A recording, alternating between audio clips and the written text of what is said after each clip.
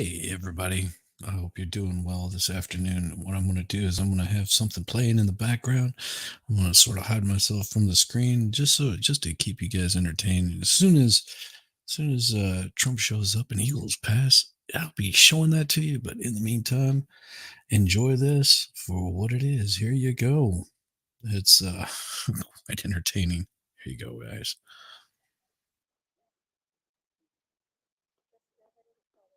All right. Good morning, everyone, and good morning. Thank you for being here today in lovely Eagle Pass, Texas, where you know it's a focal point around the world. And I'd like to thank each and every one of you. Thank you for what you do. Thank you for being here to hear our story, and thank you for taking the time in your schedule to project our story. So thank you, Press Corps, for being here from wherever you came from. We sincerely appreciate this. My name is Jesse F. Fuentes. On behalf of the Eagle Pass Border Coalition, we'd like to welcome you to this press conference here in Eagle Pass, Texas, today, February 29th, 2024. And we're excited to be here before you. Like I said, thank you. We've got a different array of speakers from Southwest Texas, from this beautiful area, the border, from Del Rio, from Uvalde, from Brackettville, from Eagle Pass. And they're going to convey a message to you that it's very important to listen to and to project out to the rest of the world in our United States of America, because despite the fact that some people might have considered the border as a no man's land, it is still part of America, and we should be heard. And I thank you, like I said, once again for this opportunity. We're going to start with an invocation by Pastor Julio from the Lutheran San Lucas Church, and we'll start with that. Thank you. Buenos días a todos, hermanos y hermanas. Vamos a comenzar encomendándonos a Dios, porque como todos sabemos, nuestra nación confía en Dios, porque su lema es en Dios confío, pero que ese lema no solo sea un adorno, sino que realmente sea confiar en Dios y cumplir sus mandatos. Vamos a empezar con el Salmo 113. Aleluya, alaben las obras del Señor, alaben el nombre del Señor, sea bendito el nombre del Señor, desde ahora y para siempre. Desde el nacimiento del sol hasta donde se pone, sea alabado el nombre del Señor. Excelso sobre todas las naciones es el Señor. Tenemos que confiar en Dios, pero tenemos que cumplir lo que Dios nos manda. Primeramente, los mandamientos, el más importante que dijo Jesús es el primero, amar a Dios sobre todas las cosas, pero el segundo es semejante al primero, amarás a tu prójimo como a ti mismo. Pedimos a nuestros hermanos políticos que no vengan a Ego Paz a hacer política del sufrimiento humano, de lo que padece la comunidad, de lo que padecen nuestras comunidades hispanas, que no vengan a hacer nomás propaganda política. Ego Paz no necesita propaganda política. Ego Paz necesita soluciones. Ego Paz necesita apoyo en diferentes circunstancias. Así que pedimos a nuestros hermanos políticos no vengan nomás a pararse 5 minutos aquí, no vengan a mostrar el, nuestros, nuestro dinero, nuestros impuestos, lo que nosotros pagamos en propagandas políticas. Es un llamado para que realmente hagamos lo que tenemos que hacer, ¿verdad? Ser solidarios con los que sufren. Gracias. Thank you, Pastor Julio.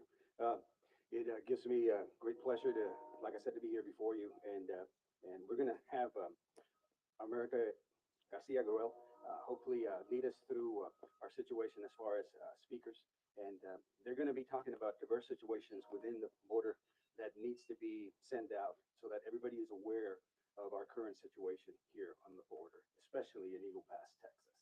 Our first speaker is going to be Gates. Gage.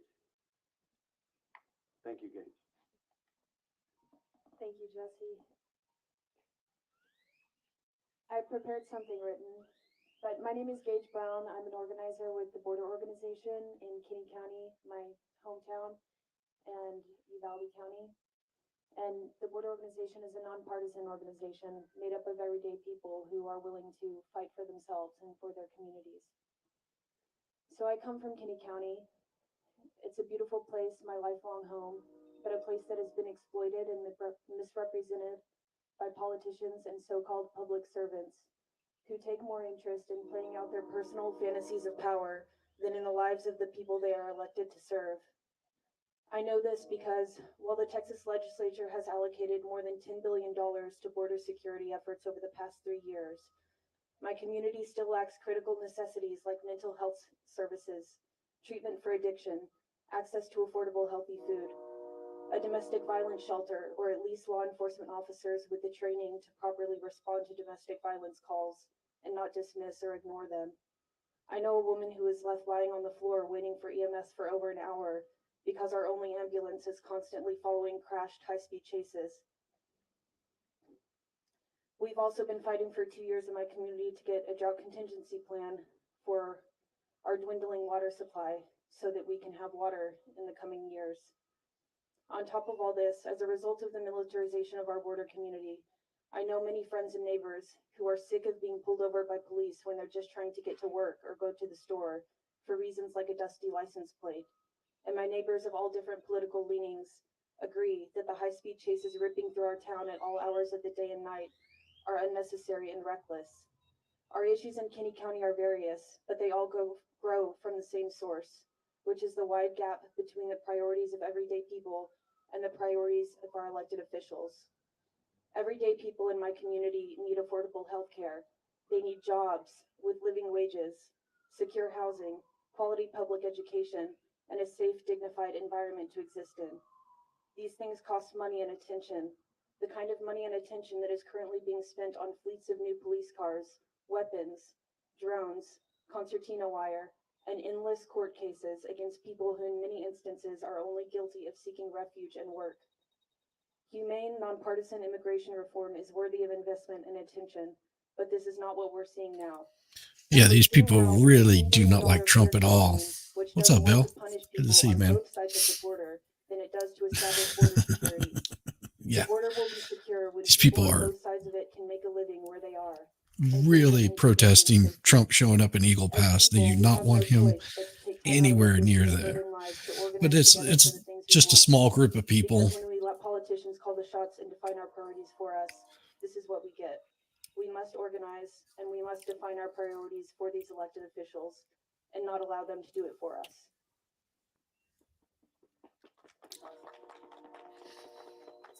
When I was All planning all this six press conference, people they told me applauding. stick to one topic. People can only keep one topic in their head. And I said, no, the American public needs to know about what's going on in our community, and it's more than just the river that runs through it. Oh Lord. That said, I'm bringing up Jesse now, who's going to talk about the river that runs through our community. Jesse?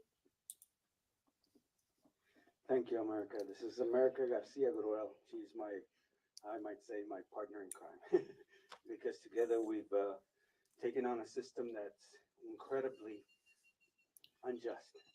And what do you You need do? to fix that mustache, What brother. can you do with a renegade governor in a situation where he doesn't believe in following federal law? Yeah. It's an incredible Federal law means you don't cross the border, you idiot. We've never Jesus had Christ. two presidential candidates coming into the state at the same time and speaking on just diversely different topics. We have our president, Mr. Biden, that's going to speak later on today in Brownsville, and he's trying to enact some legislation through executive orders to try to assist Texas and the border with some policies. And he's meeting with with Border Patrol representatives. And recently, he's doing this because of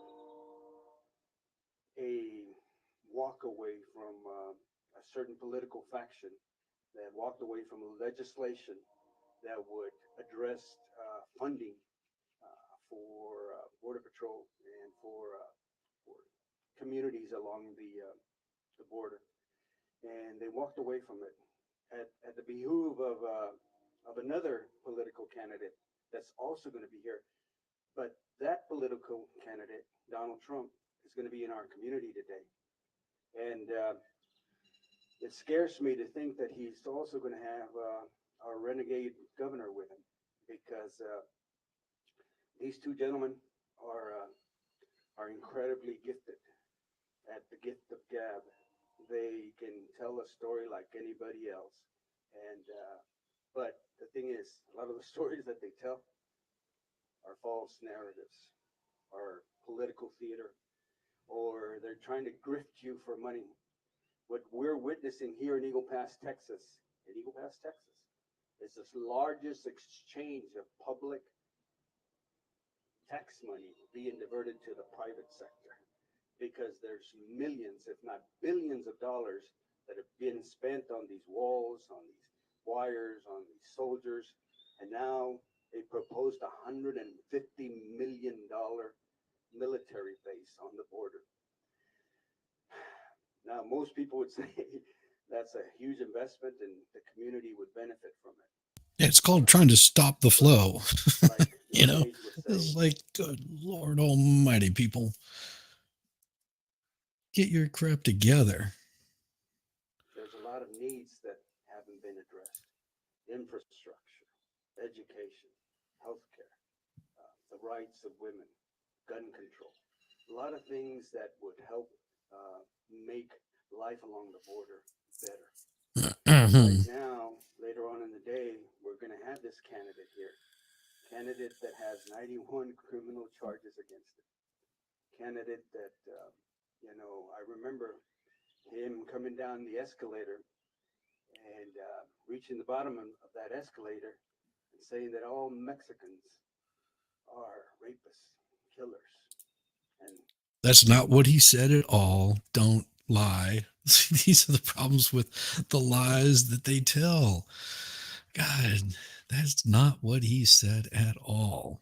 So get your story straight before you come to one of these things and start telling bullshit that's not true. That's not what he said. some of them are good. That has always stayed in my mind. We've got that particular gentleman in an area, in a community that's 95% Mexican American. And No, either you're Mexican or you're American. There's not one or the other. Get it right. Either you're American or you're not. right beside him is our governor, who has passed some of the most racial and bigoted laws in the state's history.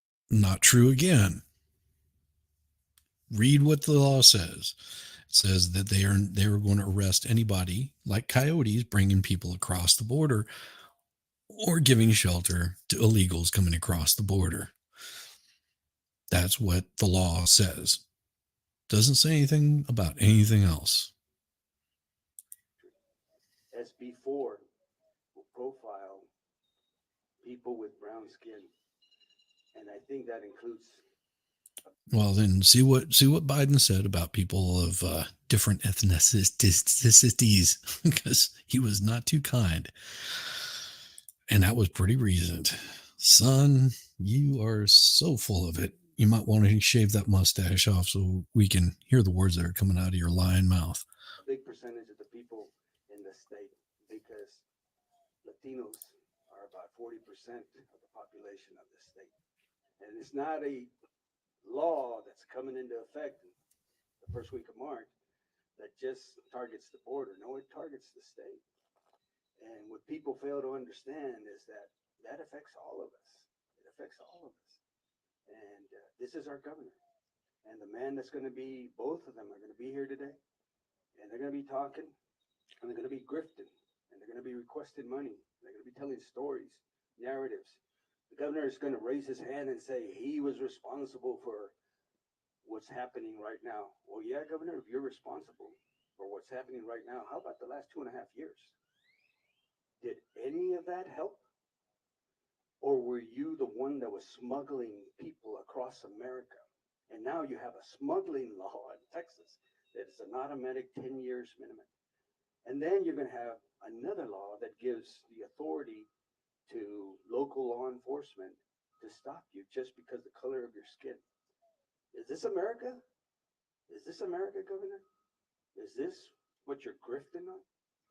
Sir, Governor, I ask you, change your ways. Change your ways, because you cannot oppress us.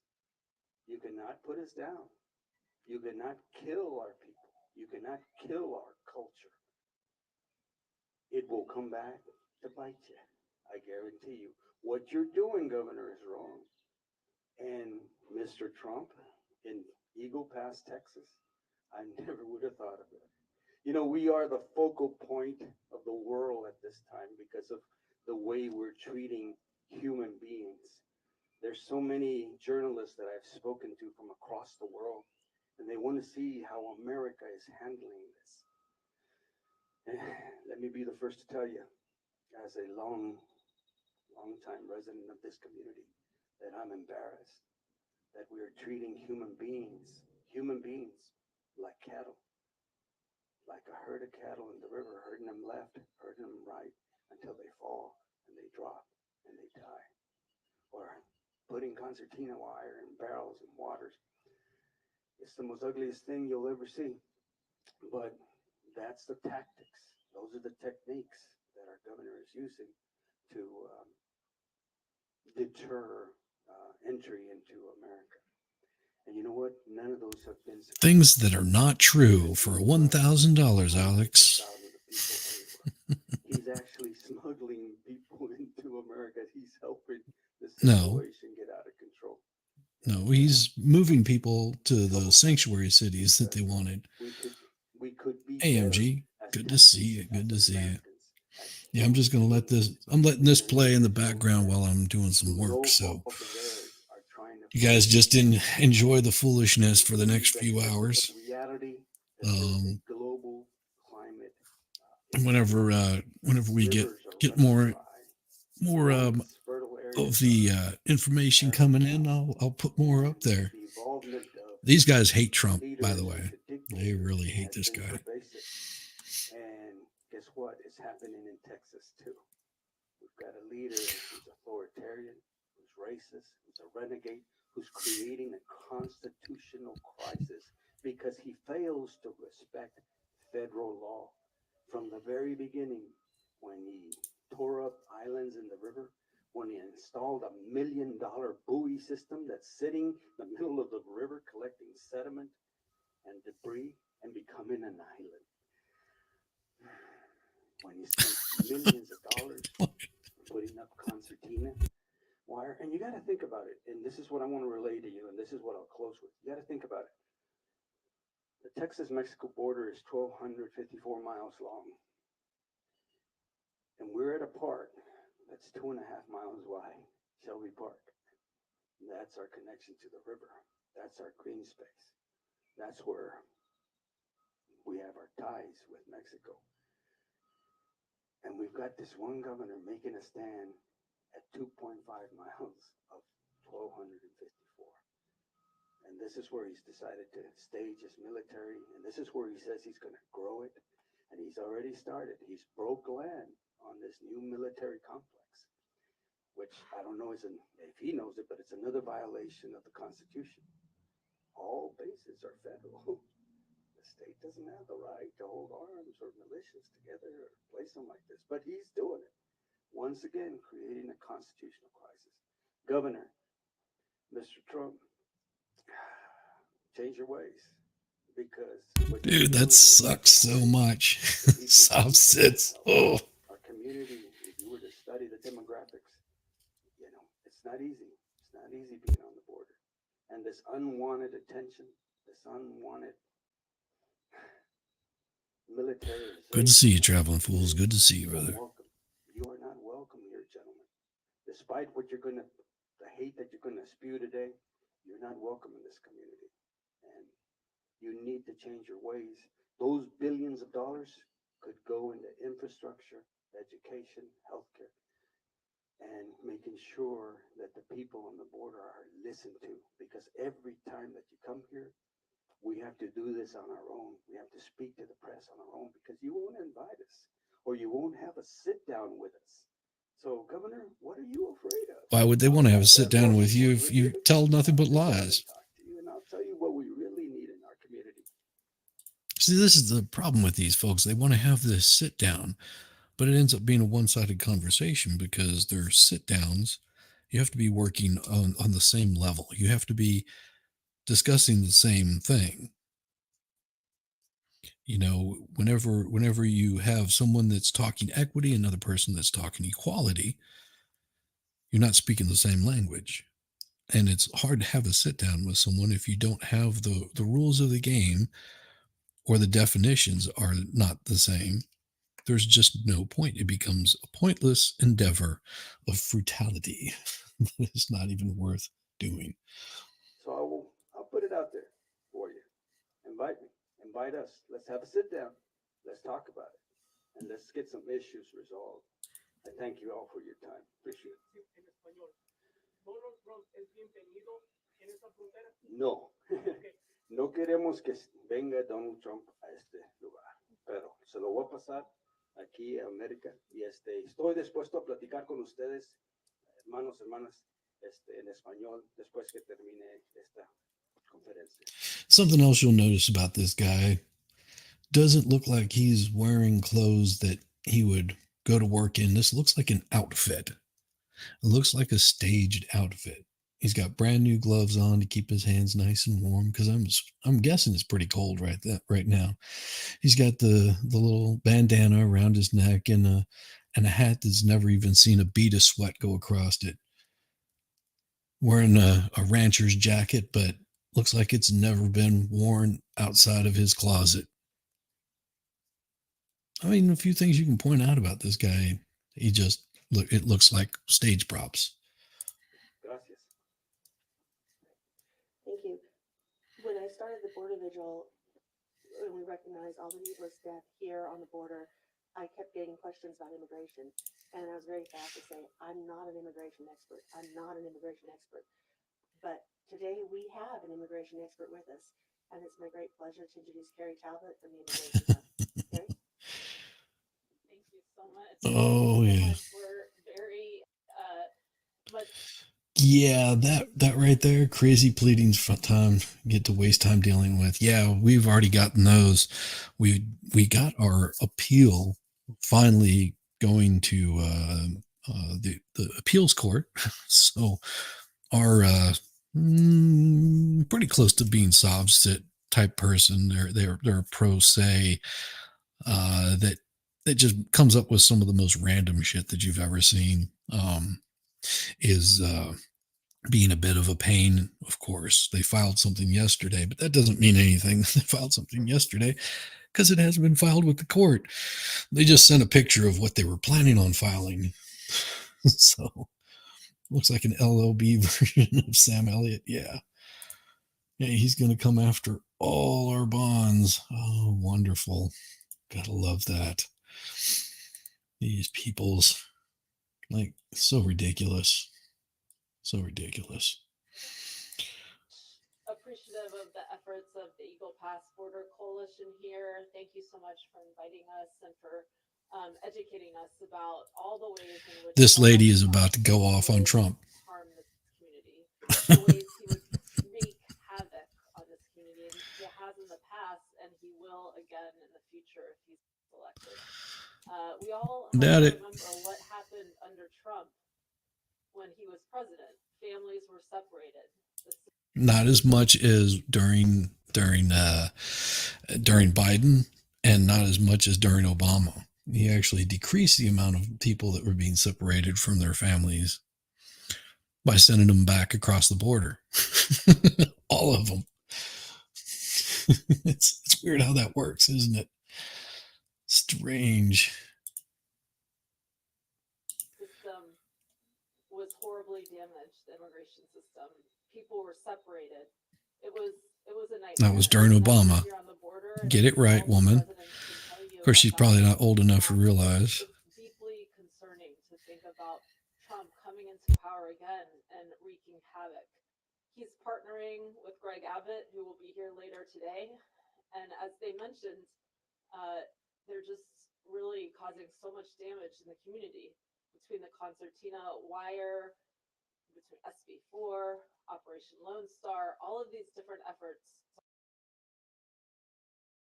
SB4 was actually helping immigrants because it was arresting anybody that was giving shelter to illegal immigrants. It was also arresting anybody that was caught bringing over illegal immigrants and charging them 5 years of prison per offense. That's what SB4 is all about. I know because I've read it. Sweetheart, maybe read the damn bill before you go speaking on it, because she apparently did not. To harm the community. They've made it a political football. They're coming here to further politicize the issue and not to really solve it. It's just clear that they're not interested in what these local residents are saying about their interests. What they're really interested in is making it a political game, not providing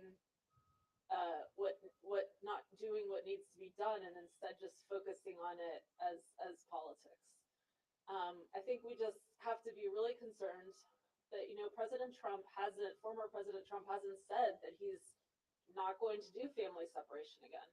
He hasn't said that. So is he going to separate families? What his plans that have been detailed recently include mass deportations, mass detentions, massive infrastructure here along the border, and it's just deeply concerning. So I'm glad to stand here with these residents and really agree with everything they've said and want to support them in their effort to shine a light on what this local community really needs. And what they do not need is President Trump and Greg Abbott coming here and politicizing this issue and not really solving it. So thank you so much to them for having me. If you look at the speaker list on the agenda, I'm next, and it's 5 minutes is not enough time to tell you everything about Eagle Pass. So I hope you've looked at the census data and you've seen that the average income in Eagle Pass average per capita income is $17,000 a year. It looks to me like she makes more than that. She's well fed. She also looks like she's got staged outfit on. Good jobs are hard to find. Good jobs with benefits are hard to find. And if someone's got that job, they're going to hold on tight to it. Well, our wouldn't tax you? base does not support our schools entirely, which means the Eagle Pass Independent School District is heavily dependent on the state of Texas for funding. Oh, The second largest employer in Eagle Pass is our federal government, Customs and Border Patrol, Homeland Security. And, you know, that's another really good job with benefits, good advancement. You can travel the world if you're working for the U.S. government. So there are some very solid economic incentives. good to see you, Gutter Girl. Say anything here in Eagle Pass. Add to that, after 3 years of Operation Lone Star is creating problems that only Operation Lone Star has the money for us to solve. If you go down to the fire station, please say hi to Chief Mello and ask him about what his crew have been dealing with for the last 3 years. They're filing grants with Operation Lone Star. I should be better now. Support for the first responders that we have here in Eagle Pass. Talk to our courts. Where are they getting the money to handle the backlog of cases? They're going to Operation Lone Star. That's not me. That's the stream itself. That's nothing I can do about it. A problem that was created to get votes. We have a problem that was created to distract us from the very real issues that our communities are facing. And now that problem is creating real issues that we have to deal with, and we don't have the funding, $17.4 thousand a year per person. We don't have the funding on our own to fix these problems. We don't have the footing to speak up freely and not worry about our jobs. So Eagle Pass got picked on. They came down here in 2021, they put containers on our riverbanks. They put concertina wire on the riverbanks. And a lot of folks didn't say anything. Really strong economic disincentives not to say anything. Time went on and it worked. Votes went up, people got reelected. What they were doing was effective. Hate sold, and it sold lots and lots of views, lots and lots of ads, lots of newspapers. Hate sells like anything. So we didn't say anything about the concertina wire. And now the concertina wire is inside Eagle Pass. It's around our golf course. Raise your hand if you've seen another golf course in Texas that has concertina wire around it. Yeah, that's us. What happened to us here in Eagle Pass is going to happen across the United States if we don't stop it. I love Eagle Pass, and I hate that we're being made an example of. But if we're being made an example of, I want you to tell the world that what happening here is going to happen across the entire United States if we don't say no to hate. We must say hate has no home here. Otherwise, it's just going to get worse. When people tell you who they are, believe them. If they say I'm going to be a dictator on day one, believe them. If they say I'm going to put detention camps up and down the Rio Grande, believe them. And in November, vote for your beliefs. Vote for this wonderful country that we have. Please don't vote for hate. I'm going to yield the mic now to Karen Gonzalez with the Border Organization. She's in Val Verde County. This lady right here. Let's see what she has to say. Oh, I just got some really good stuff here for you, though. Right before that comes up, I've got another one that I'm gonna show you. Because guess who is in Michigan? Oh yeah, guess who is there and hanging out and giving his own little speech? Yes, yes, yes, yes. None other than your former president, Trumpage. Here we go. They don't want to lose their homes and their families. They don't want to lose their pensions. We're going to rebuild our cities into beacons of hope, safety, and beauty better than they've ever been before. We'll have to work with Democrats because every single one of our rotten cities are being run by the Democrats. So we'll work with the Democrats if we have to. I think that's okay. We'll be bipartisan for a change. We will take over the horribly run capital of our nation, Washington, D.C., and clean it up, renovate it, and rebuild our capital city so that it's no longer a nightmare of murder and crime. 2 people killed over the last couple of days. People are being killed every week. People are being killed. They go from Michigan. They want to see, let's go see the Jefferson Memorial. They want to change the name, because different things. They want to change the name. They want to change the name of Washington off everything. When you get down to George Washington can no longer be on high schools where they're taking the name George Washington, then we better put on the brakes in this country because we're going to have a lot of big problems. But rather, it will become the most beautiful capital anywhere in the world. I drive through,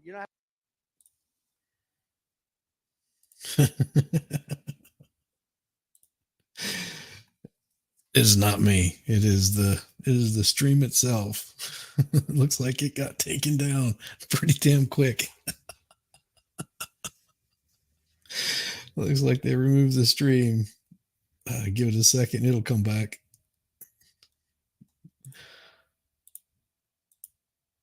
Oh, yeah. Pause.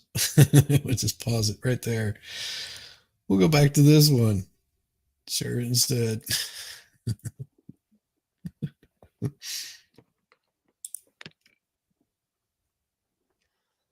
Good morning, everyone.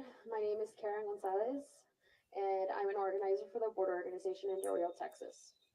The Border Organization trains community members to address the unique challenges faced by border communities.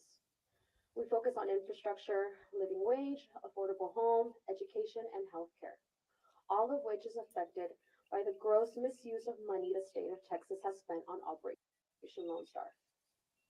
Since March 2021, it has drained more than $5 billion, costing taxpayers millions a week.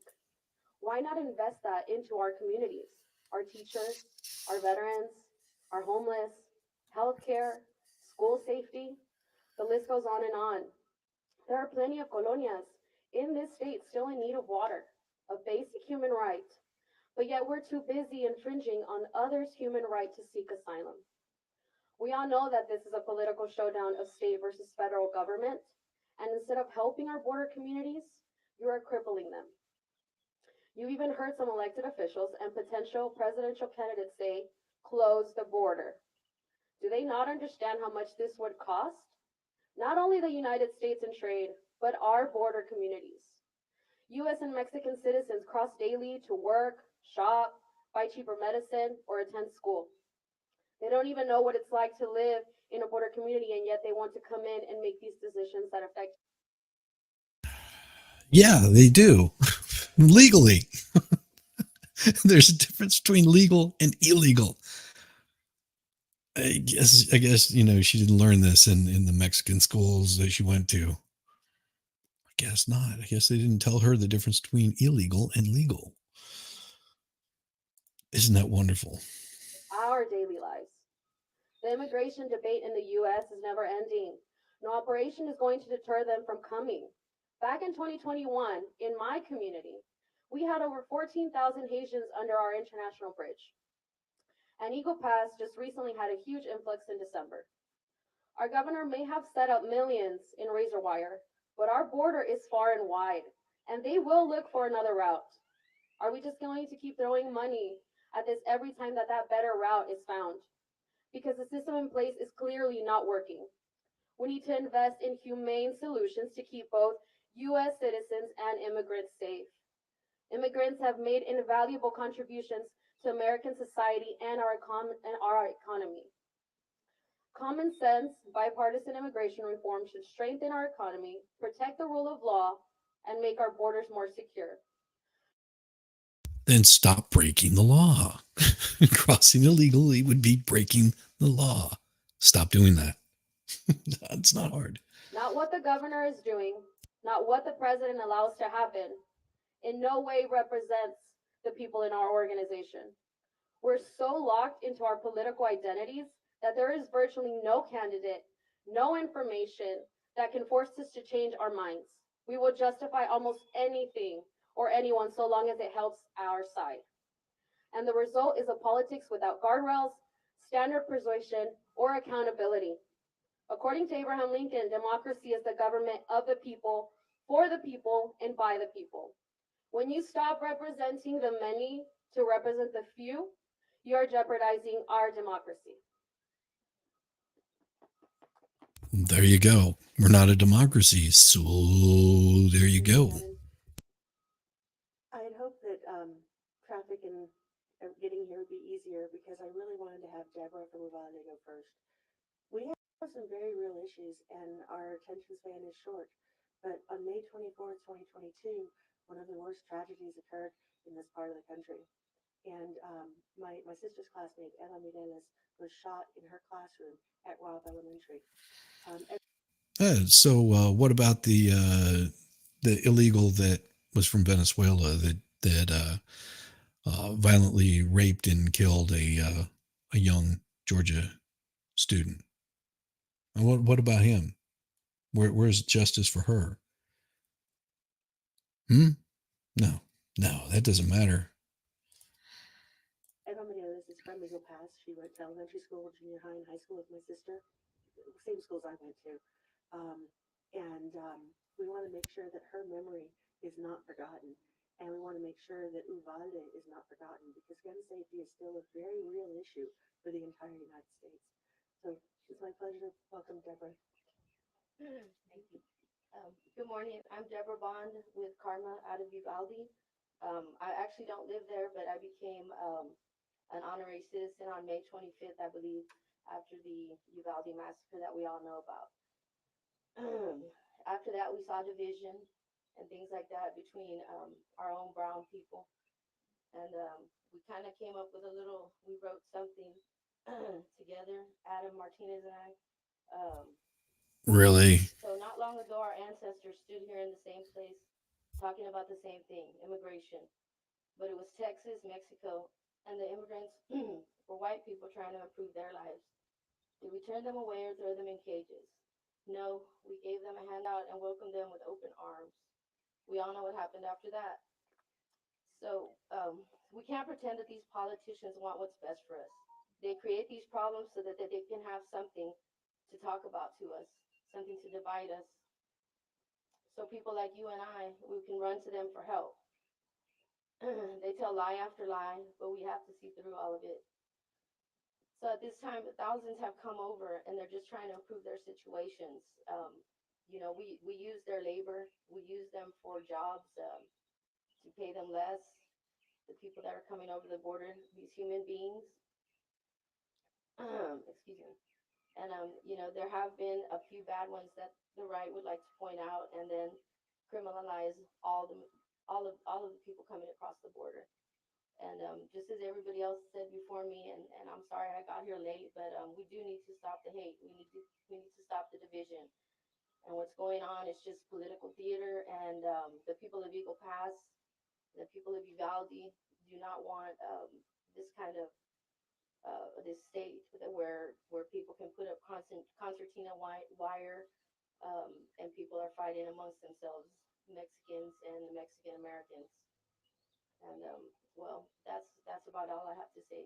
And I'm from Carmel, Uvalde. Thank you. Here's Pastor Leyva. Good morning and glad that you're here. As we conclude this press conference, I just ask that God will be the one that guides us through the Holy Spirit, because He knows best, and we need to trust, like Pastor Julio said, we trust in God and we believe in God. So as we go through these situations, and again, not only here in Eagle Pass, you'll be throughout. Let us remember that Jesus, the incarnated God, is among us, and He is with you. You are the incarnated Jesus. You are the hands and the feet and the voice of God. Whether they realize that or not, that's what we are. We are here to be God's witnesses and show God's love in the midst of the chaos, in the midst of the mess up situations. But God is still in control. And I believe that 100%. So let us pray. Oremos. Bendito Padre, te damos gracias, oh Dios, por este día. Que tú, oh Dios, eres el creador de todo. Y tú conoces nuestros corazones. Tú conoces nuestros pensamientos. Y tú conoces nuestros propósitos. Señor, este día lo ponemos en tus manos para que tú, oh Dios, obres de acuerdo a tu voluntad. En el nombre poderoso de Jesucristo. Exact 12, Jesse. Do you think there's any bit? I would say, What would that be? I would say,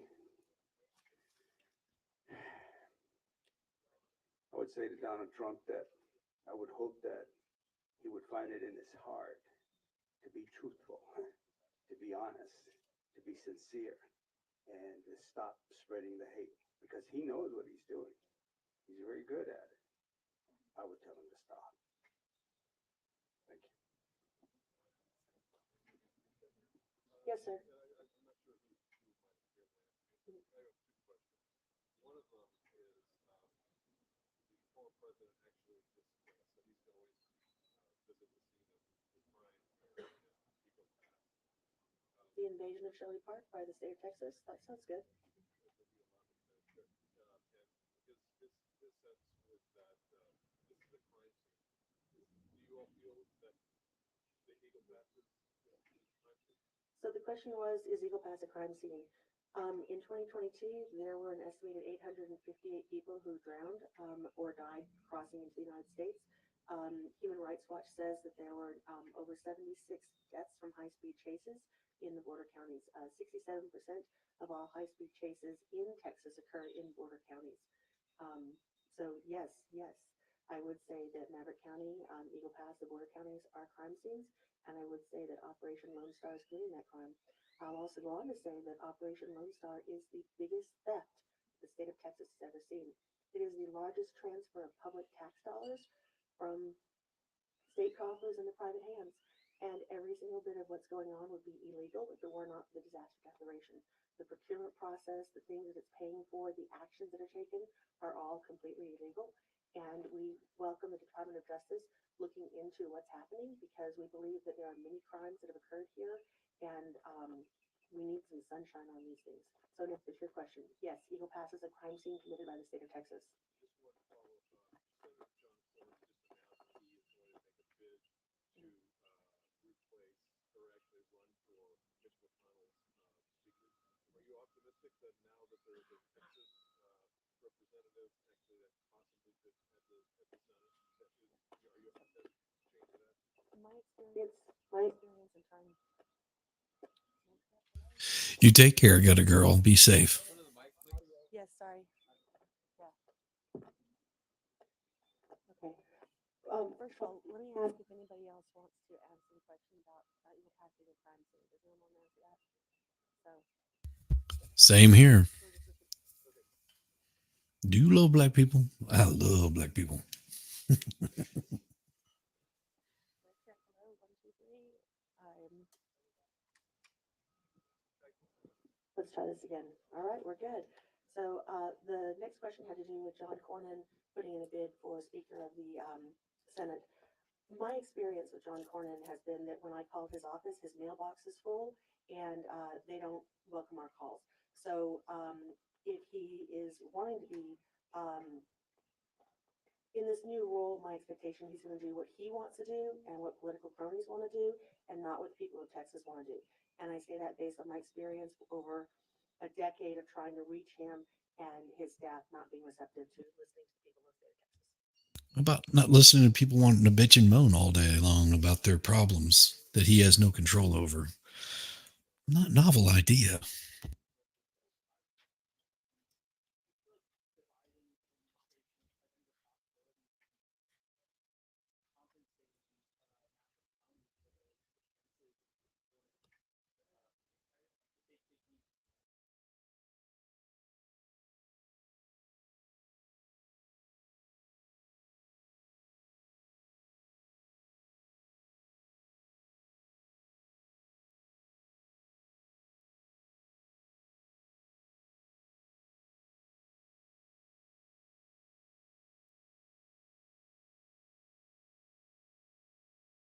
It looks like this portion of it has ended, so there we go for that.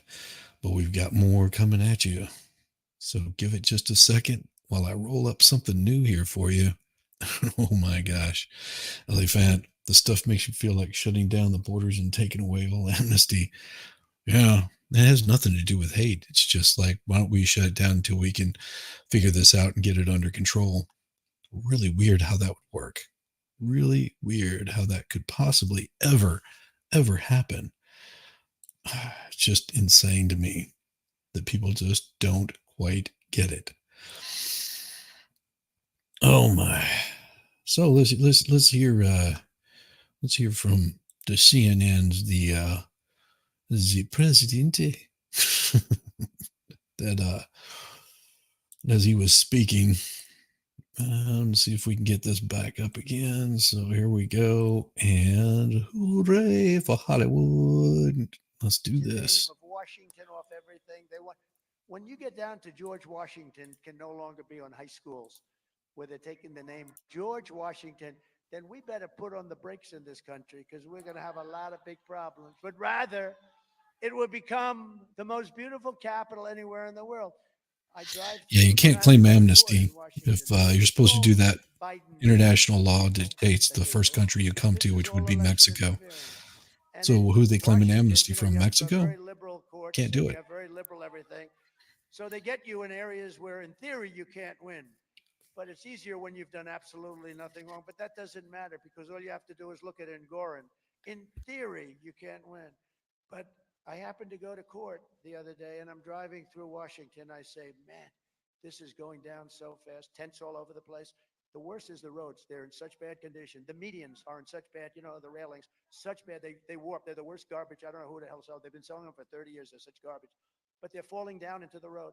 The roads are bad. There are potholes all over the place. And I'm saying to myself, can you imagine foreign dignitaries, foreign leaders coming into this country and they go into Washington, D.C., and they see roads where you're driving over garbage that's been there for 3 months, been there for a long time, been there for a long time. We have some really bad people in our country that are doing a terrible job. We're going to change Washington, D.C. We're going to make it the safest place anywhere that you can be, anywhere. A man who worked for me, who was fantastic, a young man that worked for me, was shot the other night in his head. A carjacking. They shot him. They said, we want your car. And they shot him in front of his wife. And he died. He died a week ago. What a sad thing. We're not going to have that in Washington, D.C. We're going to run it properly, not run by these people that are just horrible. They're just horrible. It's so dangerous. You can't go to Washington, D.C. to go in a park anymore because you're going to be mugged or shot. We're going to change it. We're going to bring it back. We're going to beautify it. We're going to take very strong measures on crime because we can't let that happen. The great capital, Washington, D.C., is under siege. I will always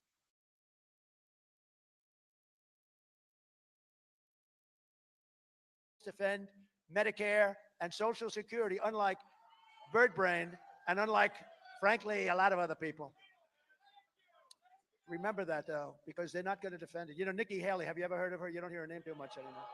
But she wants to extend the minimum age of Social Security by 10 years. So supposing you're just about ready to get your Social Security, and they say, darling, I have a little bad news. Nikki Haley just extended it by 10 years. I don't think you're going to be too happy. You know, we have such great wealth in this country. We don't have to play around with Social Security and Medicare. On day one, I was signed a new executive order to cut federal funding for any school. Remember this, any school pushing critical race theory. It's so bad. It's so bad. Transgender insanity or any other inappropriate racial, sexual, or political content onto the heads of our children. I will not give 1 penny to any school that has a vaccine mandate or a mask mandate. And maybe the easiest thing of all, it's embarrassing to have to say it because I don't think 10 years ago anybody ever heard of it. I will keep men out of women's sports. The weightlifting. The weightlifting. A record was set the other day in weightlifting that will never be broken by a woman, I can tell you. I will fully uphold our totally under siege Second Amendment as I did for 4 years. We will protect innocent life and we will restore free speech and I will secure our elections where the goal will be one-day voting with paper ballots and voter ID. One-day voting. And you can do that for 9% of the cost. Thank you. Thank you, brother. You know, you can do the paper ballots, and they, you know, paper, it sounds a little crazy, but paper, it's called Watermark. They have such secure paper now.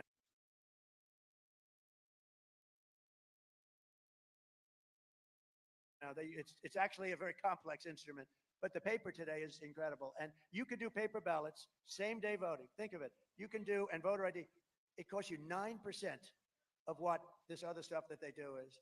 They have all this stuff and they say, we should be able to know the final count in 2 weeks from now. You ever see where they need 2 weeks to count? With the paper ballots, you know, France did it because they couldn't do mail-in ballots because they turned out to be totally corrupt. Mail-in voting is totally corrupt. Get that through your head. It has to be. The votes, I mean, it has to be. And in France, they did mail-in voting and they gave it up because it was so corrupt. They went to paper ballots, same day voting, voter ID. They had 36 million votes by 10 o'clock in the evening. Everything was done. They had a winner, Macron. They had a loser. Went home and they started working the next day. There was no complaints and there was no problems and there was no anything going through the air. There was nothing. They had same day voting and voter ID. They want paper, highly sophisticated paper. 9%. You'll save a fortune, 9%, and you'll have your answer by 10 o'clock in the evening. But until then, Republicans must win.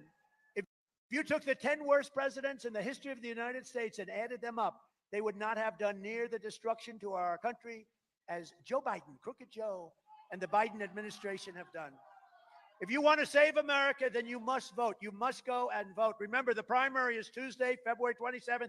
We need you to get out and vote to set the stage for November. Go vote. November 27th. So remember this, there's a date that's very important. It's November 5, November 5th. That's a very important date. Everything in our lives should be aimed to that date because that's the date we're going to make our country great again. Because right now, we're a laughingstock all over the world. So in 2 weeks, get out and vote. You watch South Carolina, how we're doing there. We're doing great. We're up about 30 or 35 points on a governor who was not really very popular. And in conclusion, from Marquette to Midland, from Grand Rapids to Detroit, we got to watch Detroit. We got to watch Detroit. Boy, oh boy, oh boy. They had such horrible abuse. You know, they had more ballots. You know this. They had more ballots than they had voters. Do you know that? Gee. And they didn't want to, go into that. And from Warren to Waterford Township, beautiful. We stand on the shoulders of red-blooded Michigan patriots who laid the railroads, worked the factories, tilled the fields, forged the steel, fought the battles, and won the victories that built the Motor City and made America into the greatest and most powerful nation anywhere in the world. But now we are a nation in decline. Very sad. We're a nation in decline. We're a failing nation. We're a nation that has lost its confidence, willpower, and strength. We're a nation that has lost its way. But we are not going to allow this horror to continue. We're not going to allow it. And remember, Michigan. If we win Michigan, we win the whole ball game. We win everything. Remember that. Nothing they'll be able to do. Don't let them cheat. Don't let them cheat. 3 years ago, we were a great nation, and we will soon be a great nation again. It was hardworking patriots like you. You are patriots. I mean, here it is. You're freezing your ass off, right? But it's warm because there's love in this room, right? There's love. Hardworking patriots like you who built this country, and it's hardworking patriots like you who are going to save our country. We will fight for America like no one has ever fought before. 2024 is our final battle. With you at my side, we will demolish the deep state. We will expel the warmongers from our government. We will drive out the globalists. We will cast out the communists, Marxists, and fascists. We will throw off the sick political class that hates our country. They truly do. They hate our country. We will rout the fake news media. We will evict crooked Joe Biden from the White House on November 5th, 2024. Please remember that day. That's our day. The great silent majority is rising like never before. And under our leadership, the forgotten man and woman will be forgotten no longer. We are one movement. You know, we're the greatest movement in the history of our country. Make America great again. When Biden says, oh, we have to stop MAGA, MAGA, I'd like to say, you know what MAGA stands for? He would have no idea. MAGA, I don't know. That's not a fair question. And then the anchors would protect him. You shouldn't ask him a question like that. No, no. I'd say, do you know what MAGA stands for? No, please tell me. Make America great again. That's what it says. We are one movement, one people, one family, and one glorious nation under God. And together we will make America powerful again. We will make America wealthy again. We will make America strong again. We will make America proud again. We will make America safe again. And we will make America great again. Thank you very much, Mr. Respect. You got to see these judges. They're screaming. They're like lunatics. There's no respect. There's no decorum, especially for someone that they know hasn't done anything wrong. We haven't done anything wrong. We've done nothing wrong. This last case is we haven't done anything wrong. How about the one 2 weeks ago? A woman. I'm saying, who the hell is she? Who is the woman? It's so unfair what's happening in our country. Our court system is a mess. What's happening in our country, they have to straighten it out. All you see is bitterness and revenge and hatred. Judge Engoron just fined me $355 million for doing everything right. 355. And these repulsive abuses of power are not just an attack on me. They're really an attack on you and all Americans. It's a disgusting thing. I deal with a bank. The bank is happy. There's no victims. There's no anything. $355 million. I paid off a mortgage for a tiny fraction of that amount. I borrowed money, and they wanted me to borrow the money. I didn't even need the money. They want, because that's what they do. They loan money, and they like to loan it to good people. So they loan me money, and they charge me a fine in New York State. Nobody's going back to New York State. A lot of people are leaving, a lot of businesses. But they fined me $355 million. It's the law. Nothing like this has ever happened. This judge is a lunatic, and if you've ever watched him, and the attorney general may be worse, You ever watch her? I will get Donald Trump, her campaign. I will get Donald Trump. I promise I will get him. She knows nothing about me, nothing about me. She says, I will get him. As a result of this decision, businesses are going to flee New York State. They already are, taking with them tens of thousands of jobs because they can't subject themselves to this. And if this persecution of political opponents continues, no one will want to do business in the United States of America any longer.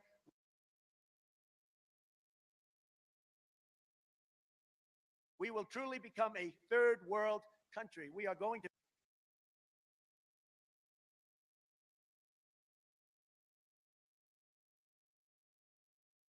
be, we are already in many ways, if you look at our border, we are worse than the third world country because there's never, ever in history been a border like that.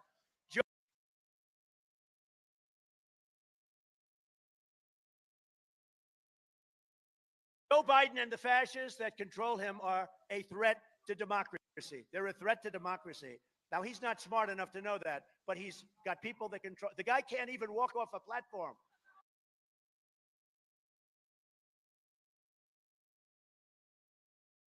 No, he can't find the stairs. He can't put two sentences together. And I'm not going to imitate him because every time I imitate him, they say Donald Trump couldn't find his way off. Now, every time, because they're fake news. That's a lot of fake news back there. A lot of fake news. Now, every time I imitate him, last week I imitated him, and you know the way he goes like this. He finishes a speech, it takes about 2.5 minutes because that's when his energy runs out, right? You know, energy. You know, he's got a lot of energy. What happened to that cocaine in the White House? Whatever happened? He's got a lot of energy, this guy. You know, I never spoke about him until they indicted me.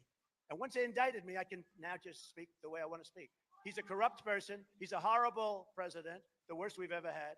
The happiest man in our country today is a man named Jimmy Carter because he is considered a brilliant president by comparison. That's true. He's brilliant.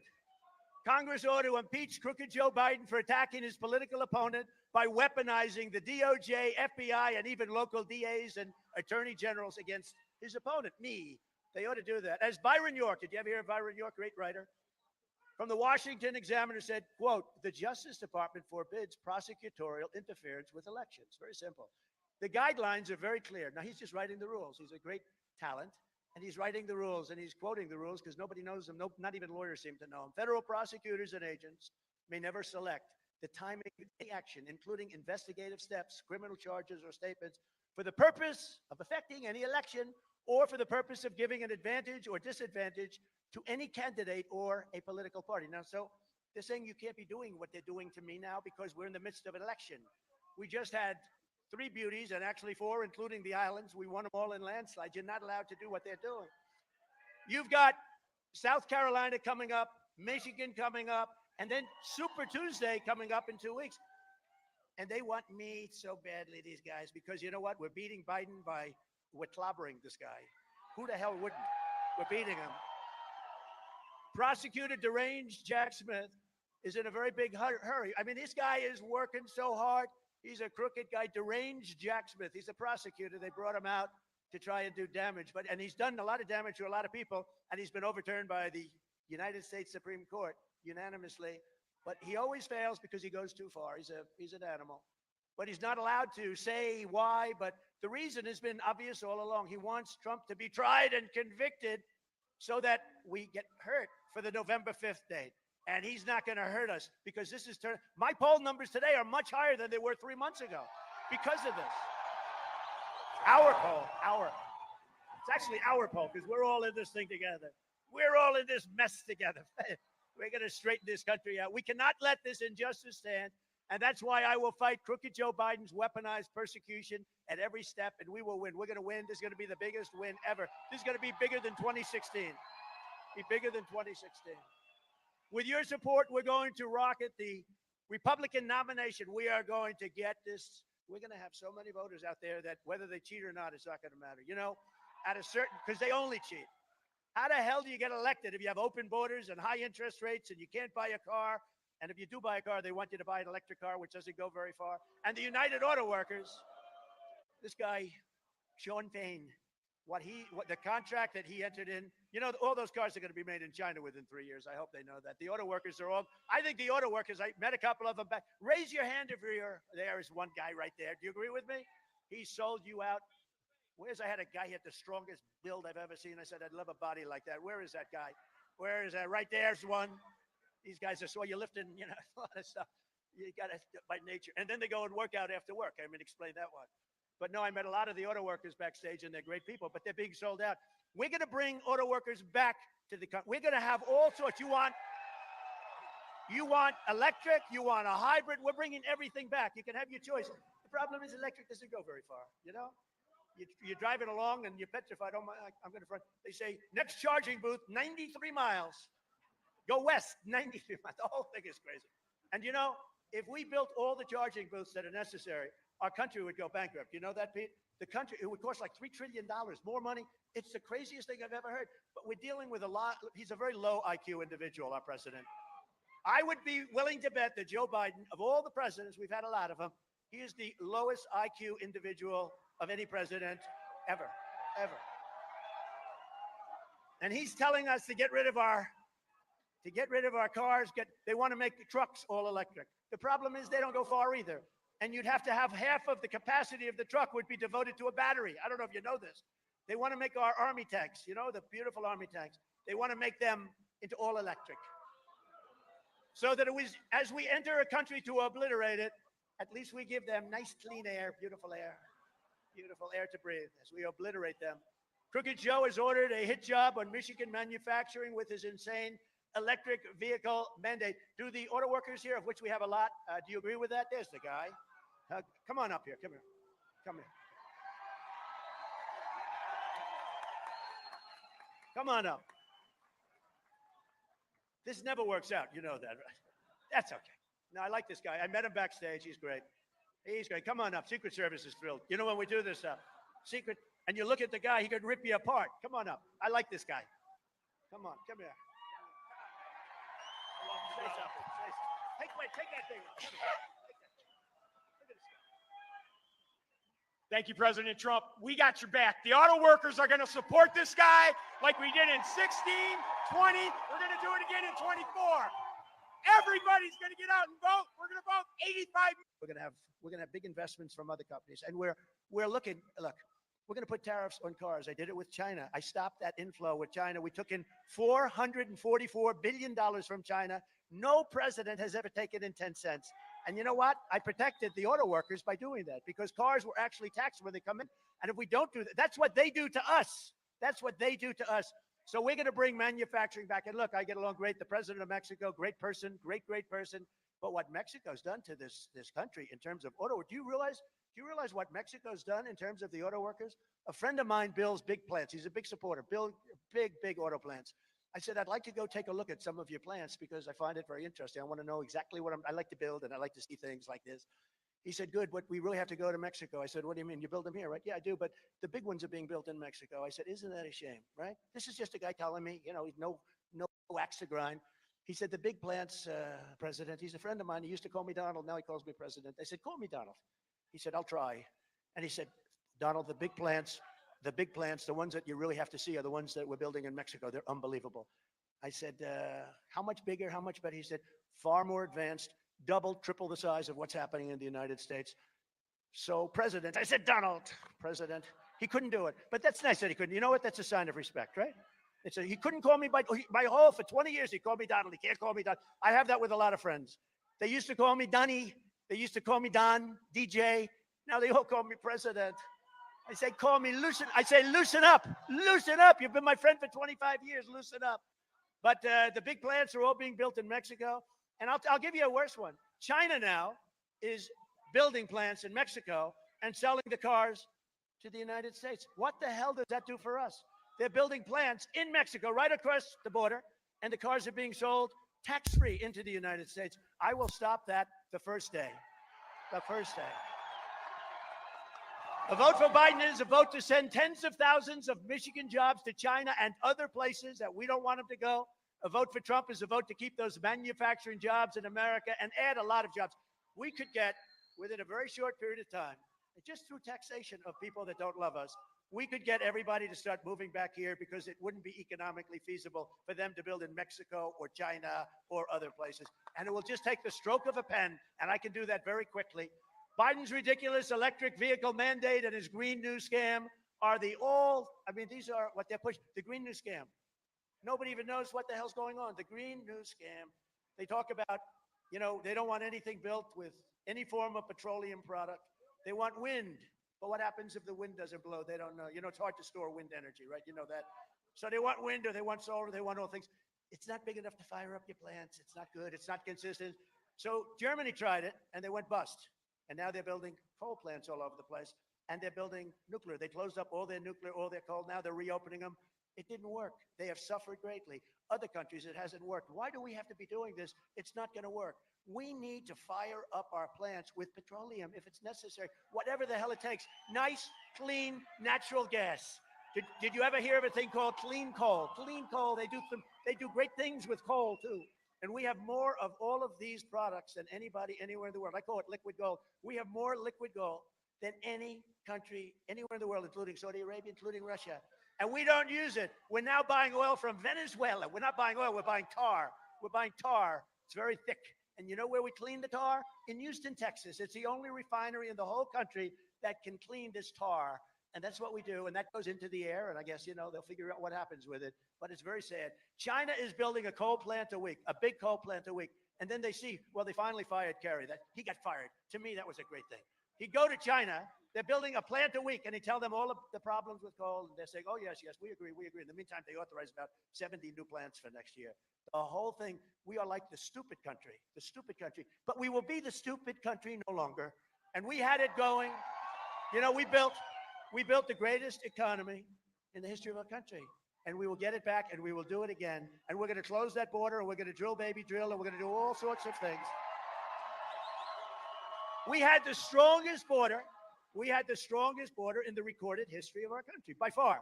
We had it down to a level that they'd never seen before. We built 571 miles of wall. We had it down. We were going to build another 200. It was all done. Then the election was rigged, and we couldn't put it up. We had 3 weeks. It was all there. And all they had to do is put up the slats, put them up. It was all done. 200 miles, actually built 300 miles more than I said we were going to do. All they had to do is put it up. And they, you know what? They took over, and they didn't put it up. They sold the stuff for 5 cents on the dollar. Think of it. For 5 cents, and it's expensive. It's what the Border Patrol wanted. You know, I wanted concrete slabs, and they wanted to have steel, rebar, and concrete, all three. And they were right. You had to have a fence to see through. I said, what the hell do you have to see through? What are we looking at? They wanted a fence. I did everything, even the panel on top. You know, it's called an anti-climb panel. You know that? Because it makes it very hard for people. Do you ever watch these people with 70 pounds of drugs on their back? They go up. They're unbelievable. They're like athletes. But when you have the panel, the anti-climb panel, it's very hard for them to get across. So I gave them everything they wanted. 571 miles we built. And that's why that happened. And that's why we had such good numbers. And then I had another 200 miles that was ready to be installed, would have been done in 3 weeks. And these guys said, we don't want to do it. And I said, they want open borders. Nobody believed it. Why would they want open borders? They either hate the country or they're stupid. And they're not stupid because anybody that could cheat on elections the way they do is not stupid. So they either hate the country or they're stupid. So we are going to close up the border like we had it. We had the best border ever. You know, I went to Mexico, and you know this, and I got along really great, but I went to them. I told them, look, fellas, you got to give us 28,000 soldiers. They looked at me like, what a stupid request. Why the hell would, they're going like, why would we give him 28,000? You know, they're laughing. They think we're like, we're all a bunch of dummies, right? I said, no, you have to, because they've taken advantage of it, including taking 32%. By the way, 32% of what you had here is right now being done in Mexico. That's over the last 20 years, 32%. And they'll take the rest of it too. And remember the story about the plan. But think of this. So I said, no, you have to give us 28,000 soldiers because we're building the wall and we need protection. And you're allowing people to walk through in the caravans. Thousands and thousands of people coming from all over the world. Yesterday, they had many from the Congo. Welcome to the Congo, people, and where do you come in the Congo? Where do you live? We were in prison. What for? Murder. Oh, great. So they're being put, and who can blame? They're coming from Africa. They're coming from Asia. They're coming from different parts of the Middle East. They're coming from Yemen. We're bombing Yemen. You know, here's this idiot is again bombing. When I came in, they were bombing. I got to stop. You don't have to bomb. Every bomb is $1 million. You know that. 1 million. Every time you see a little flash, it's $1 million. But more importantly, you're killing a lot of people. You don't have to kill the people. We don't want to kill people. We want a solution to things. You would have never had Ukraine and Russia. You would have never had Israel. Israel would have never been attacked. Ukraine would have never been attacked. Putin would have never attacked. In fact, Putin said the other day, no, I prefer Biden as president. I said, I don't know why. I stopped Nord Stream 2. It was totally stopped. I stopped Nord Stream 2. Biden came in, he approved it, but he stopped the Keystone. So he let Russia build their pipeline to Germany and other places, but he stopped the Keystone, 48,000 jobs. And the head, remember this for the auto workers, the head of the pipeline union endorsed Sleepy Joe Biden. He endorsed him. Now he should be out of a job. And all those guys, now almost every worker voted for me because they're smart, you know. But you have the same thing in the auto workers. Most of the auto workers are going to vote for me. I'm going to bring jobs back. You're going to lose all your jobs. And we're waiting for the Teamsters. And I will tell you, the biggest threat to your unions is millions of people coming across the border. Because you're not going to have your jobs anymore. Even that good-looking, strong guy with those beautiful muscles, he's not going to have his job because they'll have somebody else take it for 1/3 the price and, you know, et cetera, et cetera. You're not going to, right? You know, look, he's agreeing. Don't laugh. He's laughing. Don't laugh. I mean, you know, we got to be serious here. The truth is, when you have millions of people coming in, they're going to take your jobs. They're going to take the Teamster jobs. You know, we're waiting because the Teamsters haven't endorsed a Republican in many, many years. And they're having a hard time with this. How do they endorse a man who's a low IQ individual? How do they do it? That's Sleepy Joe. How do they endorse or Crooked Joe? Which is a better name, Crooked Joe Biden or Sleepy Joe Biden? Okay, wait. Let's do a free poll. Let's do a free poll. Okay, Hoekstra. Hoekstra, this is a free poll. See, I don't pay for, you know, these guys go out, they pay $1 million for a poll. Most of the polls, they don't even go sample. They just give it, they say, send me the check. No, this is a free poll. Who likes, I'll go Sleepy first, then I'll go Crooked. Who likes Sleepy Joe Biden? Who likes Crooked Joe Biden? Because I retired the name Crooked from Hillary. You know that, right? I retired the name Crooked because this was one of the best days in our life. I announced I was going to retire because I thought it was more befitting. She didn't matter anymore. I thought it was more befitting for Joe because he's the most corrupt president we've ever had. He's a Manchurian candidate, actually. You know what a Manchurian candidate is? This guy's getting so much money from so many countries that they can't even figure it out. When I came into office, American manufacturing was on its knees, gasping its last breath.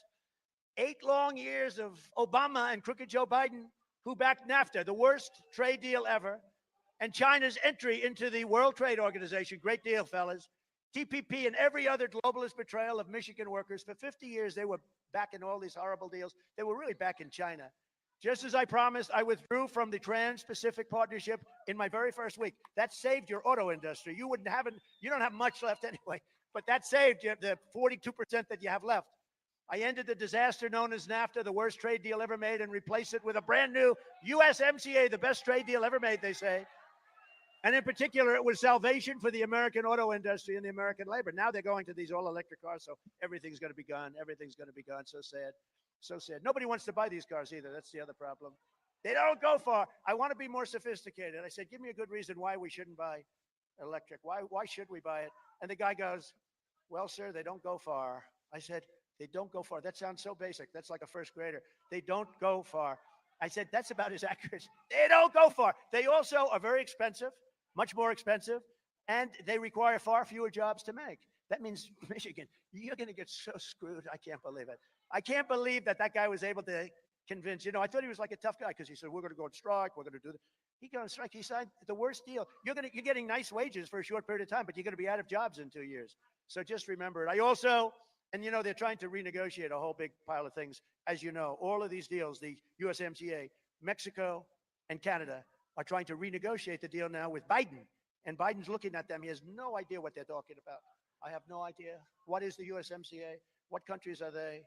What countries are they? Oh, that's Mexico and Canada. Oh, I have no idea. By the way, isn't this better than being on this frickin' teleprompter? Seriously. I can only do this with friends. I can only do it with friends. Oh, it's terrible. But they always criticize me. For instance, sometimes I'll use the name Barack Hussein Obama instead of Biden. I'll say, and you're president, Barack Hussein. Remember Rush? He used to shout, Barack Hussein Obama. And I'll say, because a lot of people think he's still the president. A lot of people think he's really running Biden. He's got a lot of his people in there. So I'll say, you're President Barack Hussein Obama. And they'll say the next day, Donald Trump didn't know who the president of our country is. He thought it was Barack. It's true. It's true. It's true with the stairs, too. They're always, I cannot do it anymore. Everyone says, please do the stairs. But every time I do the stairs, I walk to one. Then I walk into a wall in the back. They say, see, he couldn't find his way off the stage either. These people are so dishonest. They are terrible. But I don't want to be sarcastic anymore because it's too painful. I also renegotiated Obama's Korea trade deal. to fully restore the protective tariff on foreign pickup trucks. Now, if I didn't do that, you know, you make more money with pickup trucks than any other vehicle. If I didn't do that, right? If I didn't do that, you would be dying here because without the pickup truck, you would have had a problem. And I put the tax on. It was all set to expire, and South Korea was so happy. Everybody was so happy it was going to. It didn't expire because I extended it, and I got it. And if I didn't do that, you would have had a big problem. You would have had a big problem. I took on communist China like no administration in history, bringing in hundreds of billions of dollars pouring into our treasury when no other president had gotten 10 cents. You look back, not one other president got 10 cents from China. They all said, oh, China's a developing nation. Well, we're a developing nation too. Look at our cities. They're falling apart. Look at our country. It's falling apart. We're like a third world nation. Look at our airports. Look at our airports. I mean, how bad are the airports? And as part of my strong trade policies, I kept Chinese cars the hell out of America through taxation. It's very easy. You know, I used to argue with Angela Merkel. You ever see the hat? Trump was right about everything. I was right, basically. But I used to say, Angela, let me a question. It's just, you don't treat us well. You don't take our cars. Oh, we would love to. We would. Oh, really? I said, how many Chevrolets do you have in Munich? Probably none. I said, that's right. How many Chevrolets do you have in Germany?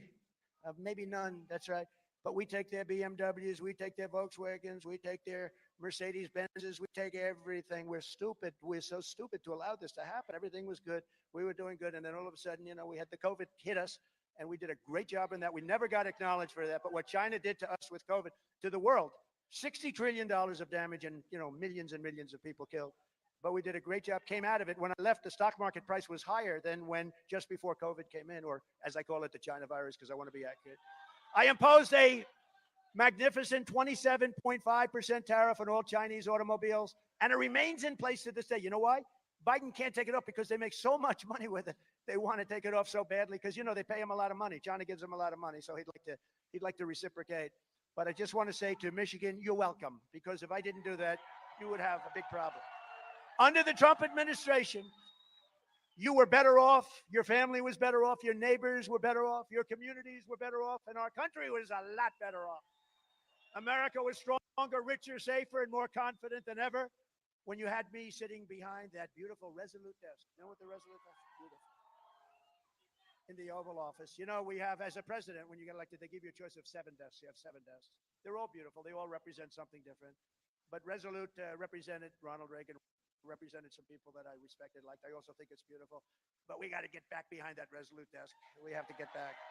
We have to get back. Stop these fascists from taking over. They're destroying our country, by the way, in case you haven't noticed. In case you haven't noticed, they are destroying our country. By contrast, Joe Biden spent his entire career hurting your family while his family raked in millions and millions of dollars, and he was making bad deals for our country. The guy has a lot of houses all over the place. I mean, they started off with nothing. Then they're worth millions and millions of dollars. The most they ever made was $179,000. And yet they have houses that are worth millions and millions, you know, the beach cottage and this one and that one, ocean, the nice waves, the nice garage with the Corvette, right? The Corvette. And the documents under the Corvette. And he's, you know, the Corvette sitting on classified documents. And it's okay for him, but for me, when you have it sealed at Mar-a-Lago, that's no good. You know, no. It's a terrible double standard. How about that? Did you see that? And he's also got documents in Chinatown. He's got documents at Penn. They're falling out of boxes. Those boxes are heavily used, too. Those documents are going in and out. But how about the boxes in Chinatown? And he gets paid by China. The whole thing, we have such a double standard. It's a disgrace. Just this week, House investigators revealed that Crooked Joe showed up at a business meeting hosted by the Chinese Communist Party-controlled energy companies and all of this, and they were paying his son a lot of money. I'm surprised to hear that. Crooked Joe gave a 10-minute presentation, and days later, Hunter's company got a $3 million check out of China. Crooked Joe is not working for you. He's working for himself because he gets a piece.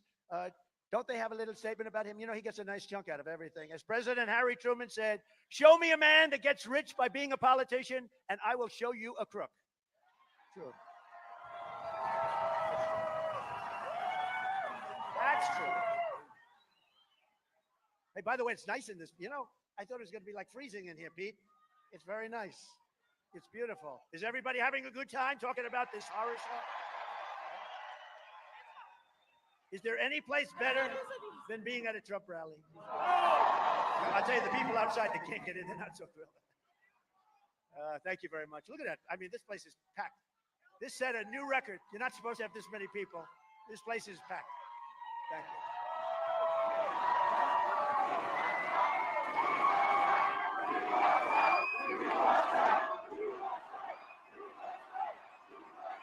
Thank you.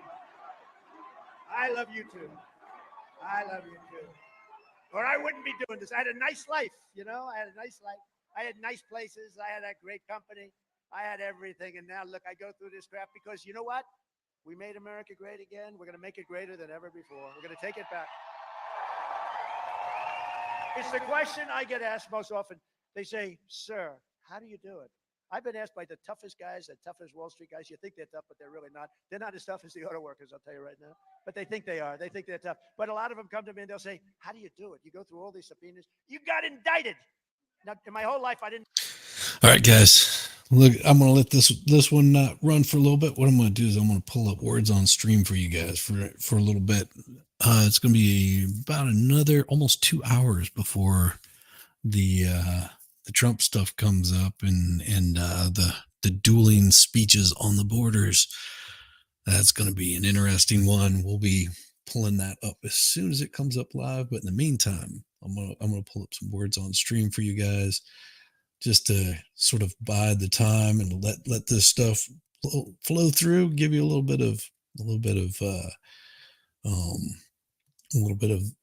something to do while you're waiting.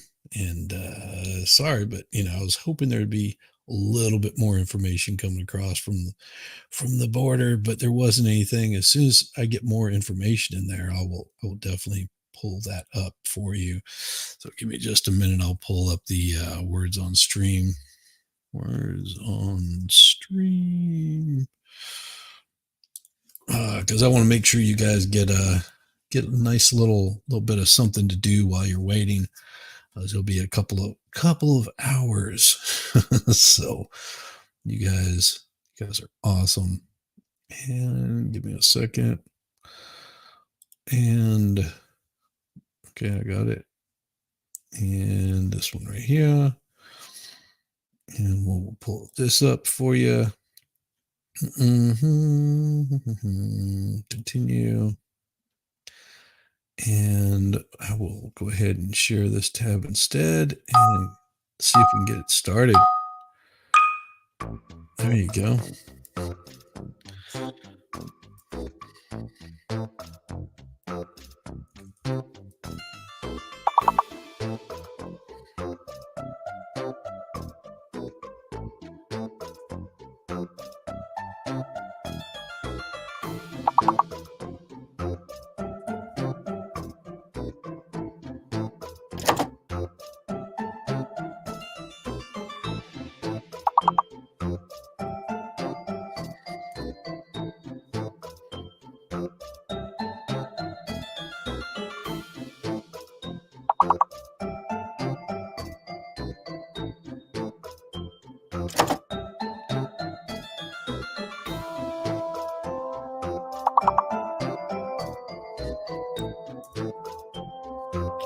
Hope it's working.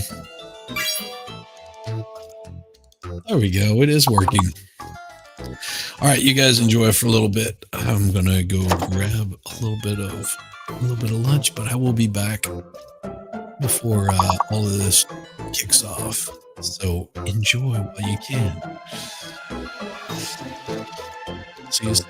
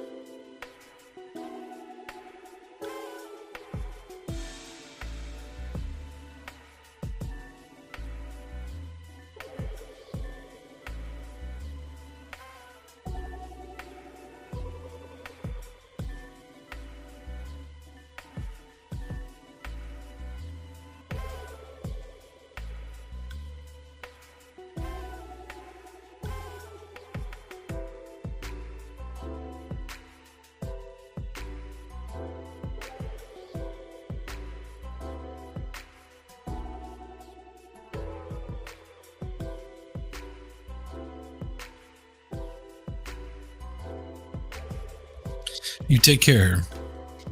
I'll see you soon. Most definitely, Elephant. You be careful.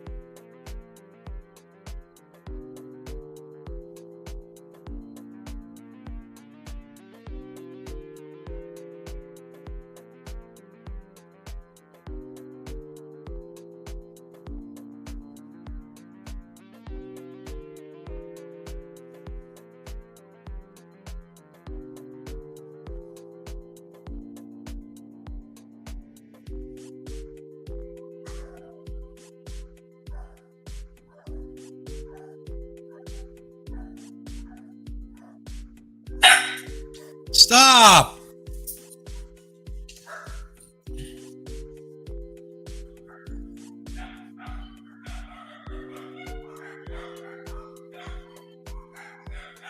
God damn it.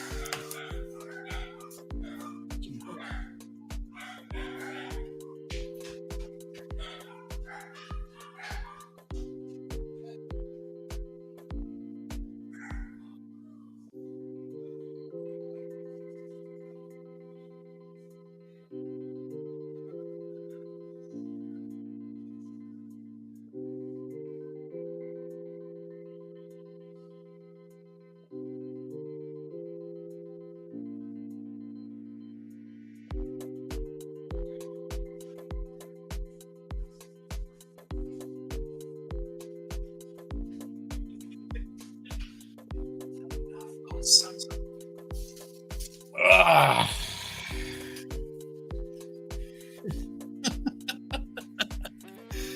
Oh, yeah, this is what happens in the middle of the day. Hooray, hooray. Hope you guys are doing wonderful and not enjoying the view. Good God. Oh.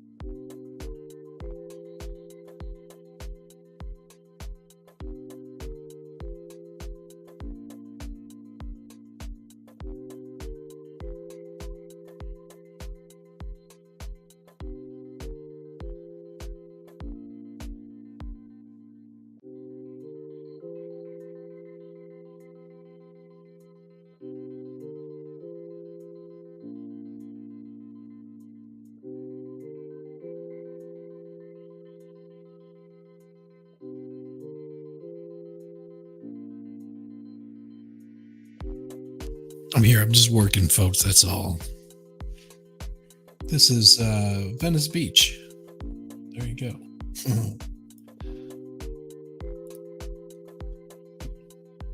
Venice Beach.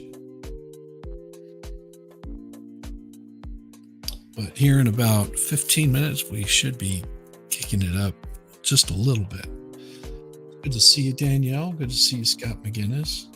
Glad you guys can make it in here.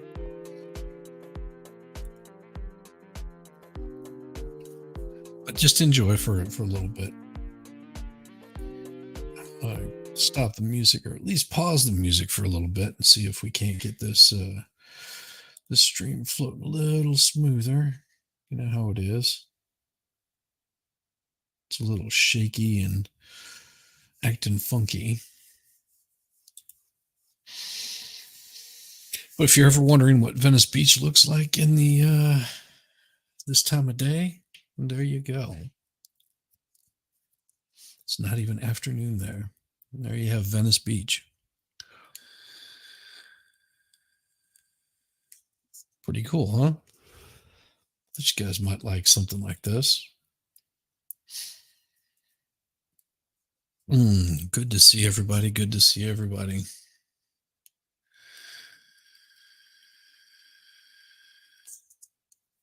I'll have more coming up here in a short bit.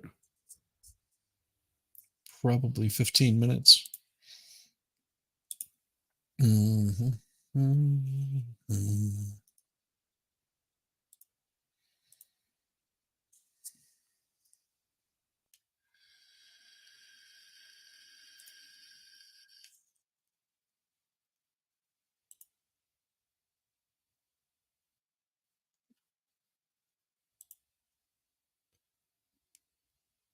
There we go.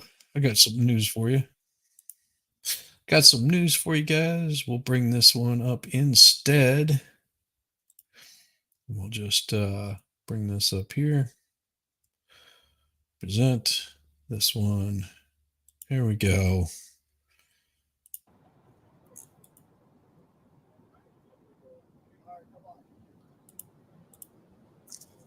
This is just for you guys.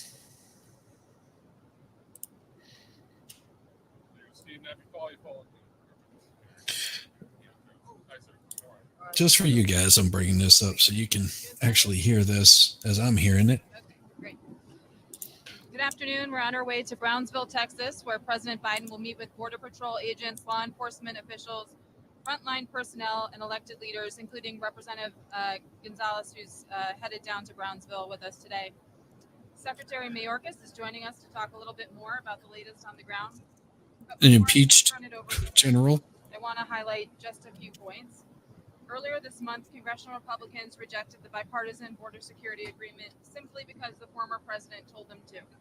You heard President Biden say that's not true. To the American people and make sure Stop making lies up. That's not true. About political rhetoric and who is about solutions. Today, there's new polling out showing Americans overwhelmingly support the bipartisan border security agreement, including a majority of Democrats, Republicans, and independents.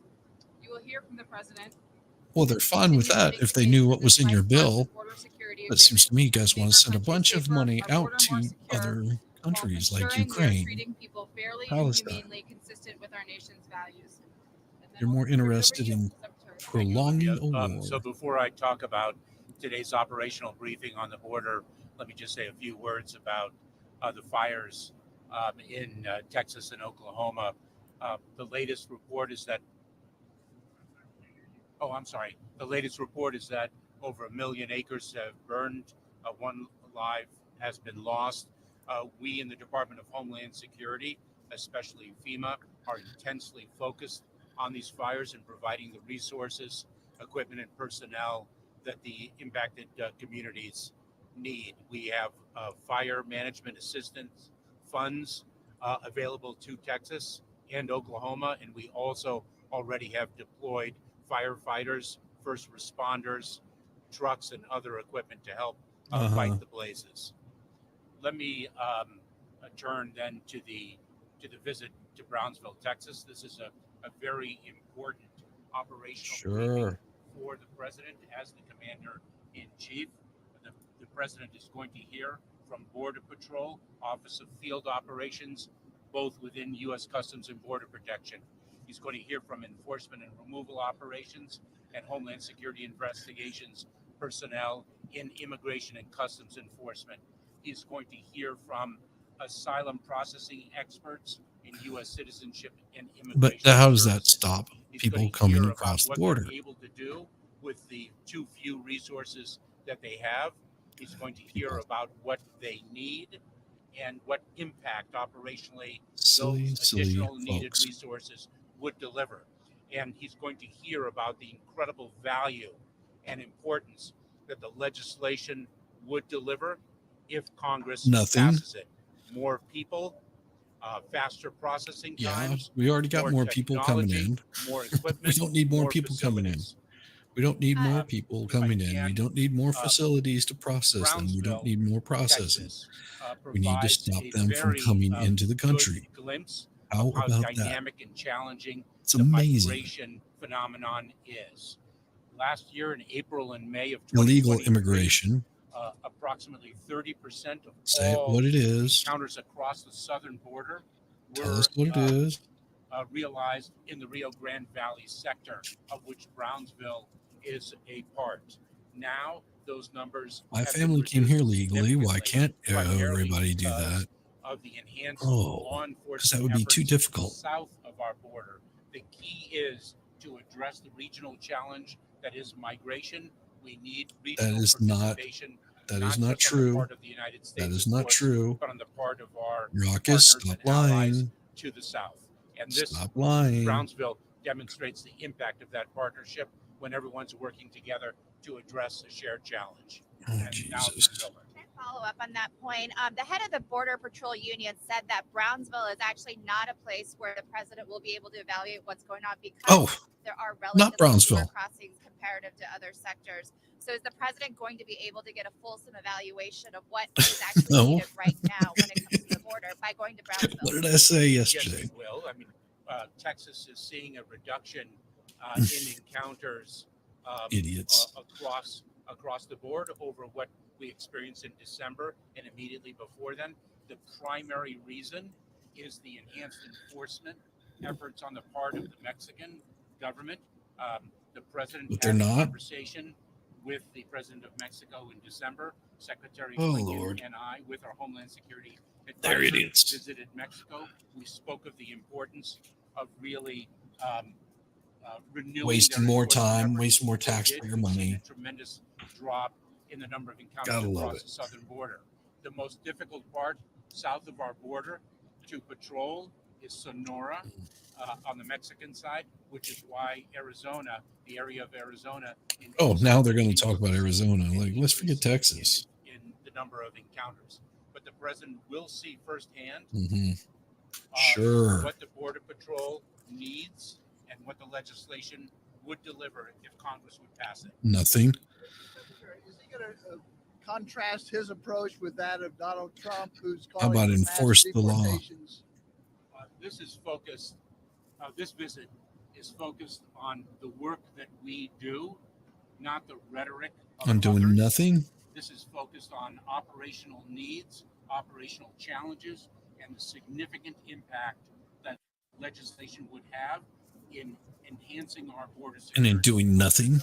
Executive actions that the president can take to reduce the large number of migrants that are coming can do it to right the now. U.S.-Mexico border that we saw in 2023 and Not continue going to this do it. year. The fact of the matter is that the He's not doing anything.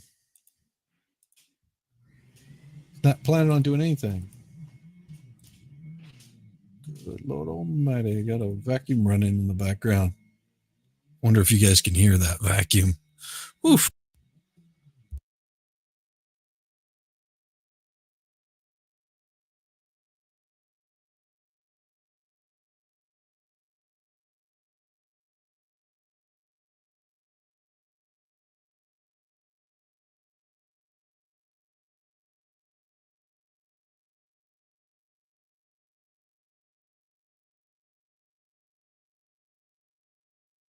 And welcome to my world.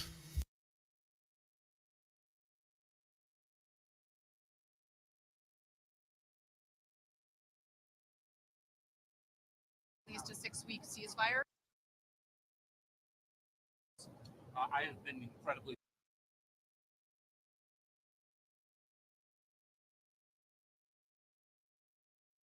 officials work with federal officials to address a shared challenge.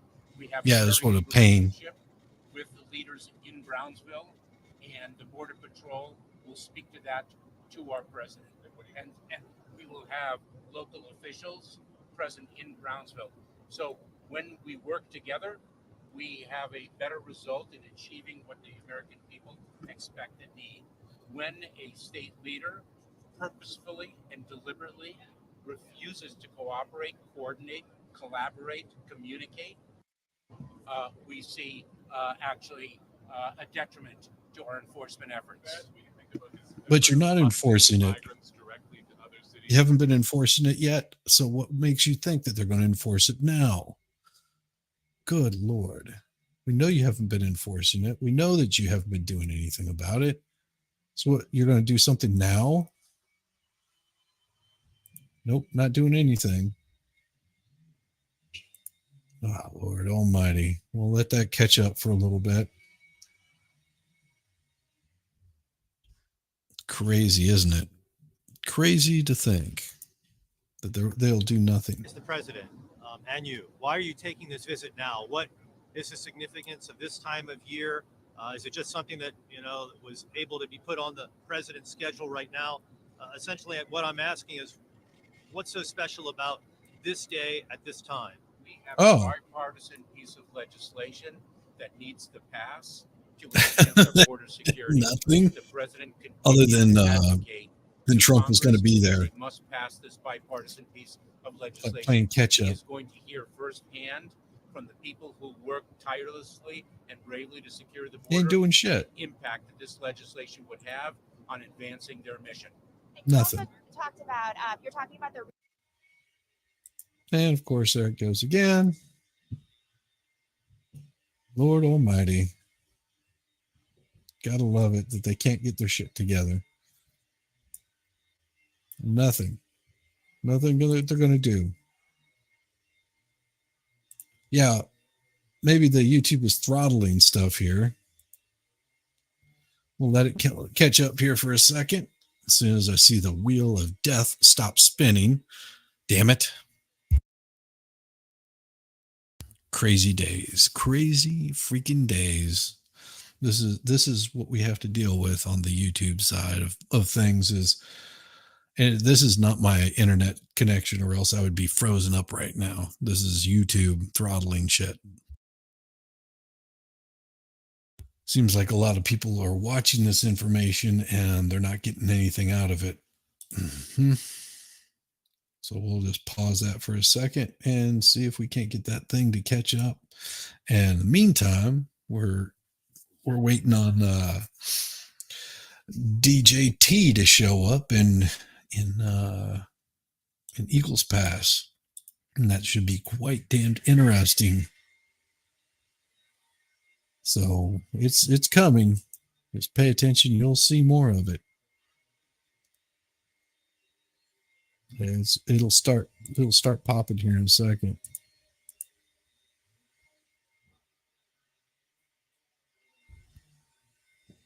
Yeah, this right here is what we deal with. Well, throttled again. Yeah, they're not able to do anything about getting this up and running. Settings, and we'll just turn it all the way down to 144p. See if we can get it happening here. But more than likely we won't get the whole thing because they don't want it to be shown. The more they can keep it out, the more that they will do. The more that they will do to keep it out. Yep, this is what I'm dealing with right now. So there's no reason for this because there's only 478 people watching it. So it shouldn't be throttled like it is, but we can watch the live stuff here. Avenue through which we can provide Ukraine with the resources, the ammunition. See, it's all about Ukraine. To defend themselves against all about Ukraine. It has nothing to do with border. There's just no Like, let's go substitute for the for it. There's no border mistaking that. in Ukraine. It's a clear message the president has continued to send. It's a bipartisan message shared by many No, members it's not. across Capitol Hill. And so, But Capitol Hill doesn't make the rules. every day that we do not pass The people are the ones that make the day for rules. Russia and a bad day for Ukraine. The people of the United States are the ones making the rules for this. As you can see, it'll freeze up a few more times before it actually runs through. Gotta love how they do this. Provide Ukraine with the weapons and ammunition they need, like right now. No, we don't have to. Matter. It becomes more No, it's urgent not. by the day, for the people of Ukraine. Nope. And Wrong. we're already seeing the impact of this lapse, and we need Nope. to see Congress move immediately to put the national security supplemental on the president's desk, and he'll sign it. You have a sense of like the lag time between any bill being passed and actual munitions reaching Ukraine. You got to make this stuff. How about before you never? send it. I don't have a sort of precise timeline for Of course you All don't. I can say is that we'll move heaven and earth to get that assistance quickly out the door. No, you won't. Congress sends a bill to the president's desk. President Trump for the blockage or the derailing of the border compromise. Do you think Ain't that, gonna do crap. given that there is broad bipartisan support for Ukraine funding, does the president believe that the former president is a big part of why the Speaker has refused to bring the supplemental package to the floor? I can't provide a portal into those conversations, but look, Mm-hmm. there was a clean, support for Ukraine and Israel on the table, and the House didn't act. So you'll have to ask them why they didn't move on that. But our message has been unmistakable and clear. We have sought the resources to secure the border. We've sought the resources to equip Ukraine to Take defend our itself. money. Sought the resources for Israel to defend itself against an existential terrorist threat from Hamas. And we are meeting inexplicably with Right. continued resistance Sure. from the House Republicans. And, throughout this process, we've bent over backwards to try to extend, in good faith, a hand across the aisle. It's hard to explain. Senate Republicans are working with us. So, look, I can't Nope. provide a They ain't portal doing into the crap. making of House Republicans right now, but it's obviously They don't having want to do a it. demonstrable impact on not just our national Impact. security, It's but always the security impact. of partners and allies around the world. Does the administration support a discharge petition to get this supplemental on the floor of the House for an up or down vote? We always leave the mechanics of these congressional processes up to leadership Mhm. in the House and the Senate, so I won't weigh in on particular procedures. What we think is important is that this legislation get to the president's desk immediately, and then he'll sign it. The president expect to learn anything. So probably about an hour and Anything that might move hour and the bill 45 along, or- minutes. We should be getting I think he's likely to hear in vivid detail what it's meant that Border Patrol has, staffing has Trump remained stuff. flat. Probably not until then. Asylum judges are, Right now, we just have to are listen to just, these folks with their facing bipartisan incredible backlogs, blah blah blah. that ICE detention centers are well over capacity. I think you'll hear directly on the ground Glad from to see you, people Chad. who are on the front lines trying to secure our border without the resources they need to do their jobs. And having those stories and hearing those stories and taking them back to Washington will be an important part of his ability to tell the American people who's responsible for holding up this critical assistance.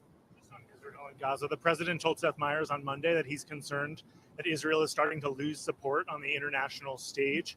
Does the event overnight sort of Crooked. increase those fears among the administration, and will he convey that to the prime minister? Well, I can't speak for other countries, but I can say that the president and the administration, certainly we've expressed our concerns about civilian casualties in Gaza, the mounting humanitarian crisis there, the need to surge resources into Gaza. Yes, they say Gaza and address have the nothing to extreme say about civilian, Israel.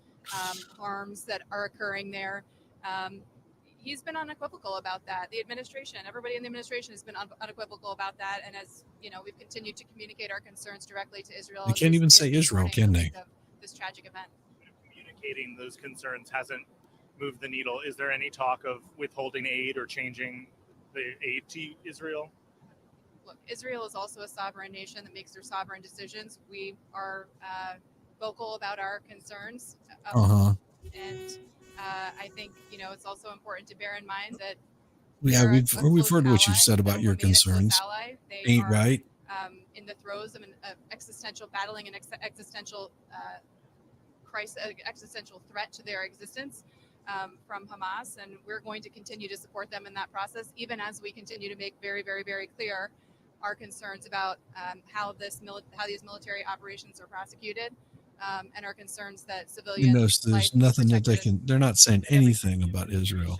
Often takes positions on Supreme Court cases. They file amicus briefs. There's a Supreme Court case involving President Biden's predecessor involving presidential immunity that will be heard by the Supreme Court the week of April the 22nd. Will the April the administration file 22nd, an huh? amicus brief on either side It's concerning not. that It's case? an amicus brief. Maybe it could be amicus. I don't know. I don't understand that. Thank you, Olivia. And there you go. That's all they had to say on that. Isn't that wonderful? Yeah. These folks. So much fun. So much BS right now.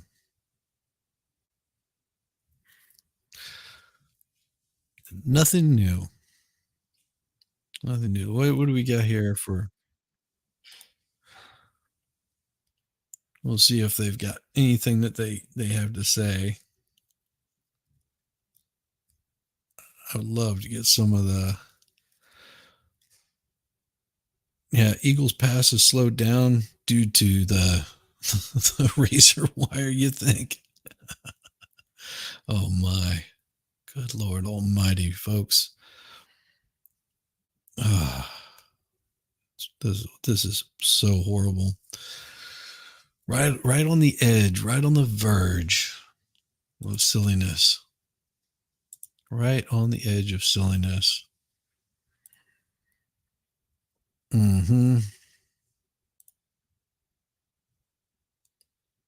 Yeah, they got nothing to say. But if we look at what they did, 52 hours ago? There we go.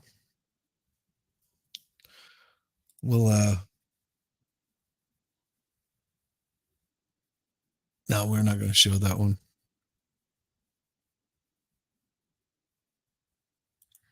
Oh, yeah. So there was a lot of talk about wildfires in Texas, of course, because, that's what we do. We talk about wildfires in Texas. That's taking quite a bit of land. I mean, you could always send some of them day workers there to, put out the fires. Nah, well, that would be too much to ask. I mean, they're well fed. They've managed to make it across. So why not? Why not?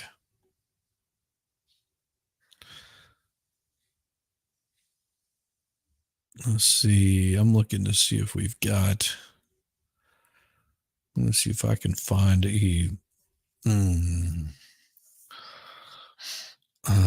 live footage.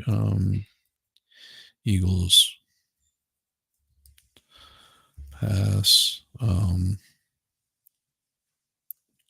Live stream Eagle Pass. Let's see if we got one. Let's see. Do we have anything live from there? I'm not seeing anything. And nothing. Just a press thing. Yeah, this is the. We can just. How about we watch this instead? We'll show this. How's that? We'll share the Eagle. Share screen. And there we How about this? Live bald eagle. We'll let this play a little bit until we can get some more information coming from and we'll just lower it down just about 720p like that. There we go. That should make it a little bit better. The American Eagle. Live to footage. But it looks like it's going to be about another hour and a half before we get any of the regular footage. So we'll just keep this up and running for a little bit and give it some full screen. Maybe we'll end up with being able to show this for a little while. Damn it. Stop being a pain. There we go. 2:07 p.m. There you go. So watch the eagle dance. Mm-hmm.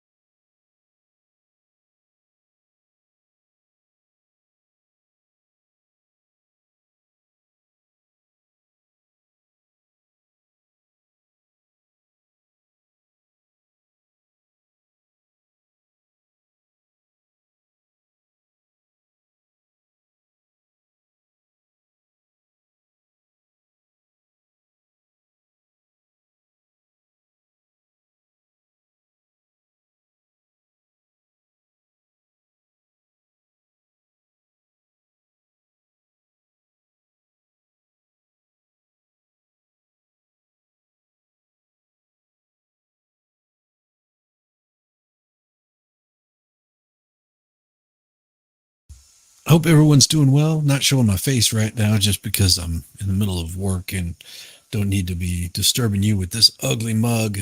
But enjoy this this scene of Venice Beach. It's nice and pretty this time of year. So I'm hoping that you can enjoy this right here. It's wonderful. Oh. So tell me, how is everybody in the chat doing today? You having a good time? Enjoying things? Nothing spectacular going on with you? And let's see what else we got. And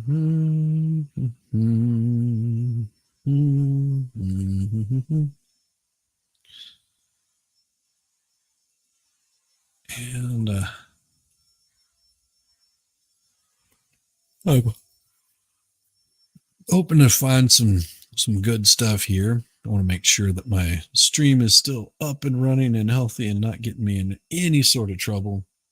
So if it seems like if you see my channel go down, then it's over there running on the Rumble side. So that should be going for a while. Shouldn't have any problems with that. Let's see, live and viewing control room. Doesn't look like I've had any problems. Viewer activity. Oh, no new super chats or members yet. Cool. So far, we've got 89 views on this. Let's keep that view stuff going, and we'll make this really good for you guys as soon as we get more in. Yeah, it shouldn't be too long. Whenever we first started this out, we had a good amount of you folks hanging. We've been at it. We're just waiting on it to actually show. Oh, it's the right side of broadcasting. If that doesn't come up, then we've got other places that we can pull this from. Looked like there was. Yeah, here we go. We'll give you a view live from Eagle Pass here. And there you go. Here's a live view from Eagle Pass. Oh, wow, look at how fast that froze up. It's been going smooth until I start showing it. And then it starts freezing up. Isn't that weird? Like as soon as I show it, it starts freezing up.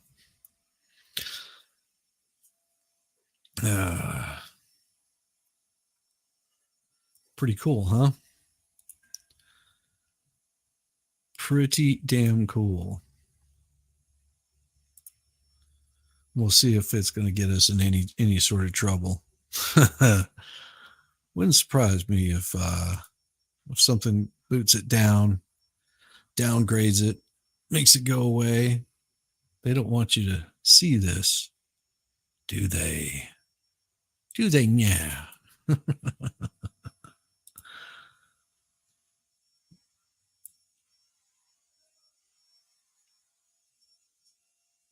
So these buoys that you see in the background, those buoys are what they have floating in the, it's basically a makeshift sort of border where they have buoys that are floating down the middle of the river.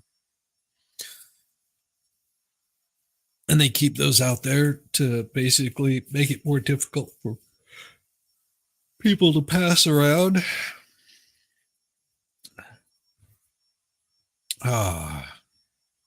Interesting, huh?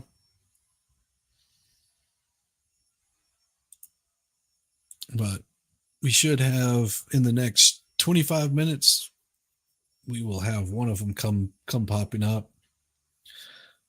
Hey, you don't really need to hear what this guy is saying. It's not going to be that important. As much as it seems like it will be, it's not. It's not as important as you think. It feels like it, but it's not. It looks like here in a couple of hours you'll have the President of the United States will be talking his stuff. So it'll be interesting to see nonetheless. Nonetheless, it will be very interesting. And we've got this good to go for right now.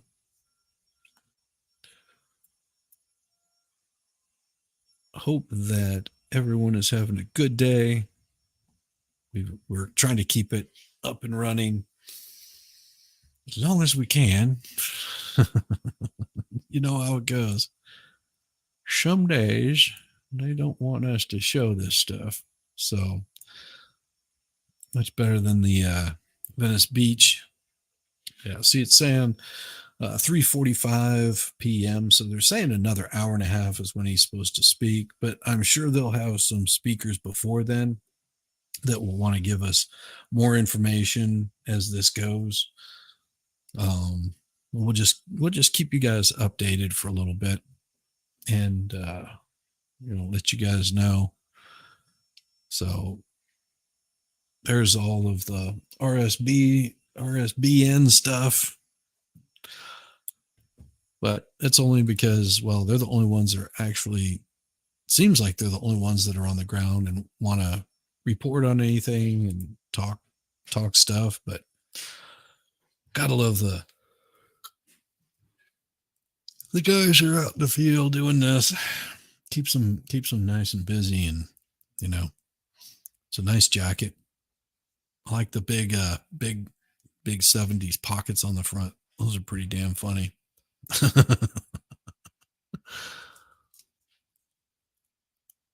He has an odd shaped head. Do you notice that?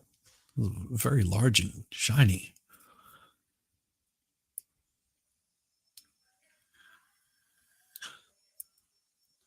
He has very small eyes, like all squinty.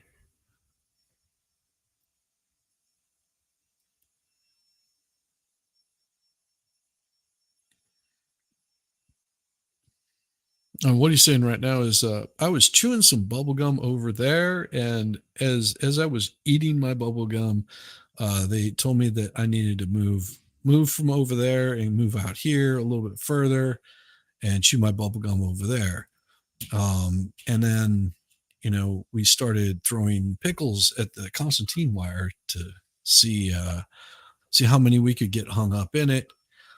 And, these are just filled with a bunch of tacos and burritos to keep the tacos and burritos safe and secure. We had to put wire across the top of them, and of course we have our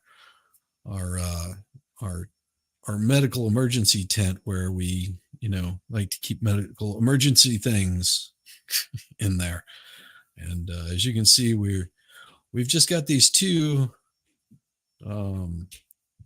soon to be traveling burrito stands and or food trucks. These are our food trucks.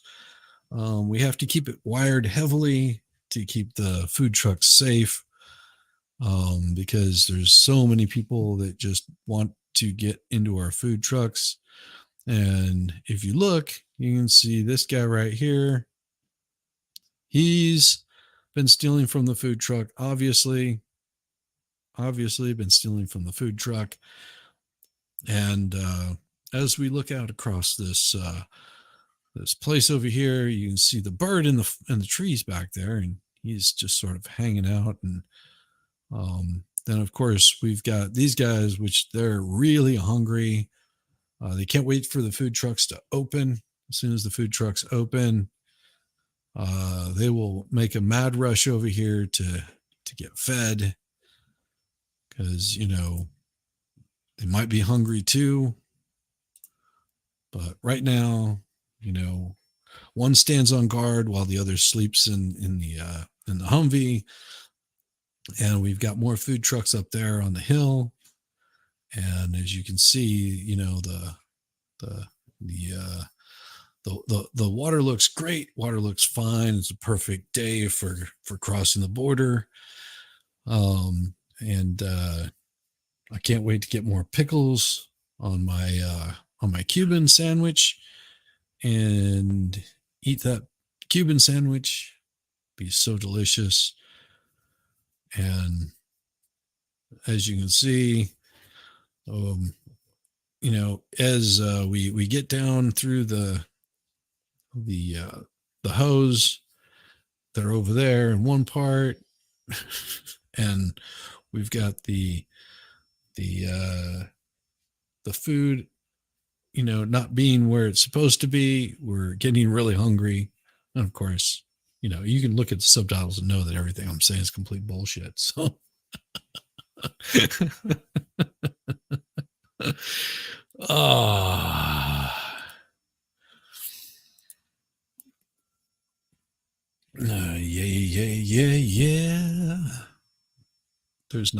There's really not much going on. I mean, I could probably be talking about some other stuff that's happening on the interwebs.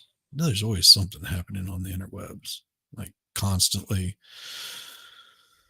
It's like you've got everybody's doing the whole court thing. Sure, we could watch some court stuff, but do we really want to? Do we really want to be watching the court stuff, or is it just better to kick back here, hang with me, let me just screw around and be a total fool most of the day? I have been pretty busy working, so up until about 30 minutes ago, I was keeping pretty steady on getting some work done. And then of course the dogs started losing their shit, and I had to yell at them because, well, why would they be chill? What good does it do for them to be chill? It's much more fun to get loud and rambunctious. My plan is to possibly do a stream today. We'll see. I'm not sure I'm going to be up for doing one tonight. I may do one, but there's no guarantee on that. No guarantee that that's what's going to be happening. Like I said, we're keeping this sort of on the down low. More than likely within probably about an hour, I would say, we're going to get a little bit more information. Probably see the president come rolling in on his little motorcade heading to Shelby Park. So this is where all the contention is. They're probably getting security set up around the area, that kind of stuff. That's what they have to do. Have to get security, make sure everybody's safe, nobody gets injured, nobody gets hurt. We just have a wonderful, peaceful, easy day listening to the Trumpage as he's visiting Eagles Pass.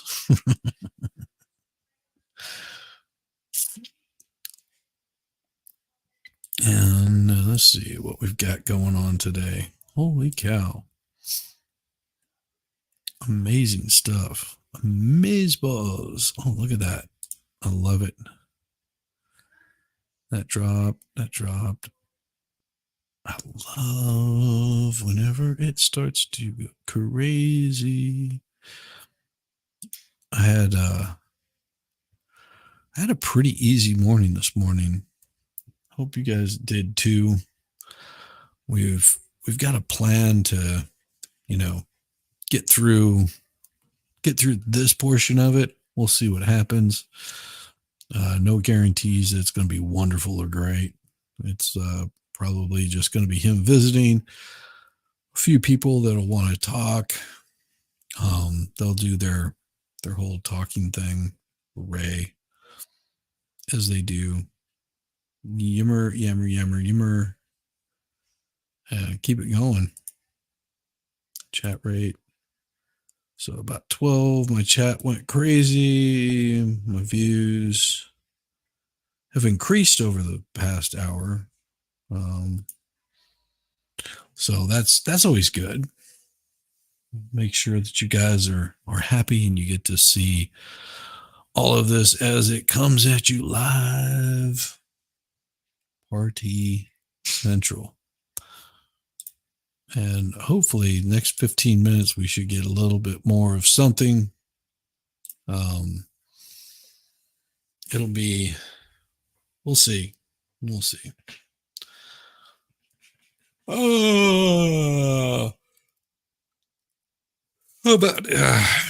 How about I pull up something not really interesting, but sort of comical. We can do that. Give you guys a little bit of something on the side here. My,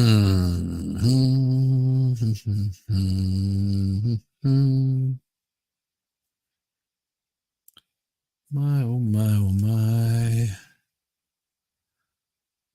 I'm not seeing anything here.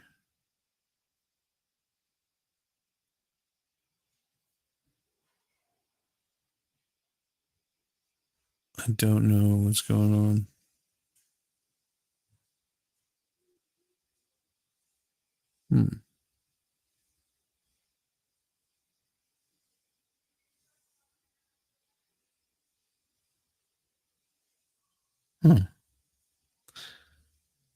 Good to see. Good to see.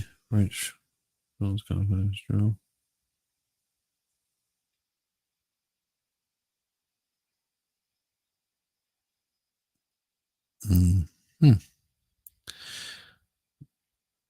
Nope. Nope.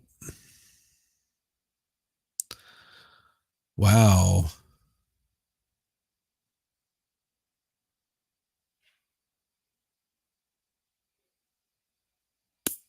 Whoa, that's pretty wild.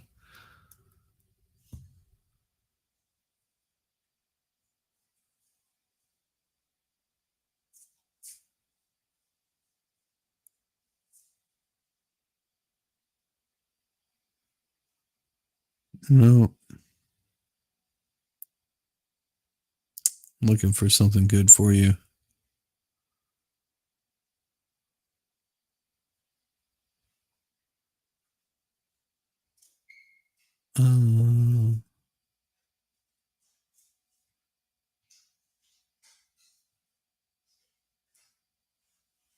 Nope. Nope. Looking for something good for you guys. I will find something good for you.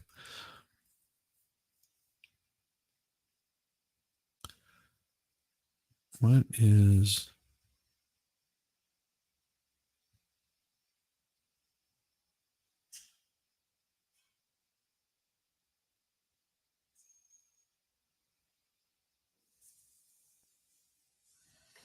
Let's see what happens here.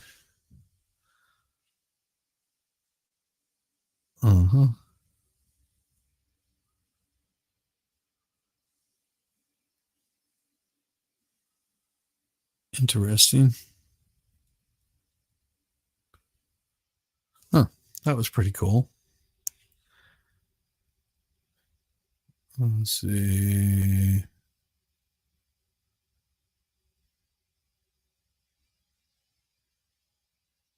Well, I'm not going to show that. I'm looking for something good for you.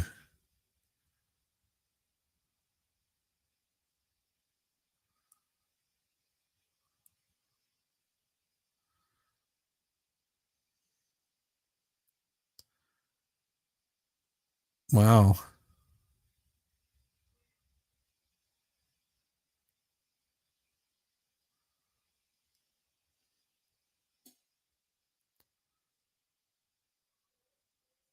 Weird.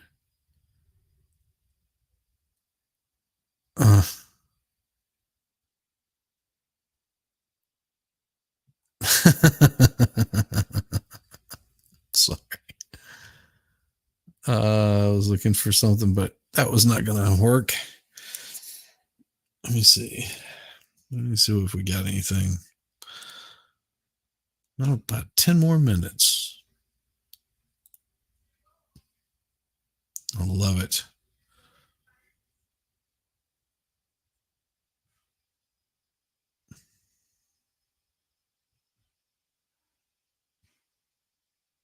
Let's see.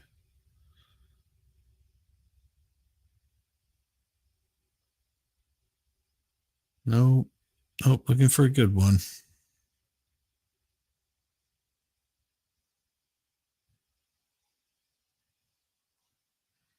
I'm still looking.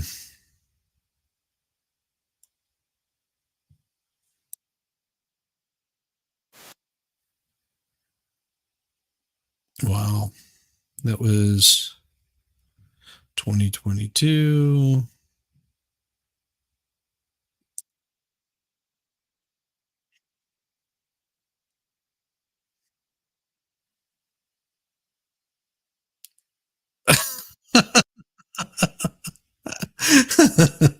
Oh, you guys are gonna love this. You guys are gonna love this one.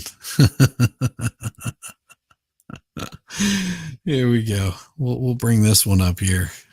Sure, this tab instead. This is pretty good. Y'all weigh the freedoms of your constituents with the fact that we haven't had another mass shooting in Florida since Parkland since we passed these gun reforms. Thank you, sir. It's ma'am. Thank you. Y'all. I thought you guys would like that one. Yeah, it's ma'am. Thank you very much. Okay. Oh my gosh.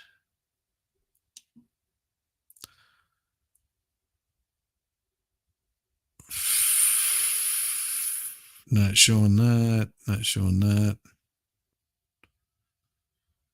I'm looking for a good one here for you guys. Nope. No, I didn't want to show that one either. So we'll drop that. See if we've got anything good to show you guys. It doesn't look like there's anything good. I hope you guys find this entertaining. It'd be good. It'd be good if you did find it entertaining. We got more stuff to come up though. We will have a little bit more. Just give it a little bit of time. Give it a little bit of time. I will have something up for you very shortly. Let's see what we got on the Quartz TVs. I'm not seeing anything there. Let's see. What do we got there? Nope. Open that in your tab. See if there's anything there. Oh.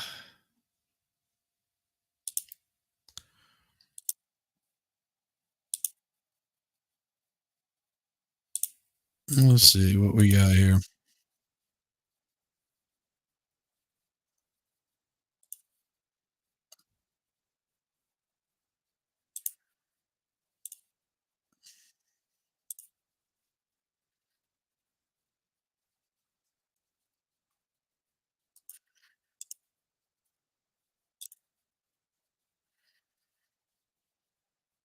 There we go. We'll share this for you. Shot, and as long as nothing changes, Just for the time being.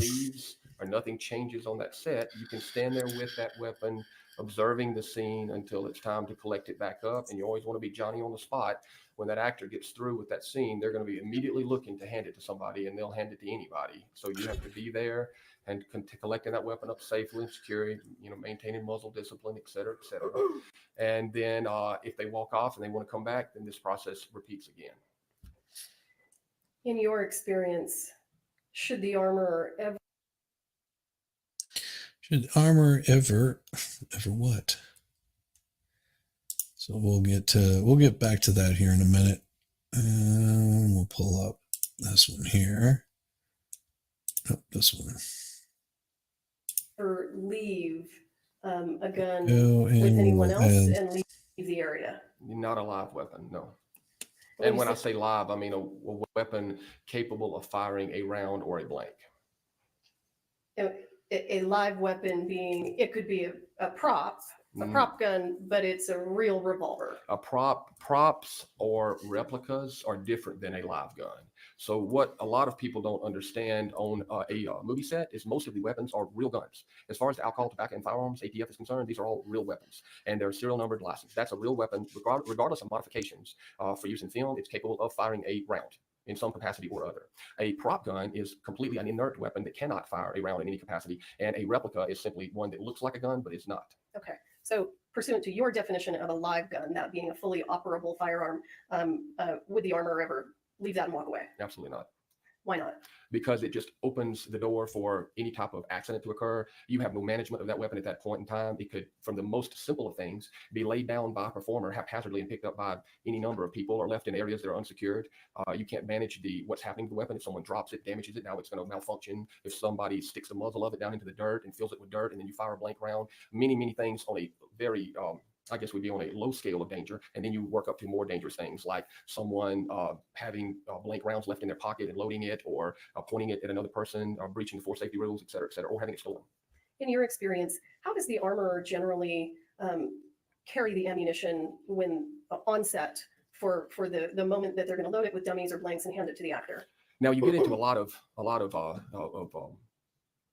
different types of movies that you're going to work on. If you're working on a modern movie with machine guns, et cetera, and you're shooting thousands of rounds a day, then you may load your blanks into the magazines, checking them all previously. Then I tape the magazines over the top with a particular kind of tape, and I mark on that how many rounds, what type of rounds, et cetera, and we check all those things. And that's what he does, but that's not necessarily what everyone's going to do. Then I generally carry my blanks in a locked, what they call a magazine. ATF refers to it as a magazine. It's anything that holds ammunition or explosives. So I will have my blanks in a magazine, and I'll have my dummies separately in generally I use a locked Pelican box, Pelican boxes are atmospherically conditioned boxes that lock in the front, and they're made out of heavy, durable plastic. Those, excuse me, those Pelican boxes that you use, is that something that production pays for, or is that just part of your kit? It's part of my kit, generally. So you bring with you some of your own personal items. Sometimes our company, Dark 30 Film Services, would have rented a firearm. I generally err toward the side of getting them through ISS, but when it comes to ancillary items such as Pelican boxes or means of storing and categorizing, Got some more all this stuff coming up ammunition, I here prefer to use shortly. my own system, which is what I'm accustomed to, and I feel very safe and secure. So I would bring those things. Okay. In your experience, are film sets frequently rushed environments? Yes, Why is that? because in any movie, time is an exact equal to money. The more time you spend, the more money you spend. And that comes from even when they invite an actor to walk, you'll have a PA saying, our actor's walking 30 seconds. I mean, it gets down to the seconds, literally, on film. So the more time you don't have your things in order, or you're not prepared to actually get what they say, things in front of camera and on camera, the more money you're spending. So any delay of any sort is an expense to the production and to the producers or studio. Can that rushed atmosphere have an effect on the armorer? Yes. And talk to us about the effect that it can have, and in your experience, what the armorer's responsibilities are. Well, I can say this, and this is something that I was also with my one of our very good mentors always told me. He said, if you're being rushed, that's the time to slow down twice as much. And so that's generally the rule of thumb. If the production is rushing you and they're pushing you, which they do, then at that point in time, you need to stop, take a beat, take a breath, and slow down twice as much as you were before, because that means you're getting into an atmosphere of unsafe behavior, and you're getting into something where you may miss something or have a misstep or overlook something, and that is not a place to be when you're in charge of safety. If you do what you just described and you intentionally slow things down for safety, do sometimes other people on the set get upset with you? Yes. And what do you do then? You have to be prepared to go home. If in lack of a better word, I've always believed, and it's very important, that if you take a role where you're in charge of other people's safety and well-being, ultimately even in a circumstance of their lives, then it doesn't matter. Your ethos or your code that you work by is I will do what's right regardless of what it may mean to me downstream. And having said that, there's been more than one time that I've thought, well, I might as well go pack my things up and get ready to leave this movie set, because I'm definitely not going to to rush things. Okay. It didn't happen, but it could have.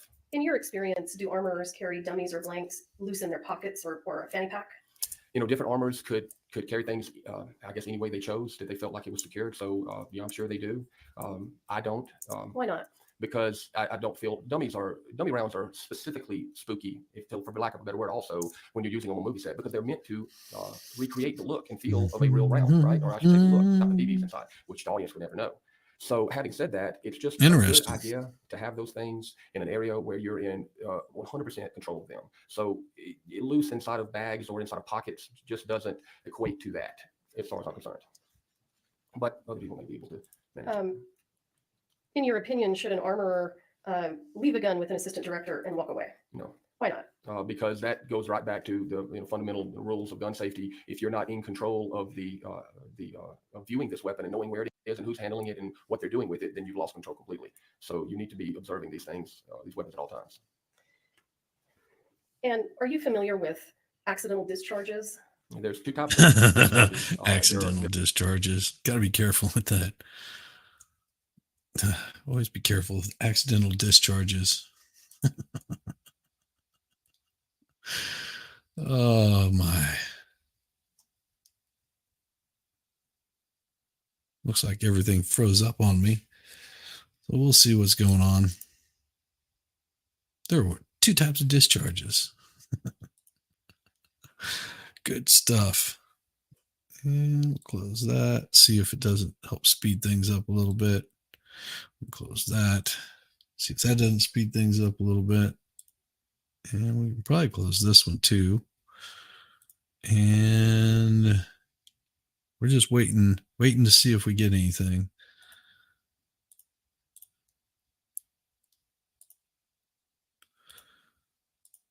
Looks like it's frozen up good. So we'll let everything catch up here for a second while it's doing that. See if we've got anything else. Can do. Waiting for KSAT 12. Looks like. Hey, how's it going? How's it going? Two types of discharges that are that. Wonderful. Gotta love this. All right. That's not working. That's not working. Everything's frozen up. I think I know what the problem is. Let me double check something real quick. I think I know what's going on. All right, here we go. In the firearms world, training world, etc., you have NDs and ADs. ADs are accidental discharges. Now, an accidental discharge happens very infrequently because that means there was a malfunction of the weapon or something that created a true accident. Almost all discharges that occur are negligent discharges or NDs, which means it's operator error. So an ND, yeah, I know the problem is. Verbiage there. And are you aware, based on the review of the documents and the materials, in this case, are you aware that there were, I think what you're referring to as negligent discharges? Yes. Okay. And are you also aware that with regard to those negligent discharges, Ms. Gutierrez was not in control of those weapons at the moment? It's my understanding, yes. Okay. So if there's a negligent discharge on a movie set, negligent discharge. Well, that's beautiful. Now, obviously, that blame also can be split with whoever created the negligent discharge. But if you create an environment for the ND to occur, negligent then the blame is on discharge. the armorer and on the person who actually had the negligent discharge. So it's a double-sided coin there. Don't have no negligent discharges.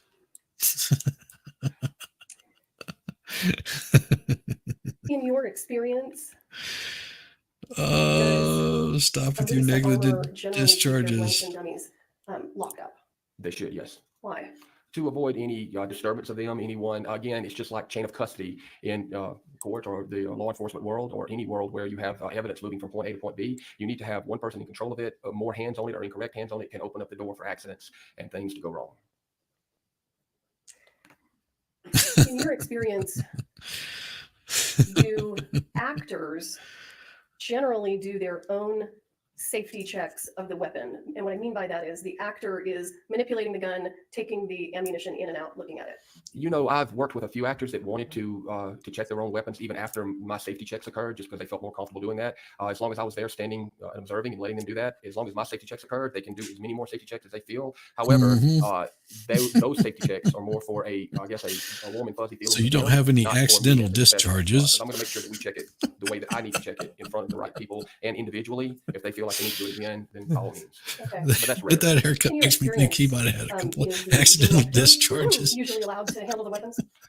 No, the director generally almost never handles the weapon. And why? It's just not in his or her purview. I mean, it's the director's So with Michael Jackson back driving here. force of the film, and in that area, they are very much focused. So handling a weapon or doing anything with weapons other than saying I want it to look like this or look like that, or this is what I want to happen in a scene would be about the extent. But handling them, no.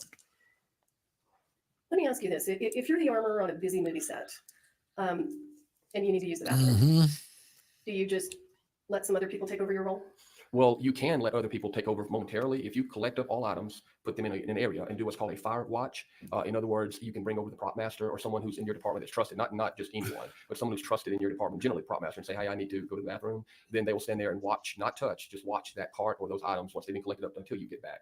But it has to be someone, obviously, that understands what safety protocol is. In your experience, should a prop master be loading and unloading weapons?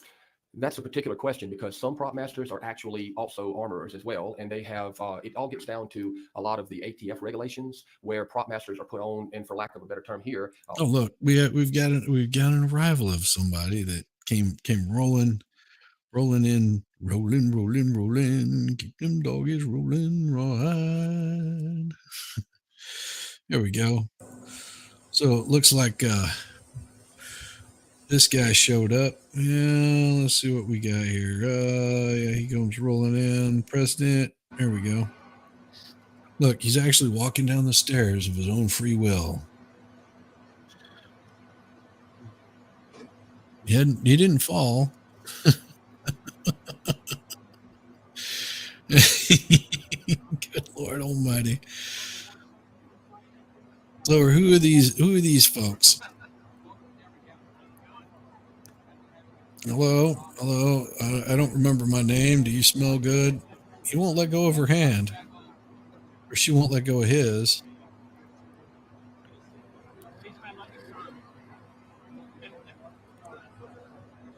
Oh, come on, Joe.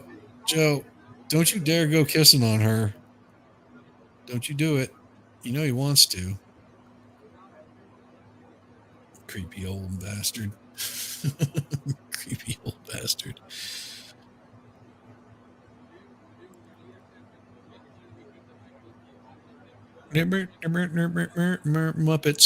Muppets, all of them. Yep, see? Grabs her hand. She pulled her hand back away from him like, dude, really? You're going to keep grabbing my hand? Like creeper?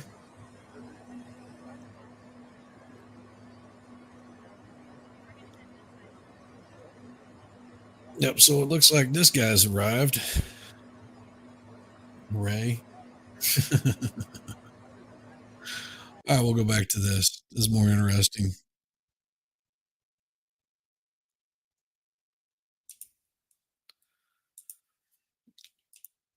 All right, there we go. Mm-hmm. And of course, everything's freezing up for me. Gotta love it. Got to love it.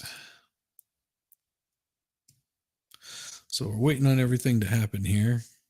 Meantime, we'll just do a quick refresh and take it back just a little bit. Have their own break. All right.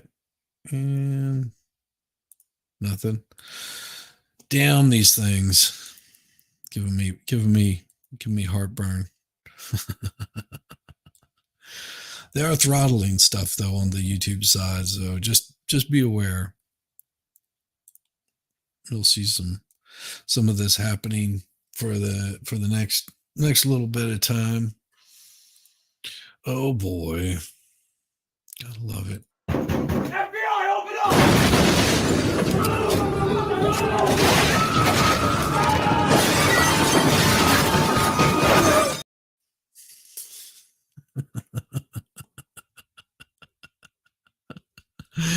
I couldn't help it.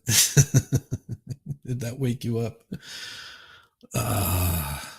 Did that wake you up? I don't think it did. Oh, a lovely lady. Hey, baby, you're all right. You must have been something before electricity, huh? Okay. Well, the last time I saw a mouth like that, I had a hook in it. Yeah, about 4.5 hours, and we're still having issues with it.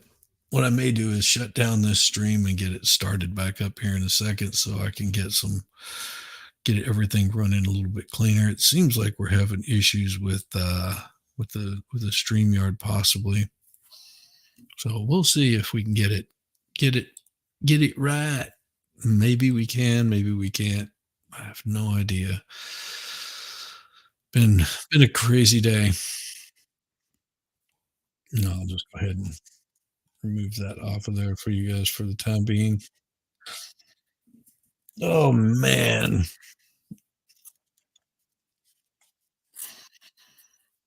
Mhm. Mhm, mhm.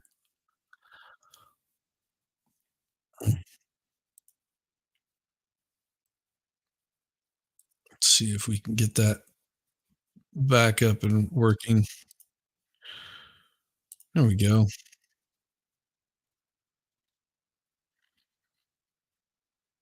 There we go.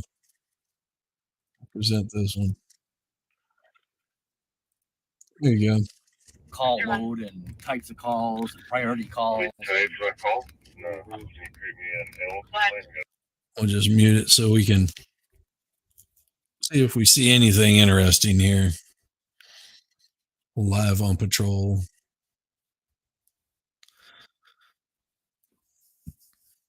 Mm-hmm.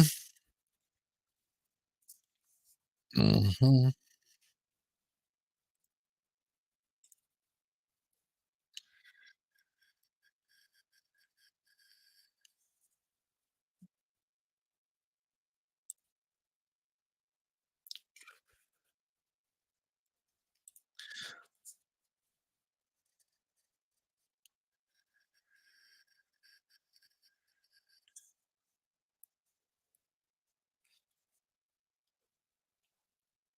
Hey, welcome. It's just he has a street cam. No, he's not. This is not. This is not. Sorry, you're back. Only if you want to be. You got a link if you want to come on, expert. We'll be watching some Trump here in a little bit as he does a little speech, and then we'll watch some of the what do you call it? The other one, Biden. Yeah, we'll be watching that one. Hey, Danielle. Oh yeah, I guess I could probably send one to Danielle if she wanted to come in. It'd be pretty good. Of course, everything's going funky right now. Isn't that wonderful how that happens? Crazy. The interwebs are acting very strangely. Let me open up my network settings and make sure that I've got good connection. Yeah, for whatever reason, it's really weird. Data usage. Good Lord Almighty. That might be why. I think I see what's going wrong here. I think I figured out what my problem is and why it's acting so funky. Freak out. Let's see. And turn that off as a metered one. And I think that may have fixed it. We'll see if that takes care of it. It'll take a couple seconds for it to correct. Show available ones. Yeah, see, there we go. I think that might have taken care of it. And what is, I'm gonna see my connection should be looking much better than it is. It's acting really weird. Like my connection is acting very funky.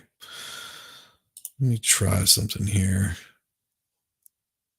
If you lose me, it's only temporary. I'll be right back if it does go away. I've got to change my wireless connection here. Yes, I'm doing this wirelessly. Damn it. Give me a second. Let's try this real quick and do it.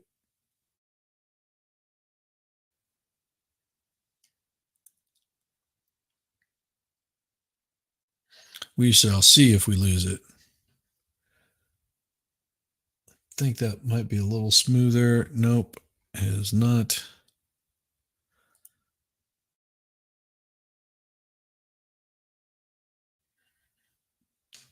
All night saloning today. Awesome. Very cool. Very, very cool. It was fun last night. Oh, that sounds pretty fun.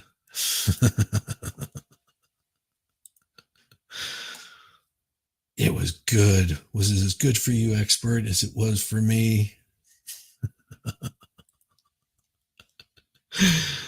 I love it. You guys are awesome.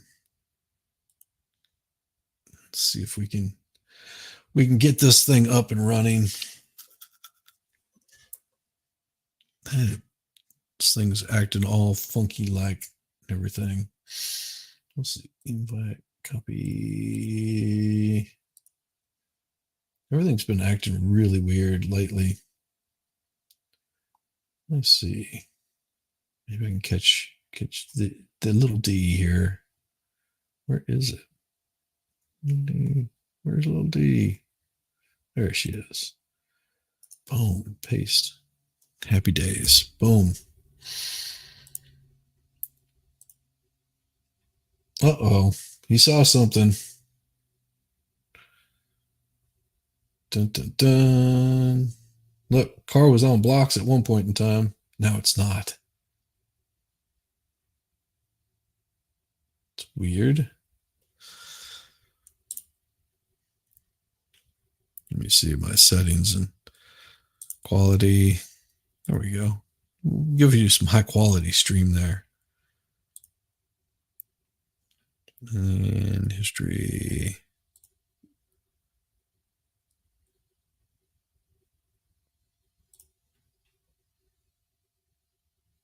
Nope, wrong one. Yeah, we got that one going on. And right here.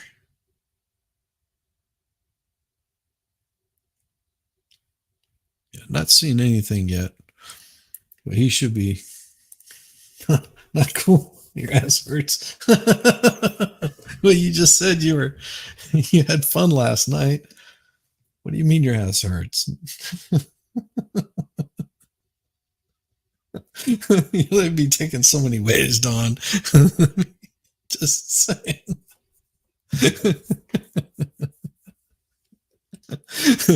You're taking it so many ways. I'm so bad. Thank you for thank you for the humor, Don.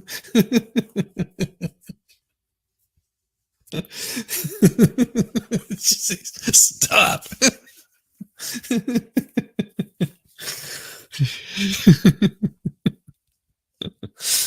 Oh, I'll write an AI story about that one.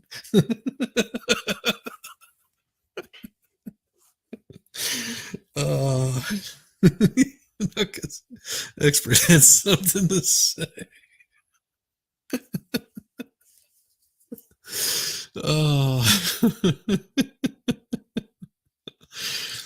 Oh, what a way to make my day. Thank you so much for that. Oh my.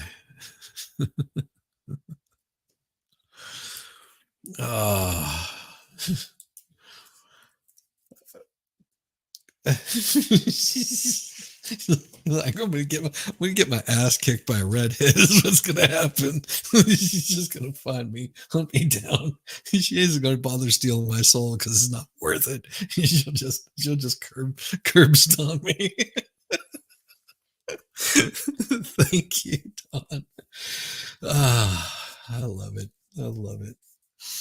You guys are awesome. Oh, always put a smile on my face. Always put a smile on my face. You guys are great.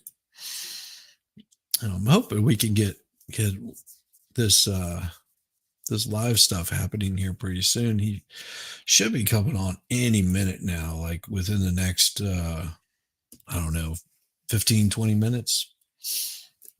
He should be like up and running live, giving us some good humor, and then of course we'll get even some better humor probably about 15 minutes after that, whenever Zibadin shows up at his place in Brownsville. So everyone's saying, no, it's not at all what it's all about.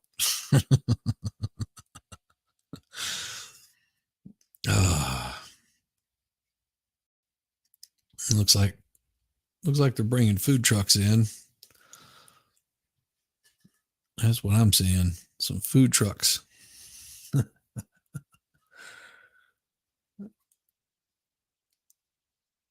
And just think, these cops get paid just to drive around the neighborhood and putt around. I mean, I'm just kidding. There's a little bit more to it than just that. They actually have these guys are pretty cool. They do this. I do this stream all the time.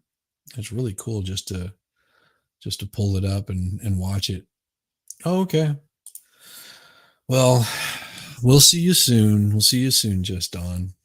You know, it should be pretty interesting here shortly. We will have the live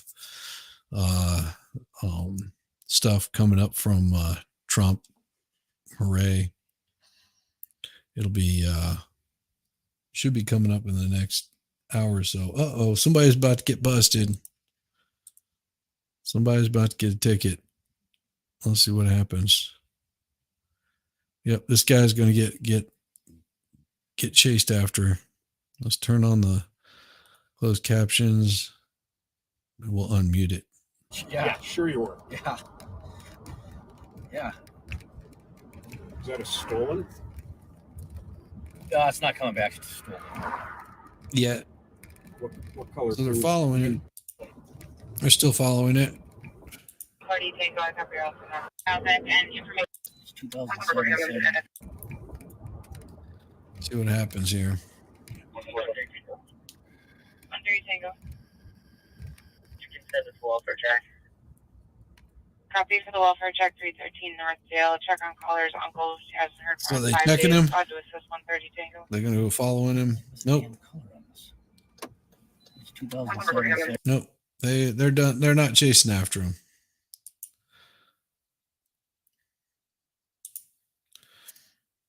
Now these guys are just looking to pick a fight. That's what it is. You guys are looking to just pick a fight.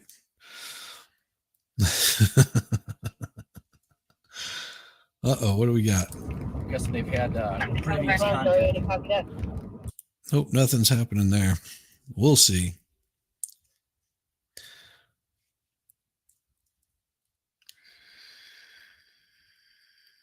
This looks like Atlanta is what it looks like. Looks like parts of Atlanta. I'd have to hear what streets they're saying. The suspect was on the south side of University. Alert, conscious breathing. Okay. Actually, Another agency just be able to prepare the general description. White Bear Avenue, that's definitely not Georgia. It looks too cold right now. Roads don't look right.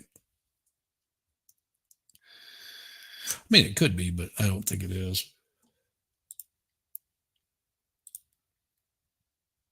Why is it showing the same thing on those two channels? Nothing there, nothing there. Nothing there. Nothing there.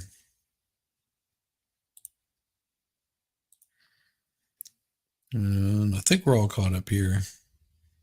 Yeah, we're all caught up there. And we'll just refresh it and see if we've got anything closer. You should be starting a speech any minute now, so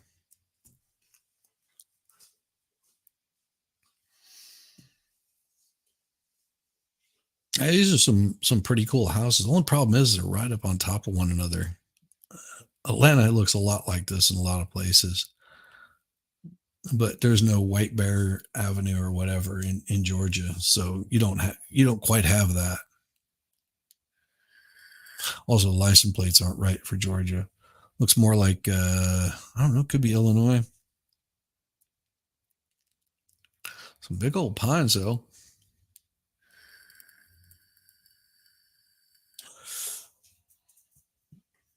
Big old pines. Good stuff.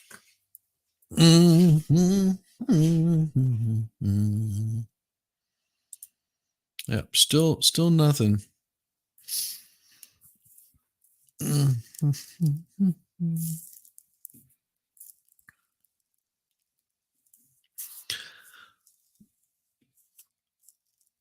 So we're waiting to see if we get anything coming in from Zitron. And we'll switch it over to that. Uh-oh, what do we got? El Cafeteria. Copy, Case and Clark, 1409.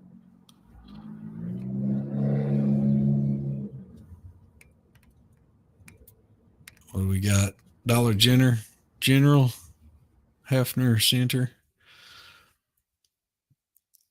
Cops pulling up here to see if they can get somebody. Oh.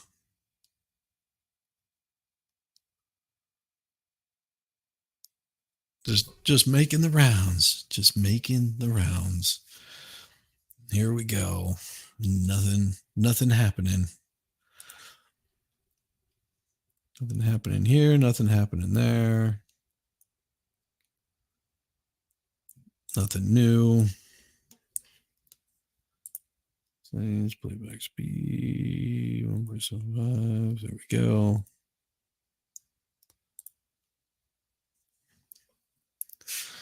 And they just like to cruise through these little neighborhoods, make sure everything's all good. Yeah, this is definitely not Georgia.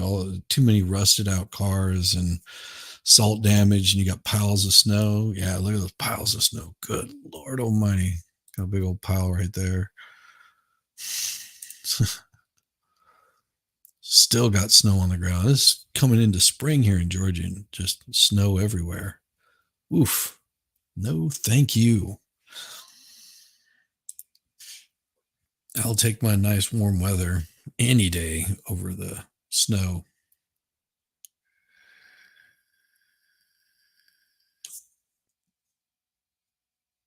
We'll see if we get anybody getting in an accident.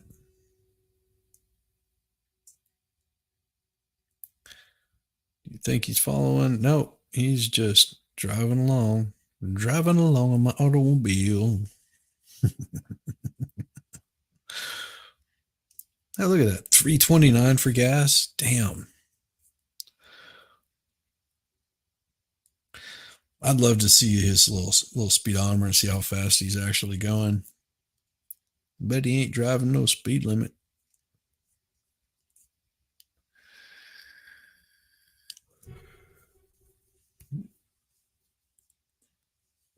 Aldrich Arena. Never heard of that. Looking to see if we get any speech happening. Still waiting on them to come showing up. That should be good. If my time was right, I would not know why you cannot be there for it.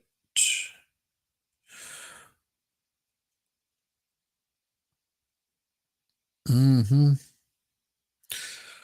Now see how empty these lots are and stuff?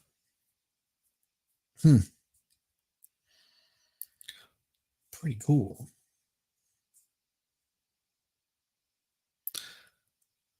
It looks like we may have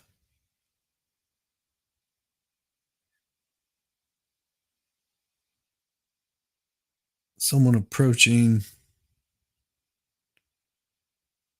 What do we got?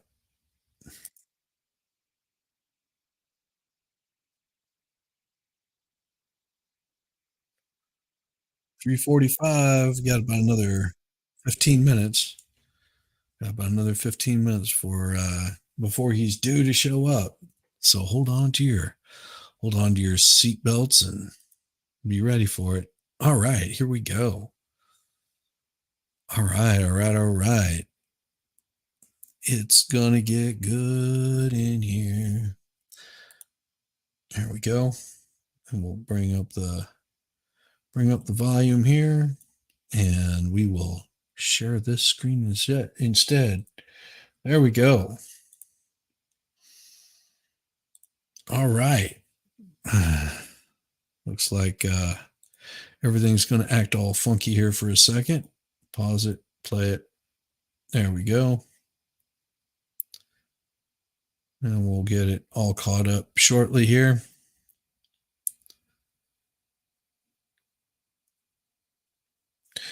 And let's do this thing full screen here. Boom. There we go. Bring you guys around here. All right. Hey, Danielle, I sent you an invite if you're wanting to jump on. It'll be good. Da, da, da, da, da, da, da, da, da, da, da.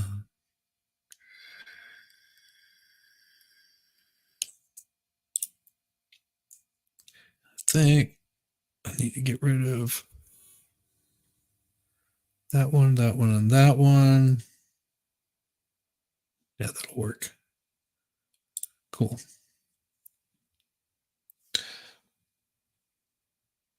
It's catching up slowly. Yeah, there's not any sound going on here currently. So it looks like the event sort of started. And just imagine this whole area right here.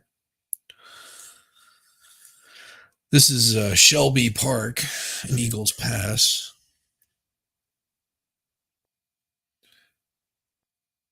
And there's no closed captions on it. So there you go.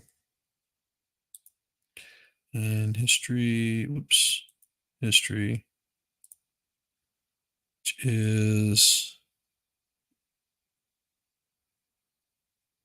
right here. Let's see what we got going on. Here we go. We've got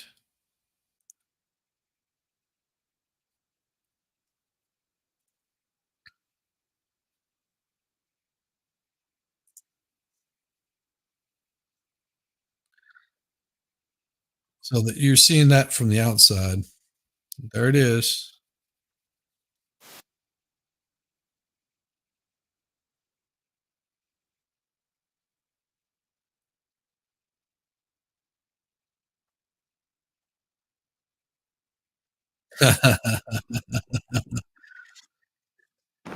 Get up here. Get up here. Let's go. Push your foot. Follow him. Guys. Go. Run, Chubby. Run.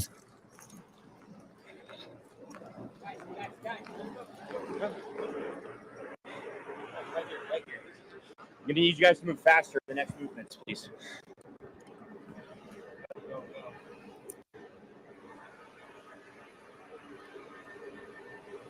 Yeah, they were chewing them out, telling them to move faster.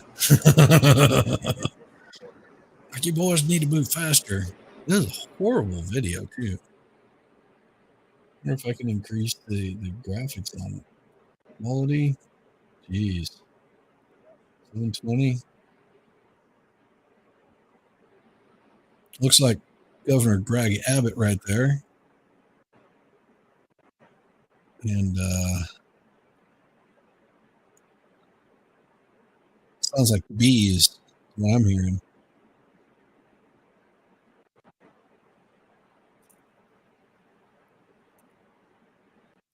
If you heard it, you would understand what I mean. I joke not, it sounds like a bunch of bees.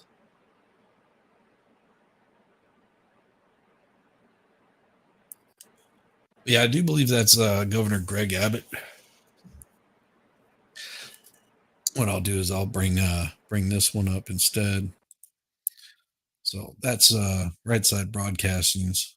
Looks a hell of a lot clearer. Hell of a lot clearer.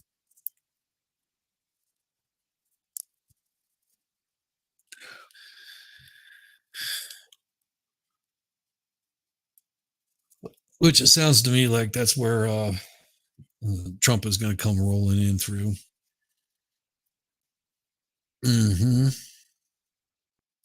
Off to work. We'll catch up with you later. Well, you take care, Danielle. You be safe. We'll see you soon.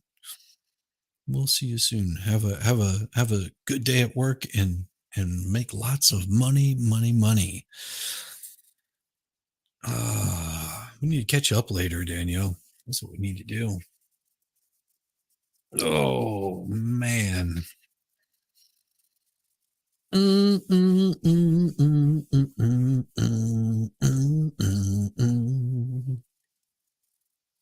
Hooray, hooray, hooray.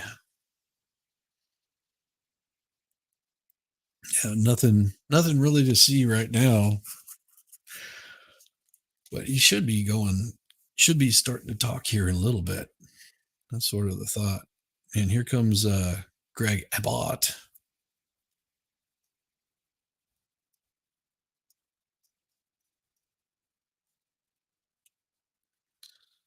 See what he's got to say. Oh, there he is. Oh.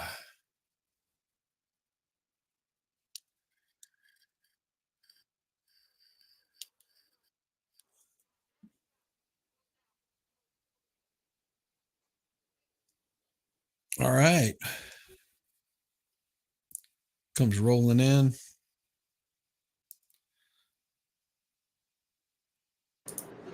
See, this is the sound that you're hearing.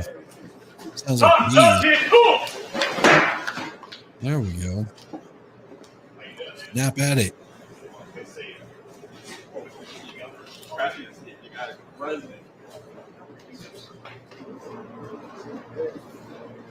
Hello, everybody.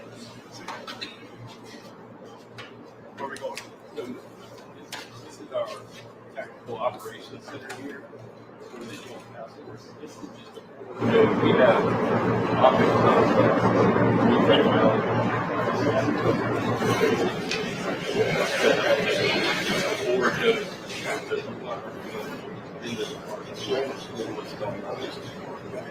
so this is your Hey, Lexi. How's it going? Good to see you. Good to see you. Tell our stories.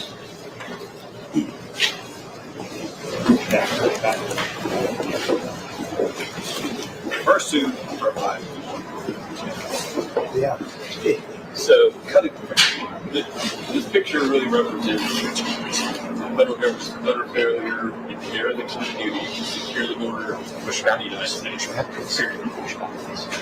We love our border patrol brothers, but what they're being told to do and the way they're operating is really creating a perverse incentive for people to come from around the world across this very dangerous bit of water and enter our shores. This is part of a multi-kind of photo complex. If you can see the photo taken before this, there was a border patrol officer here with wire cutters in his hand, and he reached, cut the wire, it's Texas state property, and allowed this to occur. So, and that was in court. How did it work out in court? So we won. We got an injunction stopping the wire cutting in the circuit. God, the bees. I can't help it with the sound. They just medicated the bills down. That's the amount of bills, so we're still making it. But we doubled the amount of wire that we're putting up. We're adding more wire. Securing all of that as well as securing the entire park. Can I show you one thing that's kind of amazing? So look, all the people coming here. Yeah, the buzziness. There we go. I'll get better sound here. It doesn't look as good, but it's got better sound. About it. Look at the port of entry. Remember one thing: no one drowns on a bridge. Yeah. And they drown trying to come across here because Joe Biden entices them, if not forces them, to come right here. It's horrible. So as you can see, these illegal immigrants are being, essentially, just as the governor said, an unofficial and unlawful port of entry occurs every time they do these breaches. And these folks are being brought up to the park in the area we call the kind of the pit, which you've seen on TV, which is over here. This is the light day, in December, 302,000 people entered our nation illegally. And that doesn't even talk about the gotaways. But 3,000 to 4,000 people coming in the park in December being processed and mass released into the country. And as we talked about, You may be talking about 15 million people. Nobody has any idea. It could be 15 million. And in mass parole into the country to go to Georgia and kill a nursing student, in mass release to go to New York and beat up cops on the street, in mass release to go to Louisiana and rape a 14-year-old girl. So Governor Abbott called me and said, we're going to put a stop to this. So on 10 January, Governor ordered the use of his Texas National Guard military force to take control of this situation. So on the night of 10 January, in the morning of 11 January, my order to my troops was secure the park by 6:30 a.m. Damn. And they got after it. As you can see, we had hundreds of troops in the area. Really, in this area, we had amassed about 1,800 troops to descend on this area, work through the night, putting up barrier all around this park to, one, ensure migrants don't get into the park, but two, ensure this can no longer happen. And this is what it looks like afterwards. Wow. This is that. Before and after. Hadn't been an individual in that pit since 10 January, 11 January. So there's a capability to stop this from happening, right?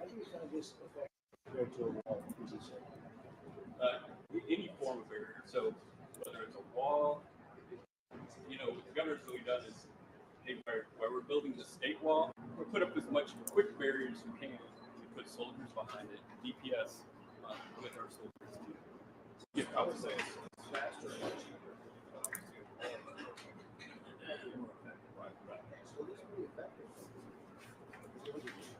Crazy. That's what they want. Better patrol order exactly. I wanted to do concrete barriers.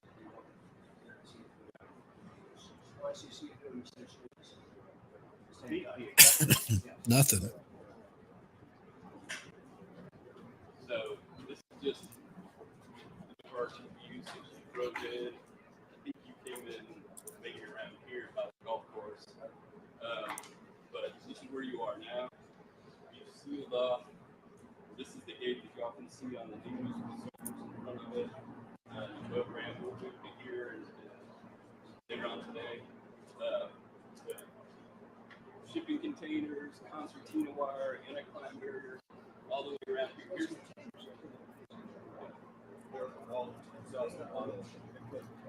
They shut it down really quick. Hey, feel free to jump on, brother. It's cool. I don't mind. I'm only going to be on for a bit, probably a couple more hours, and then heading off. A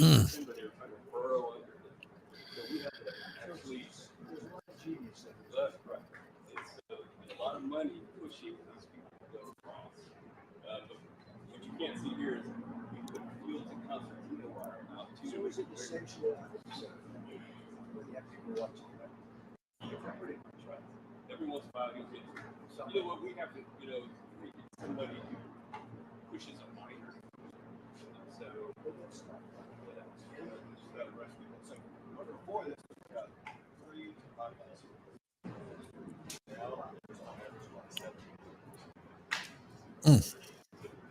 Yesterday, 19 people arrested yesterday.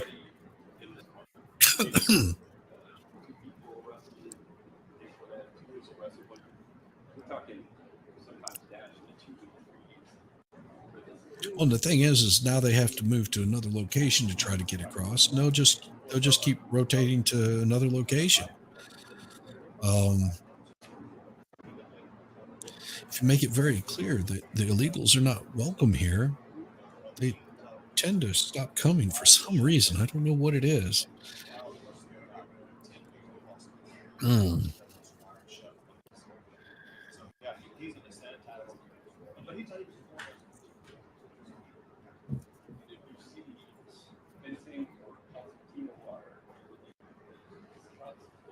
It's amazing.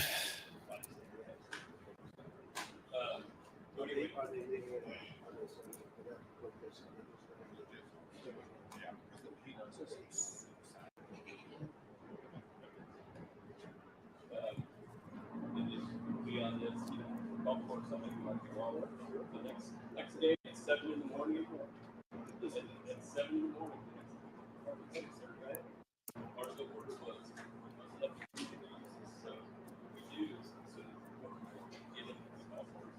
Horrible cameraman. Like, stop being all shaky and shit.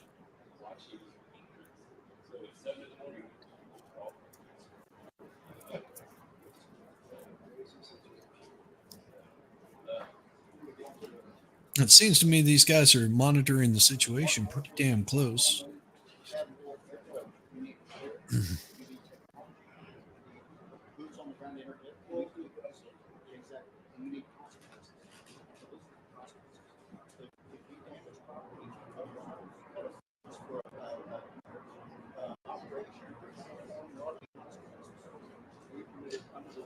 Holy crap.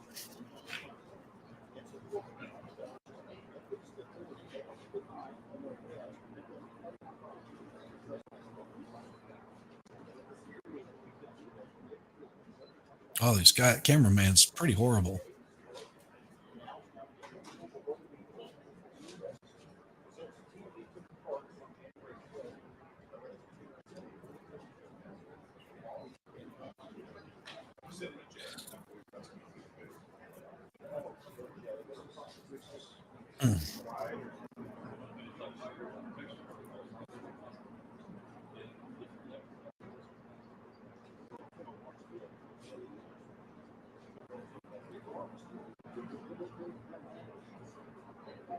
I'm pretty sure I could do much better on getting some audio in there. Good Lord. You'd think they would have that stuff set up ahead of time.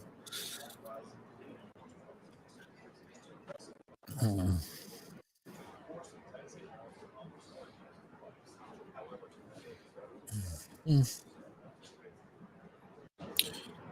basically saying, this is our situation. This is what we've been doing. We cleared out one area on the 10th of January. They had up until the 10th of January, they had people sleeping in the field out there, just piled up bodies on top of bodies on top of bodies, and they couldn't process them fast enough. It became a serious situation. And National Guard came in by 6:30 that night. They had stopped the surge of people coming through, and it sort of moved people along and moved people out. And, here they are now. A little glad handy, a little handshaking.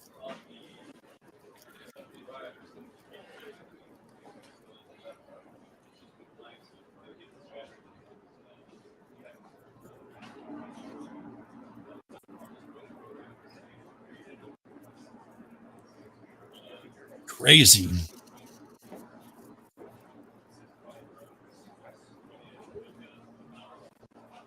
Make sure you guys hit that like button. If you haven't hit it yet, then that's just your reminder.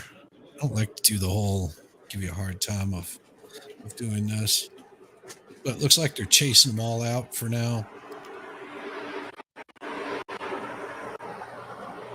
Let's see. Well, yeah, cameraman's in horrible horrible at what he does. Yeah, it looks like he may be coming out to speak or something like that here shortly. And yeah, it's crazy that they're he made this appointment to come out and because if I'm not mistaken, yeah, there's a podium set up out here. That's probably where they're headed to now. Is get set up for the podium. Hopefully their camera's much better than what it has been.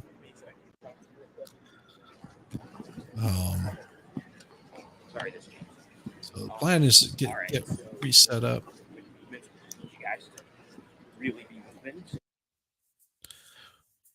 Good thing they muted that. Got sick of hearing that buzzing. Good Lord, sound like bees.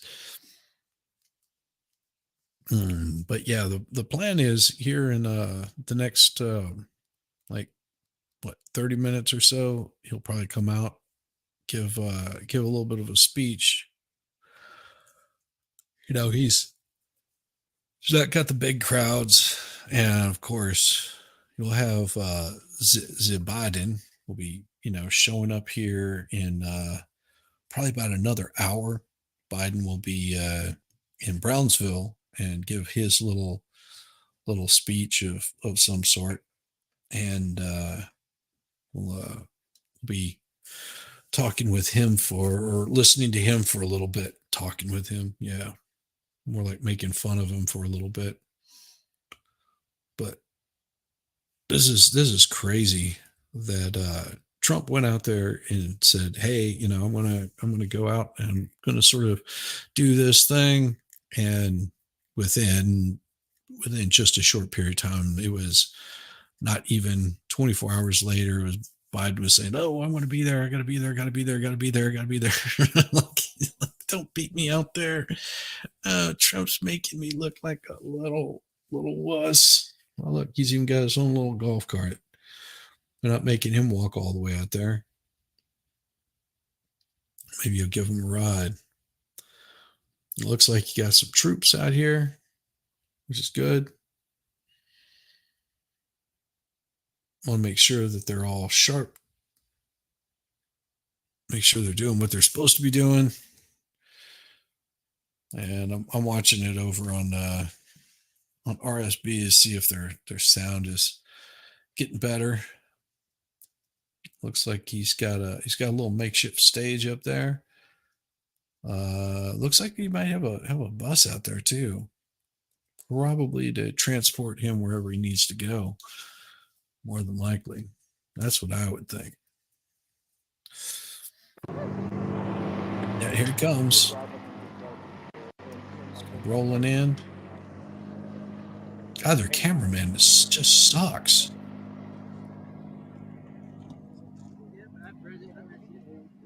Like this is so bad. Like, have you ever heard of a thing called a tripod? Like all shaky and everything.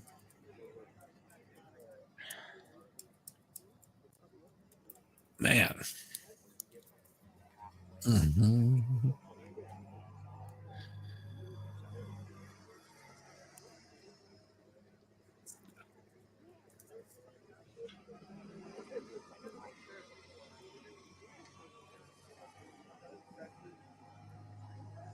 What I find surprising is that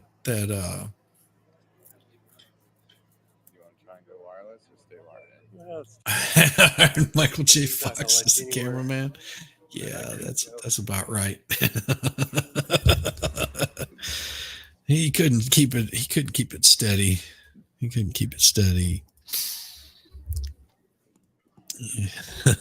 How you doing, traveling fool? It's good to see you, man.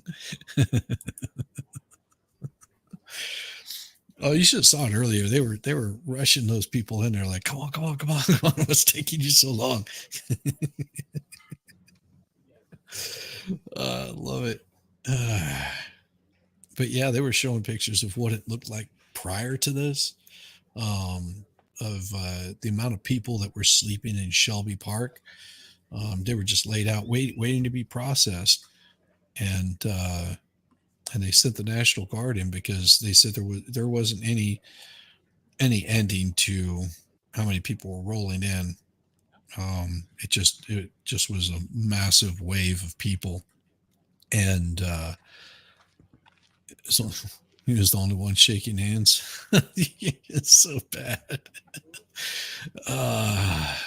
That's so bad.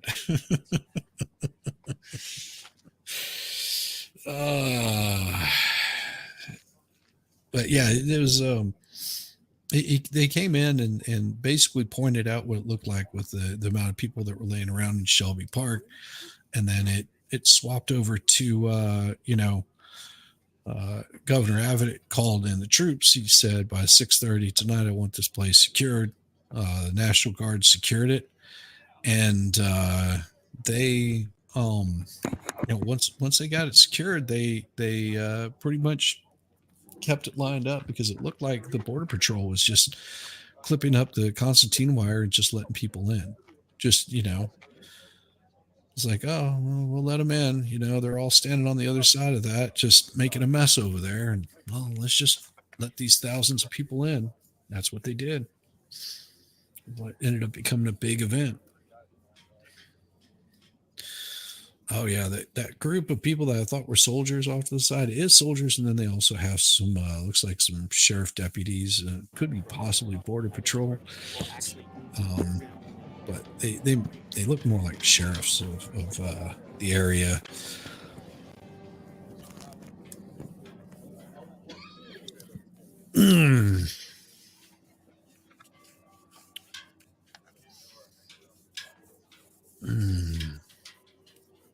Yeah, this morning we showed the UGA student that was that they managed to not really give two damns about, which was pretty horrible. The way that guy violated her just was insane.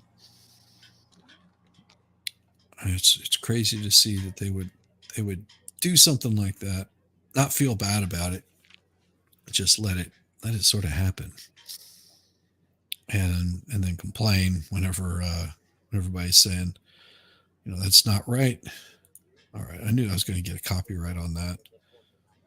And catch and release. That's funny. Yes. Let me find this real quick. And yeah, I knew I was going to get a copyright on this.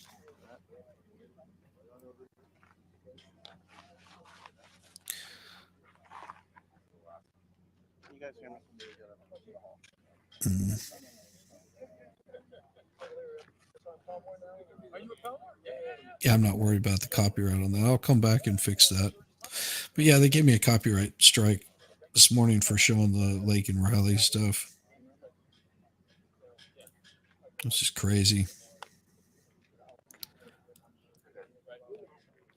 Yeah. Nothing like getting a copyright strike on that stuff. But I knew it was going to happen. But I think it was well worth it. Or copyright claim, not strike, but a claim. It's just tragic that they don't seem to. The Biden administration only seems to care whenever it reaches a certain demographic.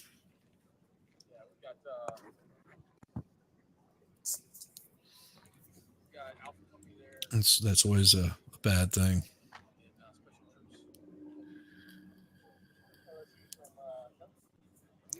Yeah, Kelly closed.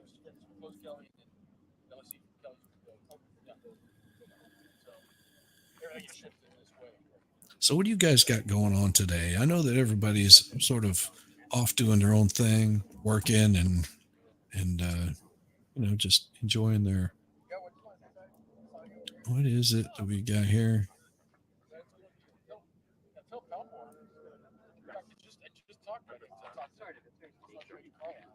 Oh yeah, so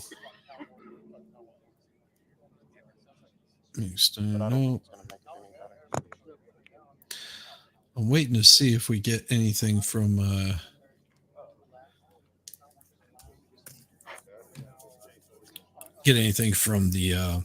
Biden peoples. So it looks like they've got about another 45 minutes before he'll make his presence known, and he's going to see all the fine work that they've been doing for him. Right. We see that so you're about to go host trivia night and then load up and drive to Panama City Beach, Florida. Nice. That should be a blast. So Traveling Fools will be down at PCB. Those of you that want to go visit with Traveling Fools, make sure that you've got plenty of PBR if you're going to go and visit him at the PCB. Is it the Slob Olympics? Is that why you're heading down for that? Is that this weekend? God, I am so out of touch with things. I've got people coming to Redneck Riviera. Hell yeah, it is a Redneck Riviera, son. Damn right. Is it Redneck Riviera? Yeah, we got construction crew coming by tomorrow that's going to be demolishing a couple of rooms. We'll see what happens. Hooray. That's going to be interesting. But yeah, they're going to come in. They're going to tear up some rooms. Yeah, slobs Olympics. Yeah. So the Slob Olympics are happening down in Panama City Beach, Florida this weekend. Is definitely well worth the time. If you don't have your stuff, then go check out Traveling Fools and hit him up, and he will give all that information. And damn, I swear, if you pack up tonight, no matter where you're at in the U.S., by the time that you get there, you too can be in the Slob Olympics. No matter where you are, that is going to be awesome. Will be awesome. I was not able to do that, especially because of all the shit that's been going on over the past, geez Louise, month, year. I don't know. Since the beginning of the year, things have just not been a happy event. Let's put it that way. Looks like we've got our stuff booked up for being out of town. So is that May? Yeah, so in May the wife and I will be out of town, and I'll probably be doing some day streams, which would be pretty cool, just from like sometime in the morning, and then I don't know if I'll do any streams at night. I might, but more than likely it'll just be during the day. And yeah, so that's what I've got sitting around waiting to happen. I've got to come up with a way of getting just a simple what do you call it? Simple setup for doing out of town stuff. I think I may be able to do it with just the laptop that I'm currently using here. Maybe. We'll see. Oh yeah, so you should get there around 3:00 in the morning, climb into your hotel room, grab a few drinks, and then be down on the beach before you know it. You know, you should have an obstacle course with large floppy shoes. That would be one that you could add in there. Some large floppy shoes on those big sandy beaches, or maybe like snowshoes. Those sandy beaches are hard as hell to run in. If you've never been to Panama City Beach, Florida, you get out there and you start running across that sand, and it's not hard sand. It's really soft and mushy. It's like quicksand. You try running in that stuff and you end up with white sand, and every portion of your swim trunks that they could possibly end up in. Static and blurry. Audio is good though. We have very bad signal here. It's So that's never fun. that was, and I'll tell you, fools, that was my first experience of seeing any sort of ocean kind of thing. Love this. I got a phone call. Yeah, no, Damn it. that's actually Dan on the graphic. I'll be right back.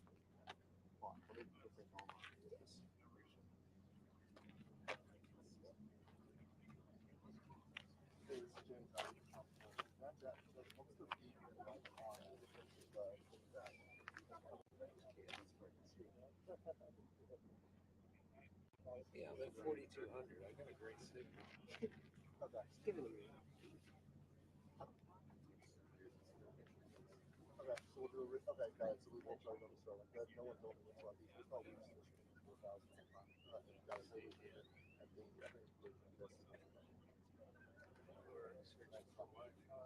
thank you, I appreciate it. Someone's supposed to wait to me to push back. I appreciate it. Let us know if that's reaching, not when bring it to you. Because I don't know how that plugs in. Will automatically reconnect when you get in.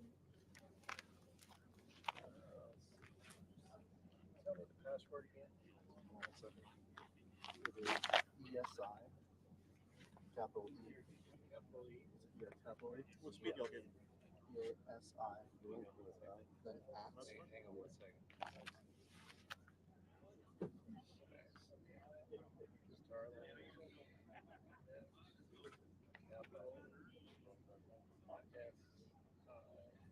At signal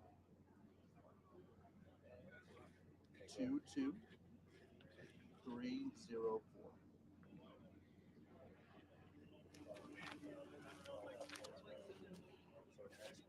You guys cool?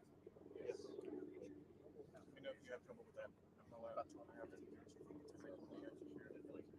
Okay, it says You guys, he's on his way, just FYI.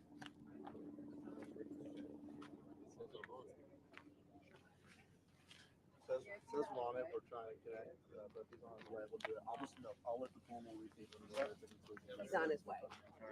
Well, then nothing goes out live. So you want to go closer and try to connect to it, or? No, but now it should be fine. So that was just probably the 10th. Yeah. So we're fine now. It was like before the 10th. I think there was just issues. What do you want it for the remarks though? Yeah, we'll try. No, and we just tried that one. We should be connected to it now. So we'll make sure we get there today. All right, cool. Make sure no one's standing in front of the dish.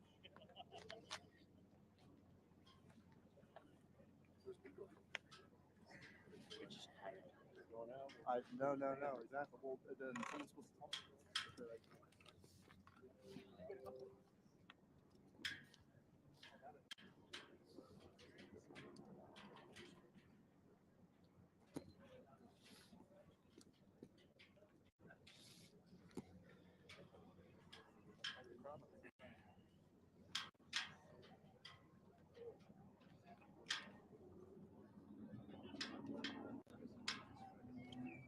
it could be what we're in. No.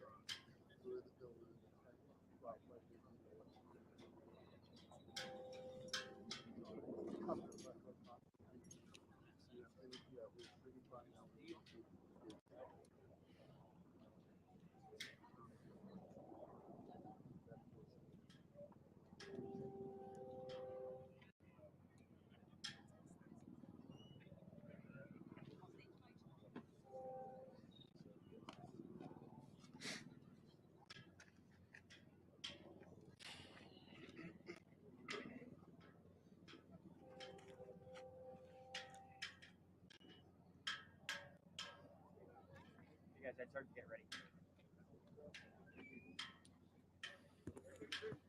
So is he gonna walk up and give remarks right here? No. This is still part of the. Okay. Gotcha. Okay.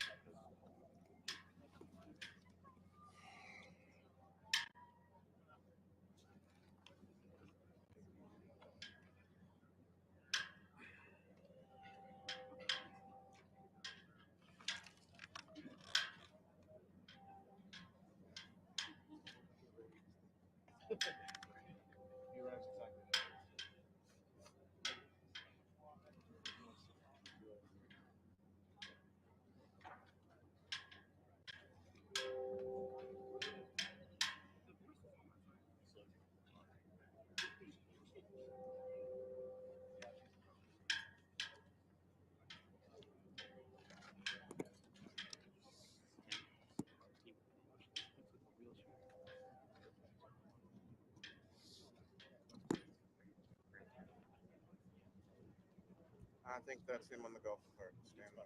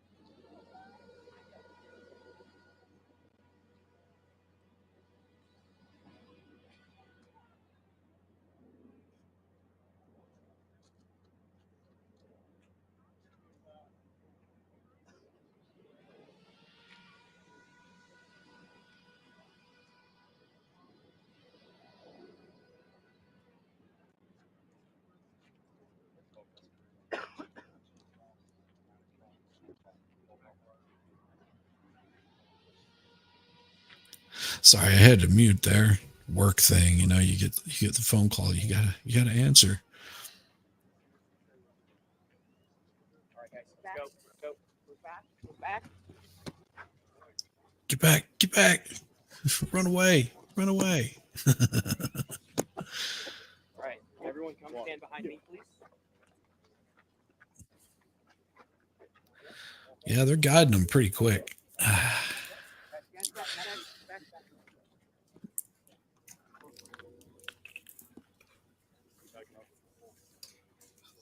You got one right here. Thank you very much, everybody.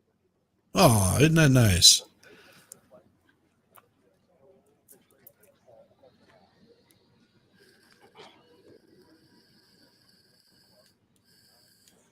And look at them, they're right across the border, just looking out, just like, what's going on?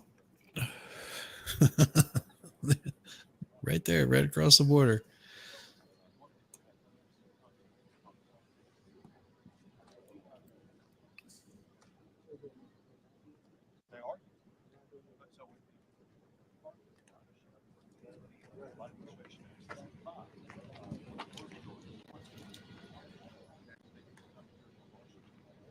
Holy cow. It's insane.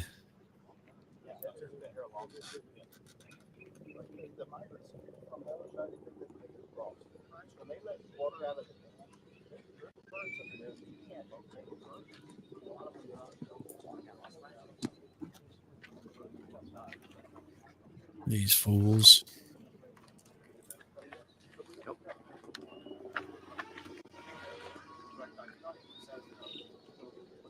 Really, bro? You're going to stand right there in front of me?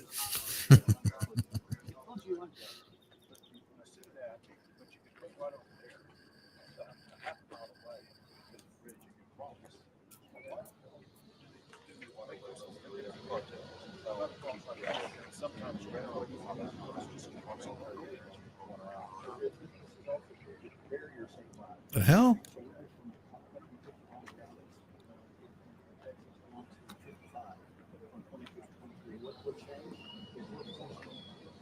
Did I just see what I thought I saw? Holy cow.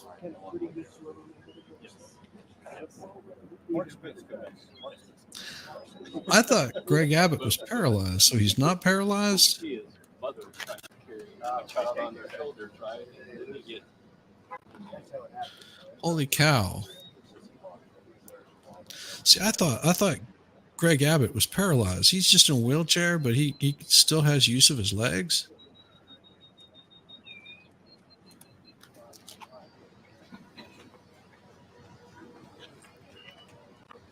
I mean, I saw him pick up his leg. That wasn't his hand picking it up, because he had his hands up above him and one of his legs picked up. Are you kidding me? I'll have to rewind that and look, because that was weird. I swear, I just saw him lift up his legs. Let's see. Watch. So watch this. Watch here. Is it there? So I thought Abbott didn't have use of his legs. Let's see where his hands are.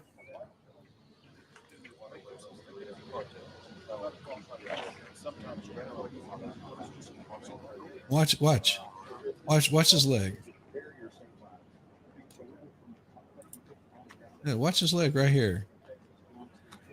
Watch right there.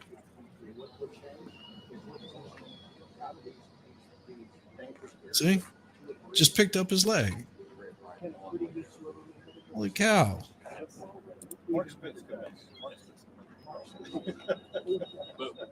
I had no idea. I thought that he was paralyzed. child on their shoulders, right? And then you get Damn. That's wild. I thought he was paralyzed. Like couldn't move his legs. Huh.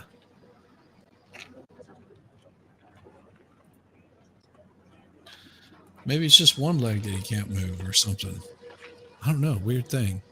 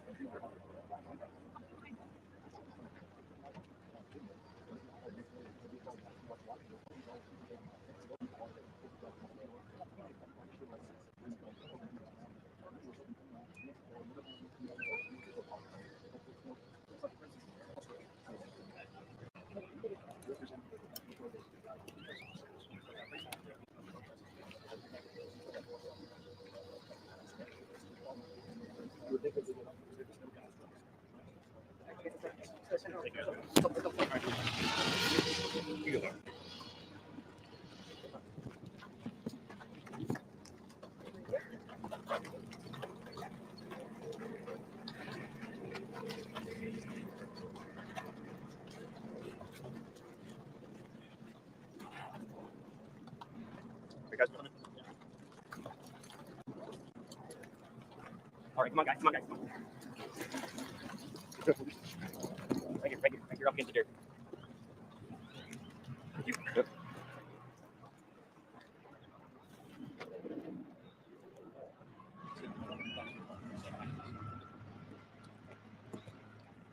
All right, he's gonna come.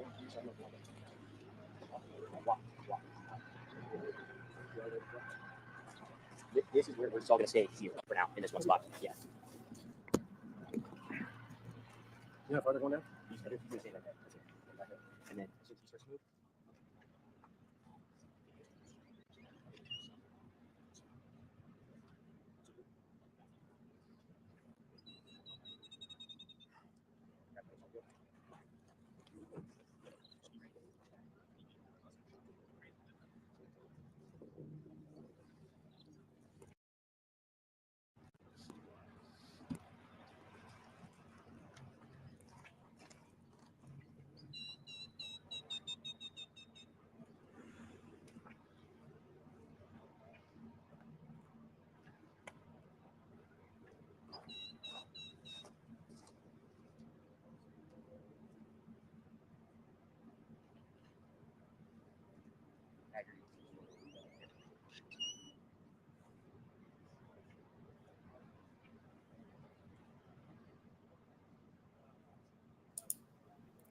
Holy cow.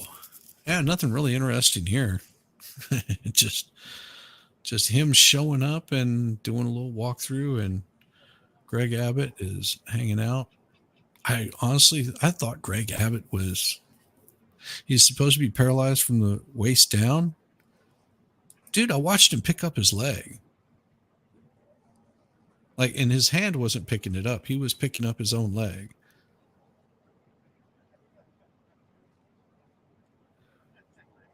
And I'll show it to you again. You just watch. You'll see him pick up his whole leg right back here.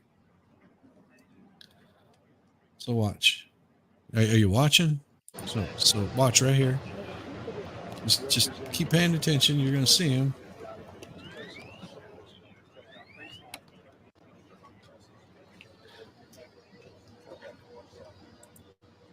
Just watch about right here, this area right here. You'll see him. He'll just pick up his leg and readjust.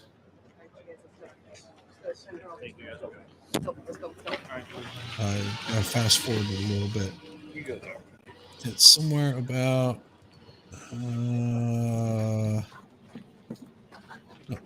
right here. Where is it? All right, watch his legs. Watch his legs. You watching? You see that? He's going to do it again.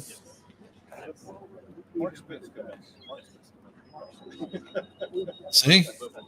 That's him picking up his legs.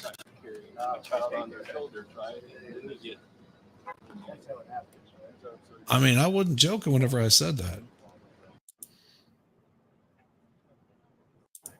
So you're saying he's paralyzed from the waist down, but it looked to me like he was picking up his legs.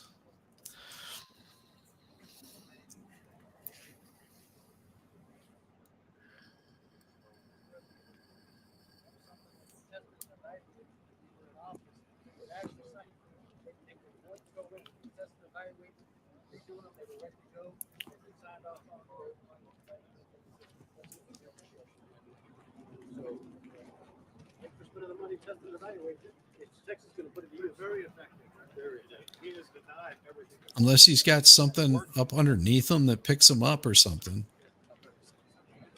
Like, he doesn't have his feet resting on anything. So maybe that's what it is. Maybe he's got some little thing that he lifts up and it lifts up his legs. I don't know. Weirdest thing I saw. See, look, he's picking up his legs again.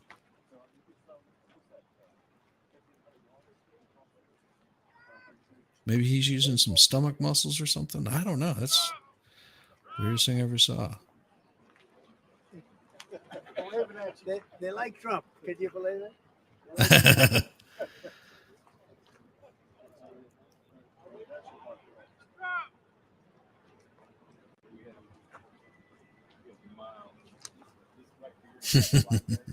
Maybe he is bionic. Hell, I don't know. Just watch. He'll do it again. He'll pick up his legs again. It's the weirdest thing I ever saw. See, just moved his foot again. So he's got his hands to his side, and his leg picks up and moves and readjusts. I mean, maybe he doesn't have any feeling or something, but I don't know. It's weird. See, just picked up his foot again. See? He keeps picking up that left foot. That left foot keeps moving.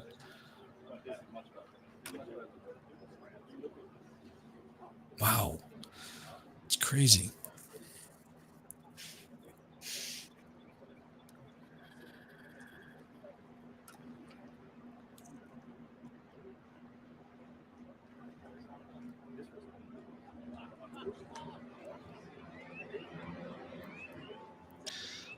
That's funny. They're yelling at him across the border.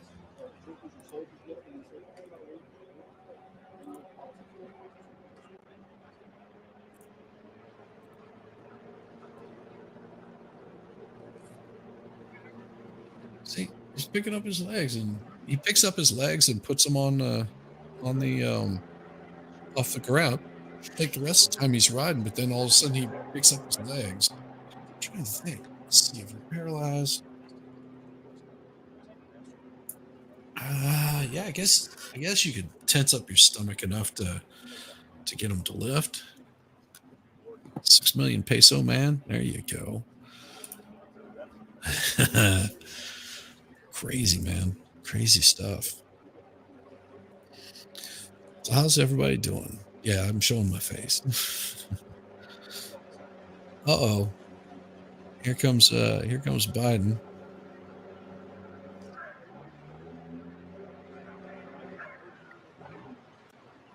So it looks like old Trump showed up out at the border, actually at the border, and looks like Biden is in some sort of government building. They got their little placards up too. And it's funny because it's the same people that are doing this one out live on location, and the video is much better on the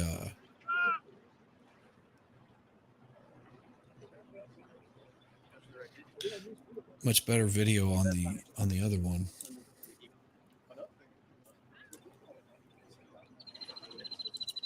It's crazy. The settings for this, I've got it set at 720, and it was really crappy at first.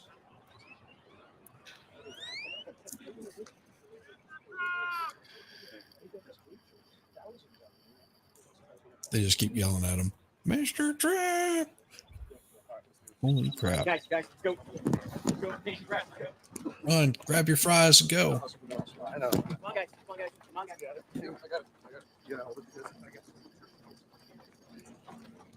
Stills with me. Pool goes Joey. Pool goes Joey. On the move. Run into it.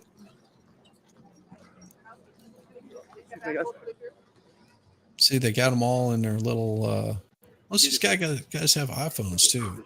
Got their tripods with iPhones.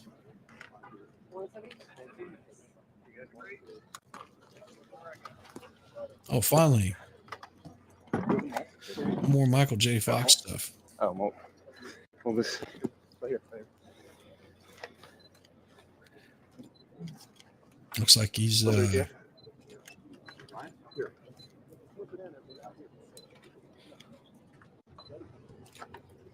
So look at this, what you got here. See how he's picking up his feet?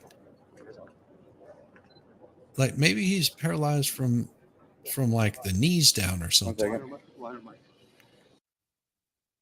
Because see, he's able to pick up his legs. So maybe it's like knees down. This is the weirdest thing. I don't know. So crazy.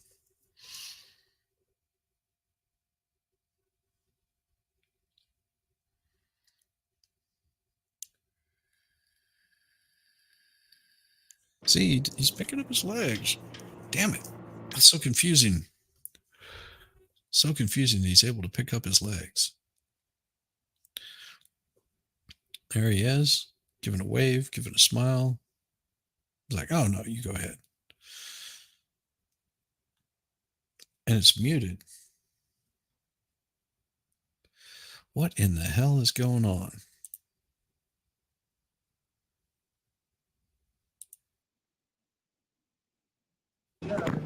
If you look at Arizona, they haven't done anything there.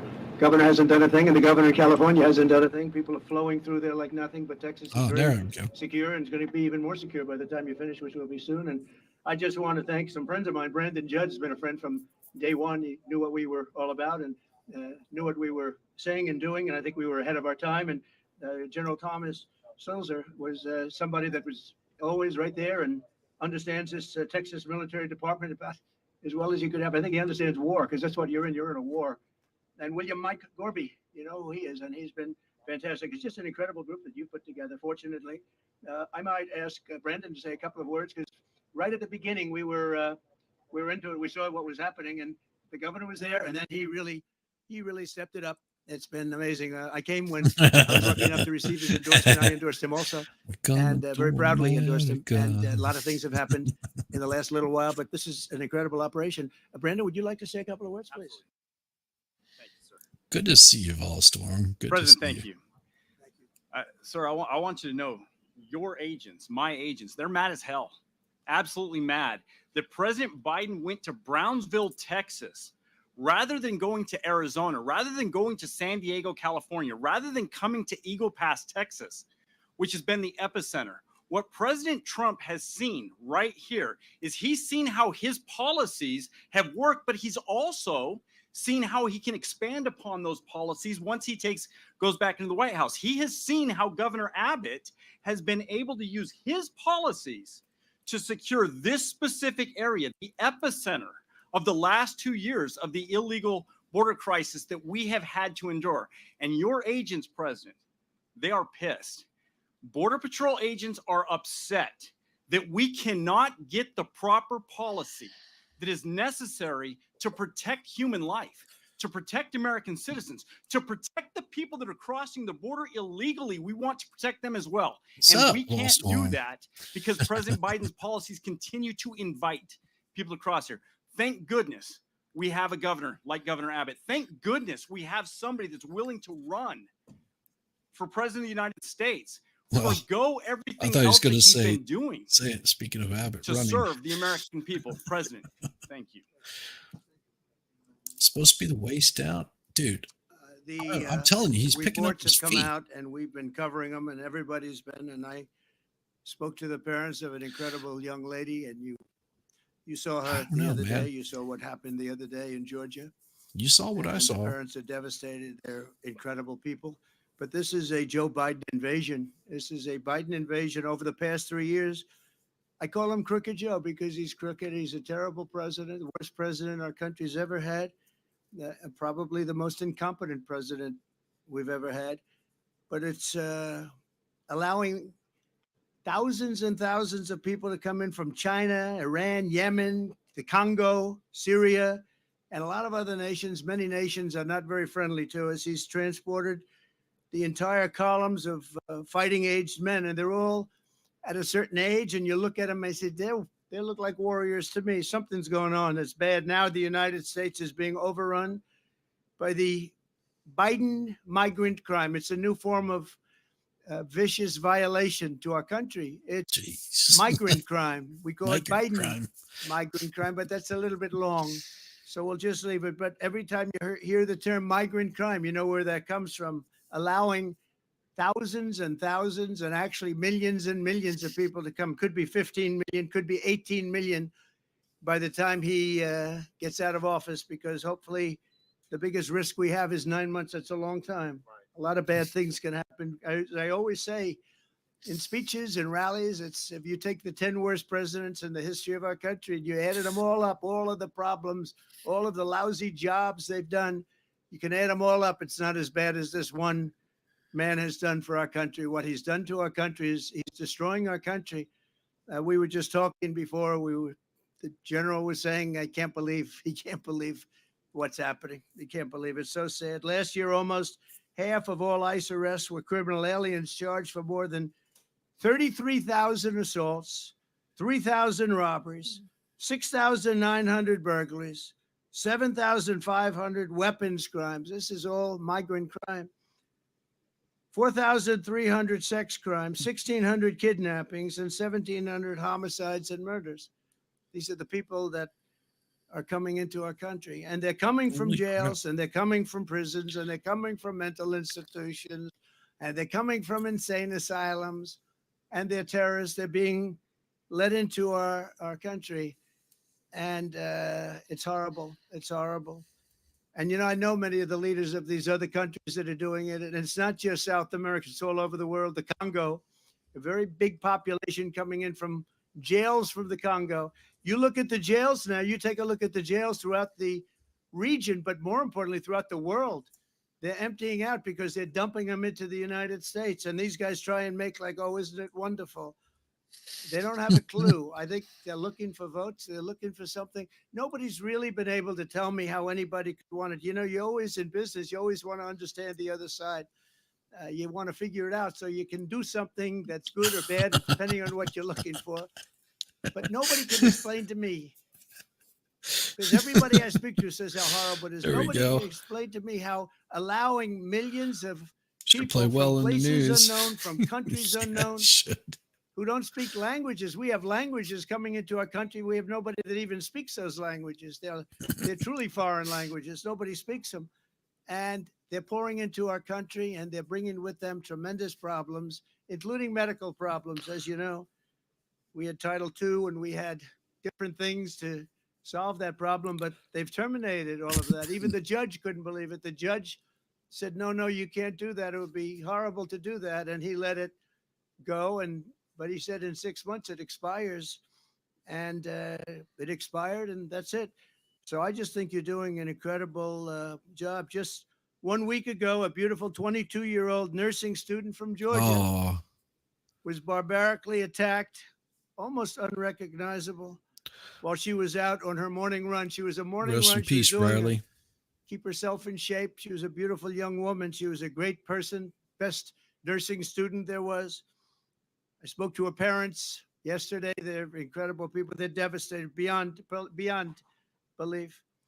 But she was beautiful, just so beautiful in so many ways, and brutally assaulted, horrifically beaten, kidnapped, and savagely murdered.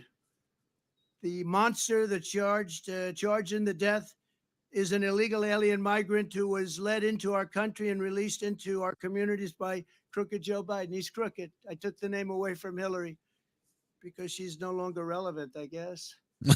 She was terrible, but what he is doing is just unbelievable. Joe Biden will never say Laken Riley's name, but we will say it, and we will remember it. We're not going to forget her. It's been just a horrible story that we've had to live with for the last few days. It's hard to believe. And her parents are just, they can never be the same. Great people. Just 4 days ago, an illegal alien in Louisiana was arrested for brutally raping a 14-year-old girl while holding a knife to her throat. And he then allegedly robbed a man who was getting out of his car in front of his home and repeatedly stabbed him in the face, in the back, in the face many, many times before police found this person standing in the middle of a street, all covered with blood, standing over the blood of the man he was attacking. Last year, a sadistic illegal alien criminal who was released into our country by Joe Biden was arrested for raping an 11-year-old girl and strangling her to death in Pasadena, Texas. And shortly before she was murdered, she texted her father that someone was knocking at the door. He arrived home from work and found his daughter's body stuffed in a laundry basket underneath the bed. Horrible. Crooked Joe is the blood of countless innocent victims. It's so many stories to tell, so many horrible stories. 3 years ago, we had the most secure border in history. Brandon was saying it. The general was saying it. We had the most secure border, and people weren't coming because they knew they weren't going to get in. And we weren't promising free education, free medical, free everything. I mean, all the promises that are made, no wonder they come. I mean, you look at what this Governor Newsom from California, isn't that his name, Newsom? What he's done to California is unbelievable. People are pouring in. They think they're going to get medical aid. And our soldiers, our vets aren't being taken care of. But people that come into our country illegally are. We ended catch and release. We built 571 miles of border wall, much more than I promised I'd build. And in addition, we purchased another 200 miles. And they sold that, much of it for 5 cents on the dollar. And it's the best wall, the same wall that you're using, because the governor's now building a lot of wall also. And it works. Walls work. Walls and wheels, I always said. It's one thing never gets obsolete, a wall and a wheel. Everything else is obsolete about 2 weeks after you come up with it. And we got Mexico to give us 28,000 soldiers to take care of our border. We had the safest border in the history of our country. And now outside of this area where Texas has done an amazing job, and in a pretty short period of time, they're going to have it all covered. They have just been incredible. The operation that they showed me is nothing less than incredible. And I'll say this, it's a military operation. I mean, we have this is like a war. It's a military operation. So we had remain in Mexico. Remember that? You can't come into our country, and Mexico agreed to it. And I'll tell you someday, I'll tell you why. Safe third agreements, asylum bans, Title 42, and rapid removals. But Title 42 was so important. Rapid removal was so important. But the best was remain in Mexico. You stay in Mexico. We had catch and release in Mexico. We had catch before that. It was catch and release a criminal, and they released him in the United States. We had no more catch and release. Our catch and release was we released him in Mexico. And if you broke the law, we caught you, we deported you, or we did something else. But we were doing a great job. And that's where it stood. And then we had an election that we ended up getting many millions of more votes than we did. We did much better in 2020 than we ever even thought about doing in 2016. And very bad things happened. And from that moment on, it was a whole different ballgame in Texas and all over.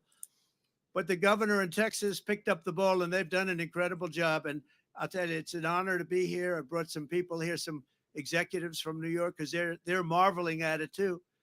And you're doing your job. Now we have to find out what's going on the side, each side, because Arizona's not doing their job. You have a Democrat, liberal, or more than that, governor that probably doesn't want to do anything. So people are just pouring in through Arizona, and they're pouring in through the beautiful state, the once beautiful state, still beautiful, I guess, but they have a lot of crime and a lot of problems, California. Crazy. Because the governor's not doing his job in California. He's doing a terrible job. He talks a good game. You know, he talks about how wonderful things are, but he's wrong. And they have a big outflow of people that pay taxes, people that don't commit All right, now crime. you're rambling. Leaving. Come on. A lot of them are Get to leaving. your point.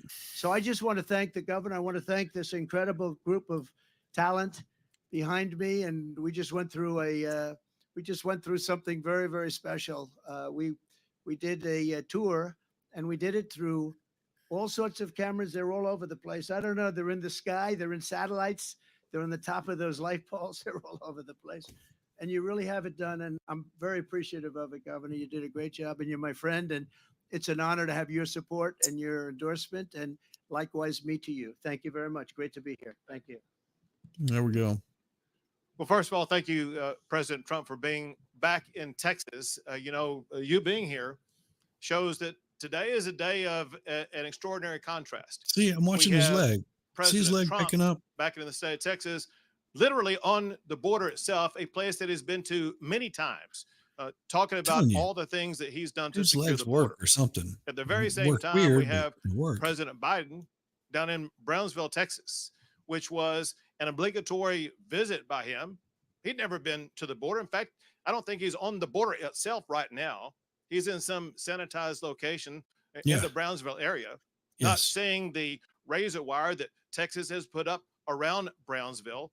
And he announced that he was going to Brownsville after it was already known that President Trump was coming to the state of Texas. It just goes to show that Biden does not care about either Texas or the border and what's going on.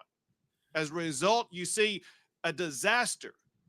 The United States of America is dealing with more deadly consequences than we have in our entire lifetime because of Joe Biden's policies on the border. And it did not have to be this way. As President Trump just talked, there were 4 policies that he put in place that led to the lowest illegal border crossings in about 4 decades. The end of catch and release, the Title 42 policy, the Remain in Mexico policy, and building the border wall. All Joe Biden had to do to secure the border was to keep in place what President Trump put in place in the first place. But instead, what Joe Biden did, he signed executive orders eliminating all of the effective policies that President Trump put in place. And then Joe Biden did something even worse. Joe Biden lied to America when he told America that he needed Congress to pass laws for him to be able to do something about the border. Because there are 3 laws that Congress has already passed that are on the books right now that Biden could and should enforce. One is a law that requires the Biden administration to deny illegal entry into the United States, like what Texas is doing right here and like what President Trump did. He's not denying illegal entry. President Biden is aiding and abetting illegal entry. The second law requires the president's administration to detain anybody who does get here illegally. Biden is not detaining them. He's releasing them across the entire country. The third law that Congress already has on the books is a law that requires Abbott, the Biden you're sending, administration you're to sending build those people border to barriers other states. like what Texas has built, be like truthful. what President Trump has built. And Biden not only is not building any borders, Biden is using every tool that he can to tear down the borders that Texas is putting up in our state. And because what Biden is doing has endangered our country, as President Trump was telling you the stories, not a week goes by without an American either losing their life, being raped or assaulted by somebody that Biden has allowed in our country illegally. The fact of the matter is, because of Joe Biden's policies and the more than 8 million people who have crossed the border, the United States of America is being invaded. And because Joe Biden is not doing his job to step up and secure the border, Texas has invoked the authority provided to us in Article 1, Section 10 of the United States Constitution to declare an invasion and for Texas to defend ourselves from the crimes that are being caused by Joe Biden. Very quickly, here's what Texas is doing.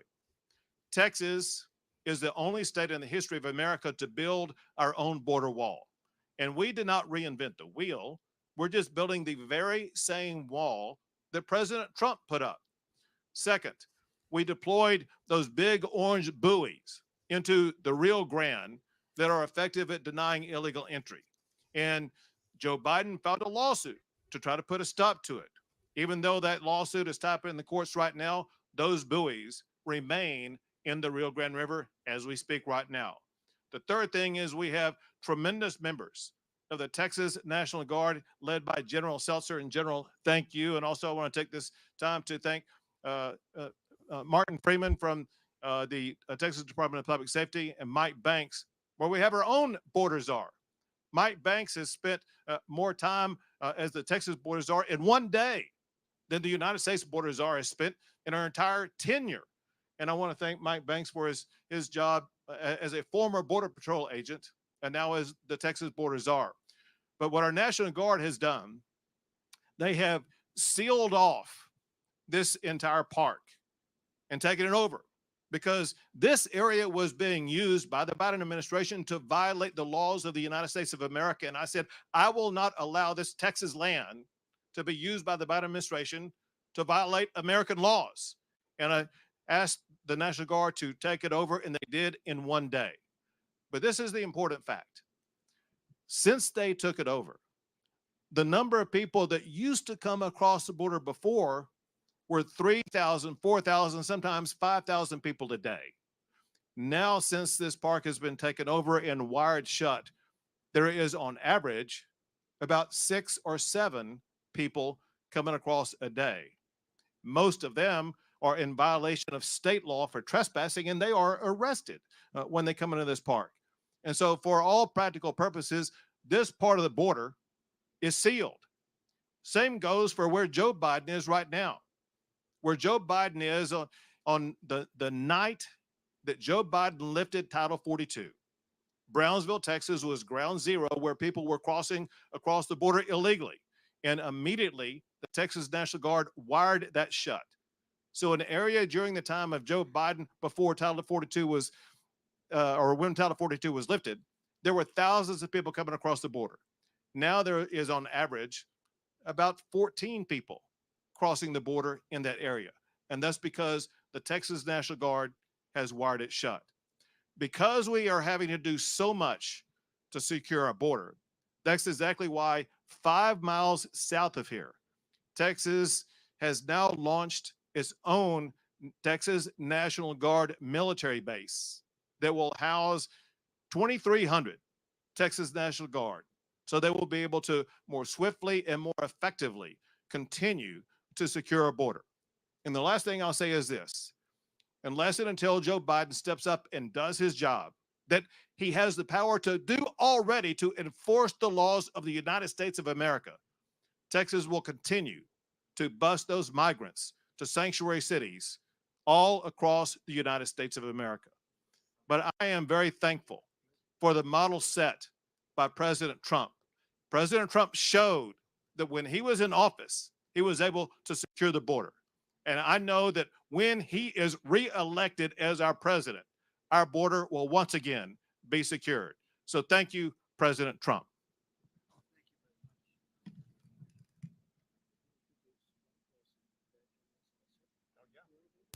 Wow. At this time, I would like to introduce you to the person leading the effort on behalf of the Texas National Guard, General Seltzer. Good afternoon, everyone. Your Texas National First Guard name like remains decisively engaged across 1,254 miles of Texas border from El Paso down to Brownsville. We are blocking illegal immigration, drug smuggling, weapon smuggling into this state. We do this in depth. We have boats on the river, as you can see. We have drones in the sky. We have a radar truck right over there that can track 300 targets at once. And if they get to the shore, as everyone has just said, they're going to meet miles and miles of barrier. And if they get through the barrier, they're going to meet thousands of Texas soldiers and thousands of DPS troopers who are going to arrest them. So if you are around the world contemplating coming to do an illegal entry into the United States of America, you need to think twice about that. Go somewhere else or don't even begin your journey, because if you get through that wire, we're going to arrest you. All right. Questions?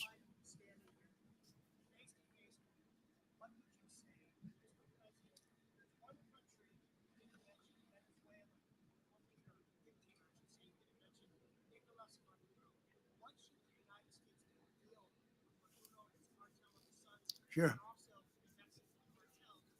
Can't understand what he's saying. Sure. Governor, I'll go and Sure. So, go ahead. Listen, I would, if Biden were here, I would tell him exactly what I told him when I met him on the tarmac in El Paso. The last time he visited Texas, and on the tarmac in El Paso, I handed him a one-page document that listed all the items I talked about here about the laws that already exist that he can enforce to secure the border. So I handed him that document and also handed it to Secretary Bjorkas, who was there at the time. And I told them there are these 3 simple strategies that you can take right now to secure the border to stop all the madness that's taking place. They said they would take a look at it. I've not heard from them since that time. In Venezuela, it's a very terrible situation. When I left, they were in very bad shape. We would have done something very easily with them. Just like we had a lot of countries in very bad shape, as you know, just to go to a different part of the world. Iran was broke and they weren't going to be attacking Israel. They had no money. They weren't giving it to Hamas. They weren't giving it to Hezbollah. They weren't giving it to anybody. They didn't have it. Now they're a rich country again. They have $250 billion and rich as you can be. And they're handing the money out all over the place. So, a lot of things changed. Venezuela was in bad shape. Now they're in good shape. We actually buy their oil, if you can believe it. And we refine it in Houston. It's the only place where you can refine it because it's really tar, much more so than oil. But we would not be playing games with Venezuela. They would not be doing what they're doing. Now they're sending people, and they just put out a statement last week. We're not taking them back. They're sending their people from jails and prisons and mental institutions, and they say we're not taking them back. That wouldn't happen with the Trump administration, that I can tell you. I want to thank everybody. I want to thank the governor and the entire group of people behind me, and I would call them staff and I would call them representatives and generals. They are unbelievable people. The job they've done so quickly and so effectively. And congratulations. Congratulations to all of you guys. Fantastic job. Really. Great job. Thank you all. Did he talk about the laser sharks masking for a The friend? what? God dang it. Well, I hear he's going to be not going to be this guy's leader, paralyzed. and he's taken that step. And a lot of But I people are watched calling him me pick up his legs multiple to times. politic for that particular job. Would you like to be the leader? I think I might have. I might have Serious. to choose this guy. I'd rather be governor of Texas. I think you're doing well. I want to keep you in Texas.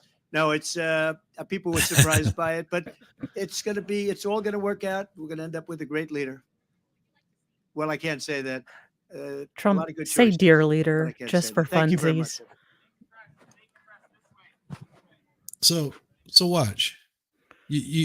So he's picking up his legs to roll because he doesn't have the little foot things. But watch here. I'll go back to where I first saw it. Are we saying this is a long con for just to pull one over on Joe Biden? Because as a person who holds a grudge, I would do it, but All I right. mean, So right here. So watch his legs. No, it's right after they move. They move to another spot. All right, watch it. Watch his legs. See him just move his legs. he could probably have incidental movement, but not enough to actually carry his body weight. That's what I'm thinking. Is like he can move his legs, like to readjust. Yeah, But I don't not think he has any strength in him. no. And Like, he may not probably even be doesn't able to have. feel him. Well, and he might See- not be you see him controlling the picking up his movement. legs right there. No, he's That picking up might his be legs right there. involuntary. Could it be? I don't know. Well, he could be See, not look. conscious of it. What we see is mother trying to carry a child on their shoulder. I mean, it looks like me whenever I'm like readjusting in my chair. Just like, damn, it's so cool. Well, It's it could be crazy. spasms. I mean, honestly, Oh no, I don't know. That's why I was just like, so he's able. But He does have movement in him. That's just. I was like, I don't think that he can walk, but because his No. legs don't, they're healthy, but he can pick them up. Like, because if you look, Yeah. as he's rolling himself, he doesn't have any place to put his feet. Yeah, that does seem like a trip hazard, especially on, I don't know, uneven ground, unless why doesn't he have dually wheels? I feel like this would be the time to bring like the most pimped out wheelchair you could have with, like dually wheels and an American Yeah. flag and sparklers. Just Like right throwing it here. out. See how oh, what the hell? That again, that looks like you are in danger of, but again, he's been in the wheelchair longer, so Since maybe he was he is 25. Like yeah, maybe so he's got maybe some good abs or something. yeah, or he just knows how to make himself mobile, but I would have gone full absurdist with it, so it's probably good that I'm not a governor. Well, and this is because we've watched one, we're gonna have to watch the other one. I know it sucks, but I'm gonna do it. So Oh, where this is- 5 people cross the border a year? so yeah, here he is in Brownsville. He's inside a building. Trump went out and visited where right there in Eagles Pass, went and looked at it. And whenever he first got there, they showed him pictures of what it looked Yeah. like before he got there. They showed him pictures Oh, of what there's it, Mayorkas. yeah. Who is that queen Maracus is behind in there. Mayorkas? I mean, who is that very straight man behind Mayorkas? Well, behind every Mayorkas is a straight man. Look, I'm saying if he says sign language, it might be with a little bit of a lisp, okay? It could be. My Shizzy's like, I liked my channel, Mo. Thanks. Oh no, I you wouldn't believe the shit that I've been saying. Oh my god. Yeah. He looks like a fatter. Who was the governor of Chicago who got Beetlejuice. corruption? No, corruption. All of them. Well, but before Beetlejuice, he had to Oh, God. resign. Yeah. It He could had be a B him. name. Well, Yeah. after he come for 8 for a couple years. Sir, I too am retaining Mike and Ike's. Don't worry. It can happen to the best of us. Yeah. This poor, very sunburned border crossing guy who's having to listen to this guy bloviate. Yeah.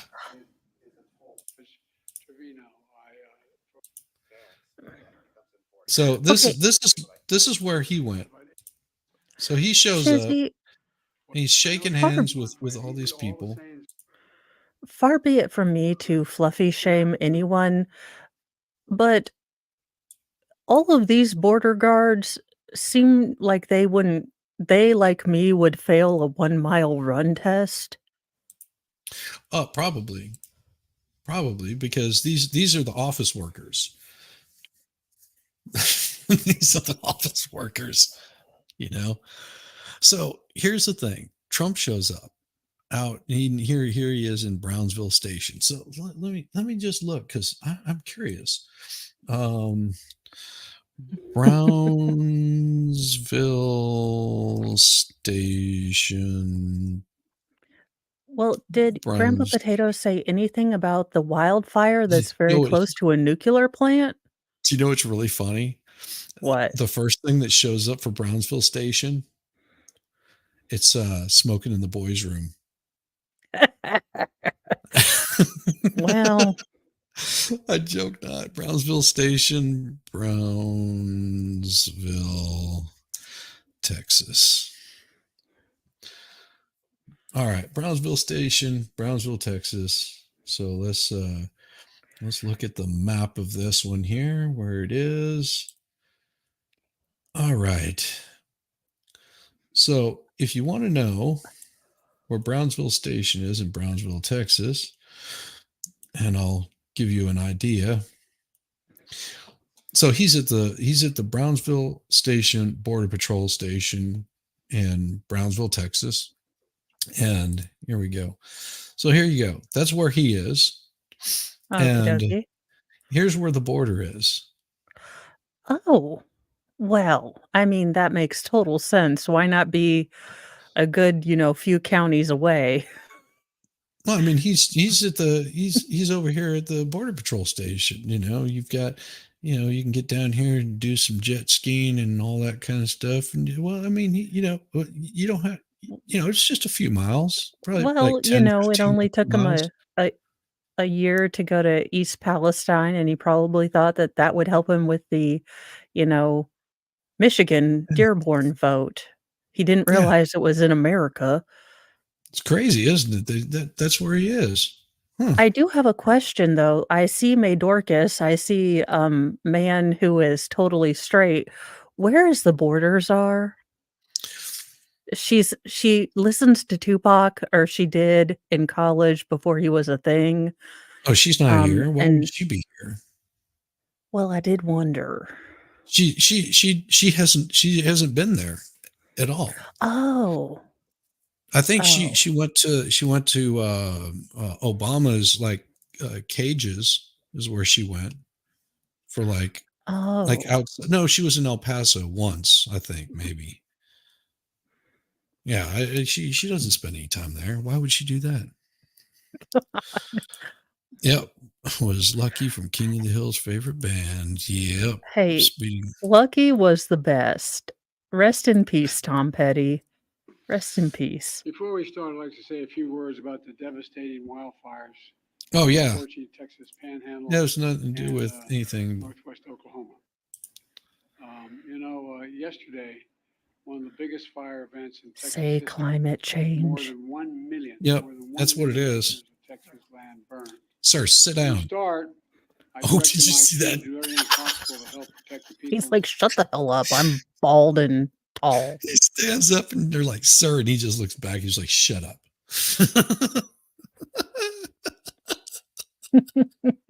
These are all office workers. All of these behind him are office workers. Oh my gosh. This is community such a. affected by these fires. In response to specific requests made from the state, we already have more than 500 federal personnel here working on fire suppression. That includes the deployment of 100 federal firefighters and more on the way. When did he get the ball chin? I don't remember him having that Air tankers, small on his planes, previous face. help fight the flames. Well, FEMA has already guaranteed that Texas and Oklahoma will be reimbursed for the cost of keeping folks safe. And we're grateful for the brave first responders risking their lives to save others. And we urge But only if we fund the war in Ukraine. officials to listen Yeah. to them. I've flown over a lot of these wildfires. He heard you. Mr. President. Matter of fact, I've been a helicopter in the west and the southwest and northwest, flown over more land burned to the ground, all the vegetation gone.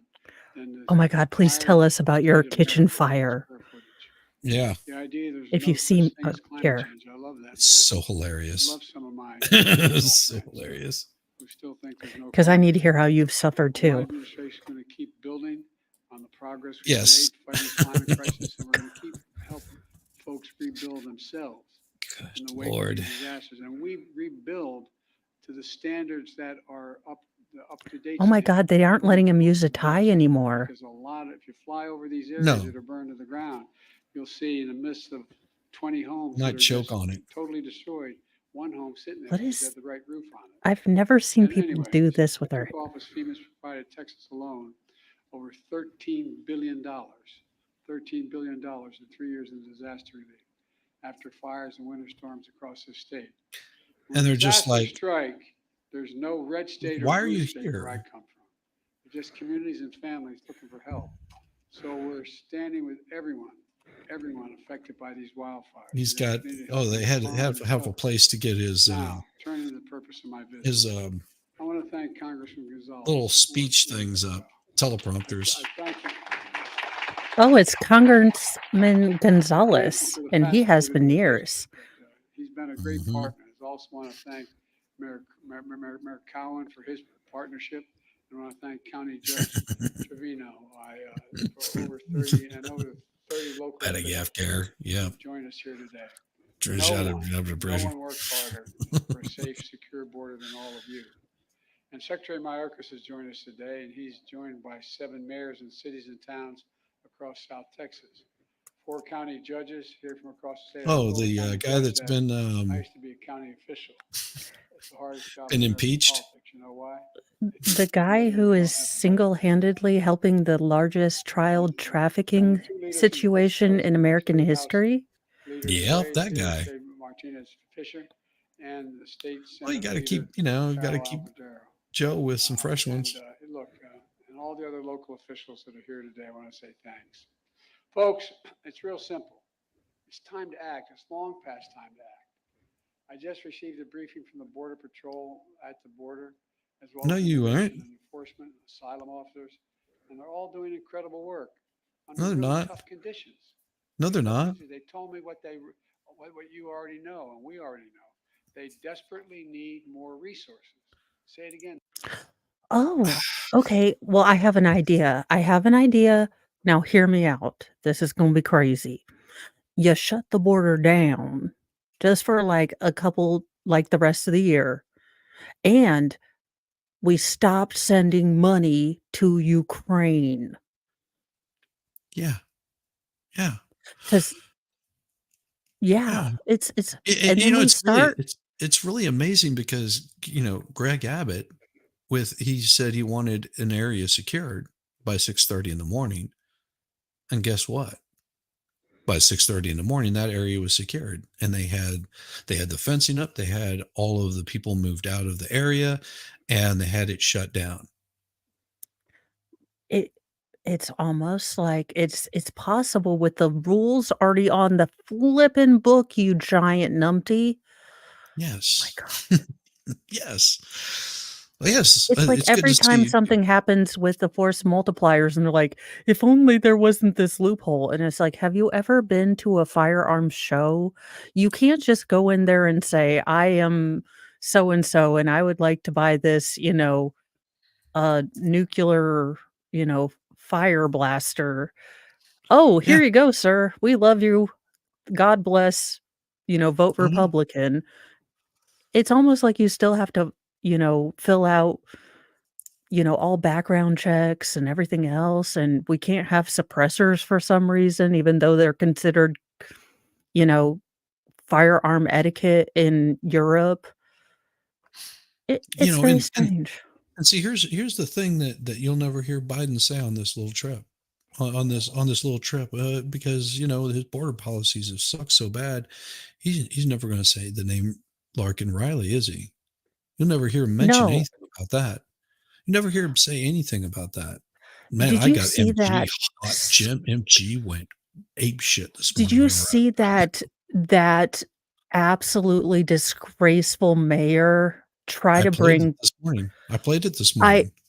I about lost I now look, Yes. I dislike either side using kids and taking their for to be very crass, taking dead kid bodies and throwing them around like cudgels. Mhm. I dislike that. But to bring up the humanity and dignity of this man who crushed a skull in of a woman who had the audacity to not let him attack her, like, And he still did it anyway. He still raped her. yeah, it just spare me the moral high ground. You don't have it, Anakin. You will end up on the bottom of, the volcano planet and, stuck in a suit drinking your own pee. Just, no. Spare me. Oh, we got something happening right now. You're gonna love this. Oh god. Is it happening right now? Is it? Nope. Son of a bitch. It's not. Is it cringe John Pierre explaining why he went to Brownsville?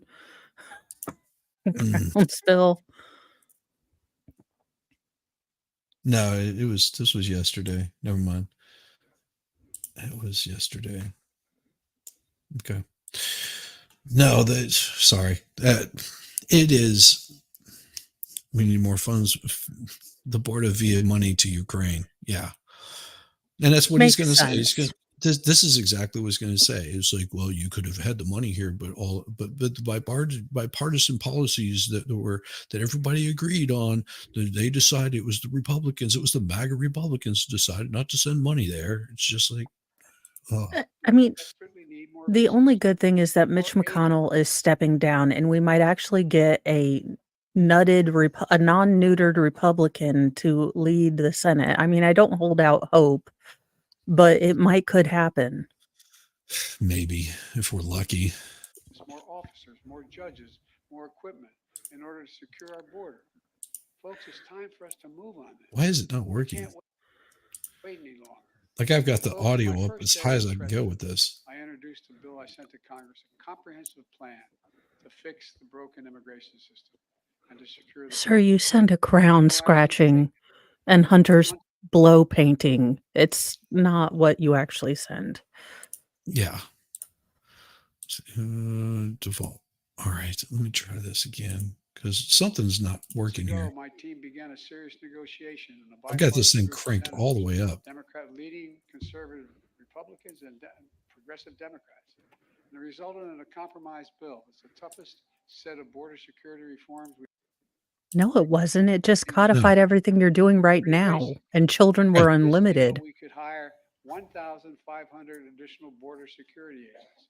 1,500 additional. No, they weren't security agents. They were border agents that were basically processors. They were going to process more people through. That's all he wanted to do. And if you read what his policy was, that's exactly what he said. So we can process more people. Like, not send them back, just process them through, get them into the system as quick as possible. That's what he wanted to do. Nobody agreed to that. And the people that did agree are not representing their constituents. Yeah, what happened to the single issue bills that we were promised from Congress? No, that's not you. Republicans and Democrats both are just as guilty of it as possible. Because, well, come on, you scratch my back, I'll scratch yours, and hopefully that I get my back scratched a lot harder than yours. Officers, and between ports of entry. For the last 4 years, staffing has been roughly that, just flat. Agents working overtime, spending long hours patrolling the border, making No, they haven't. They've been spending long hours pushing people through. And their families. That's why in December I signed a bill finally getting Border Patrol agents what I've been pushed by and reminded by the congressman, overtime pay they deserve. Finally getting overtime pay. I mean, it's ridiculous it took this long. It was a long past time, and I was proud to do it, but we need to do more. It's time to step up. It's time to step up, provide them with significantly more personnel and capability. We also need more immigration judges to help handle the backlog. No. 2 million cases. Backlog of 2 million cases. We don't need more immigration judges. We need to stop the illegal immigrants from coming across the damn border. Once you stop that, then you will find out you don't need as many immigration judges as you think you need. Because immigration judges don't just handle Mexicans. They don't just handle Cubans. They don't just handle Chinese, Japanese. They handle all of them. They aren't specific to one particular type. Hey, I mean, while you're at it, might as well get some more interpreters. How's that? Shit. Fuck me. This bipartisan deal would provide funding for 100 more immigration judges immediately. Would also establish new, efficient, and fair process for the government to consider asylum. You already have it, but you're not doing it. Another border. Today, the process to get a decision on an asylum claim takes 5 to 7 years. And so that's 5 to 7 years of somebody sitting in our country sapping off of it, whenever they should have never even been across the border in the first place, because if they're seeking asylum, they're supposed to go by international law to the first country they come to, which would be Mexico. Yeah. And Trump, like him, love him, or lump him, he got Mexico to agree to this policy. And this guy is never going to get Mexico to agree with this, because Mexico sees, look, these are economic migrants. And while I would love for everyone to be able to come in and have the American dream, Venezuela is emptying out its prisons. These other countries are dealing with the fact that socialism sucks by sending all of the people that can't survive on socialism bucks up to our country. It's if I failed trigonometry in college twice and I can figure this out. Also, how much squintier are his eyes going to get? Stop with the Botox, sir. It's really hard to read. You all know it down here, but the people around the country don't understand it. It's far too The fuck we don't. Are you kidding me, sir? Fear, and we've changed that standard to make it hard. We want to make it harder. Have you not heard all of the moms and dads and family members who have lost people from the fentanyl crisis? Oh no, you laughed at them. You laughed at that mom. Screw you sideways, sir. This will encourage more people. This encourages more people to come to the country. If they get by the first, say they got another 5, 7, 8 years before they have to do anything, because they know they cannot handle the caseloads quickly, and they'll be able to stay in this country in the meantime. With new policies in this bill, an addition of 4,300 additional asylum officers, we'll be able to reduce that process to less than 6 months. That would have a serious deterrent effect on those coming north. When the criminal gangs say, "We'll get you north, what's $8,000?" They say, "No, wait, let me get this straight. I'm going to go north." No, you know what would be a deterrent for the criminal gangs? Just a couple Delta infiltrations on some of these cartels, allegedly off the books. But we go in and we start taking these assholes down, okay? And we start saying, you want to flip, or you want to fuck with Americans? You want to fuck with our border patrol? You want to carry machine guns on your side of the border and take pot shots at us? Well, Delta doesn't knock. We generally just repel in. But, let's do it. Y'all don't want me as president because the amount of give no Fs I would have. But I am tired of my friends, my family members losing people to fentanyl. And this joking pile of human trash laughs at people if they're not the right political persuasion if it happens to them, but wants to call himself, the great carer in chief. Great Karen in chief, more like it. and is allowing Macron, a Frenchman, to try to push us into World War III, Oh yeah. 7 years, two different. who's in love with his grandma. Who's thinking about entering the United States understands that cases to be decided in a few weeks or months instead of 5 to 7 years. They're less likely to come in the first place. Or how about we make that decision like before they even get here? Yeah, That's a how novel idea. about how about if you're in from any of these countries that aren't in a current political war? No. The answer is no. You are not an asylee. Asylum has very specific legal, connotations.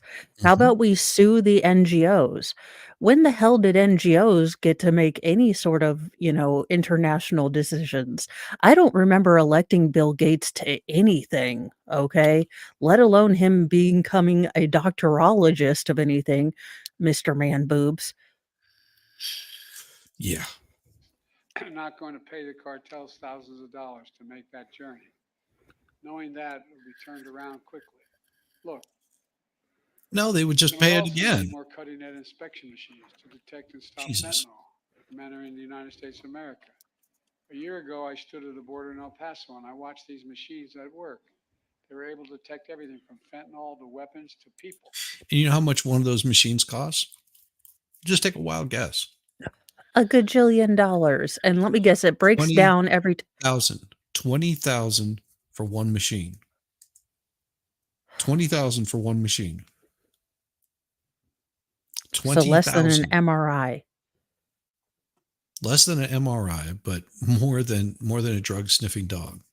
20,000. And who And is Sister nodding along over here? Ma'am, we do not need you. We do not need you encouraging this bad ridiculousness, okay? I ain't the one that you went all creeper on whenever he landed, that's for sure. Well, she's in her early, maybe late 40s, early 50s. She is way past her Biden expiration date. Yeah, the other one wasn't. He was getting all creepy and she like pulled her hand away and was just like, no, like I don't want to hold your hand. I'm waiting and I will dead ass laugh my ever loving tits off when a toddler punches the ever living crap out of him. 'Cause it's gonna happen. Because Or you've just seen start scratching. yeah. You Just know those little kids' nails are sharp as hell. yeah.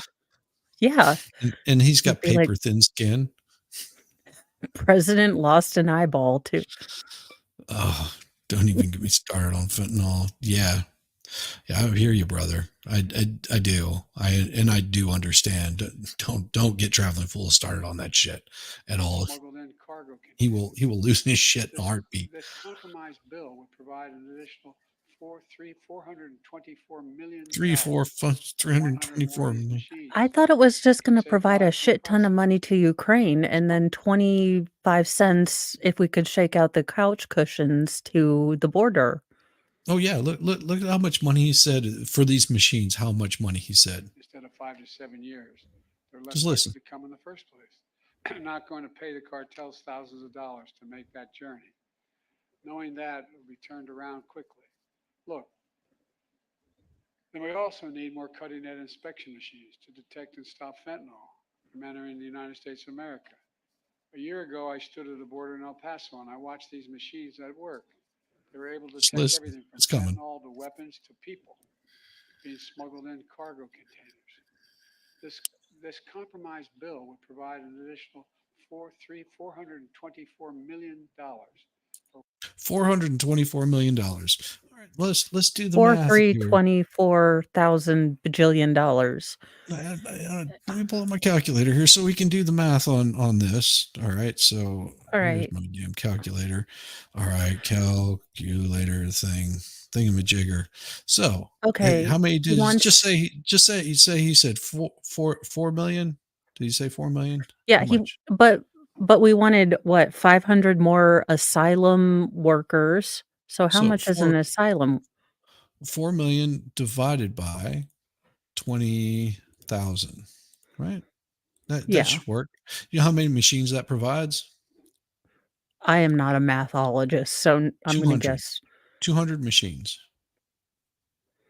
fuck my life. And he wants and with this tranche of money, we're going to also get, because Bidenomics is winning, we're going to get judges and a whole bunch of asylum travel agents and Well, I mean, custodians. so what does the average border patrol agent work? Let's put it at the bottom end.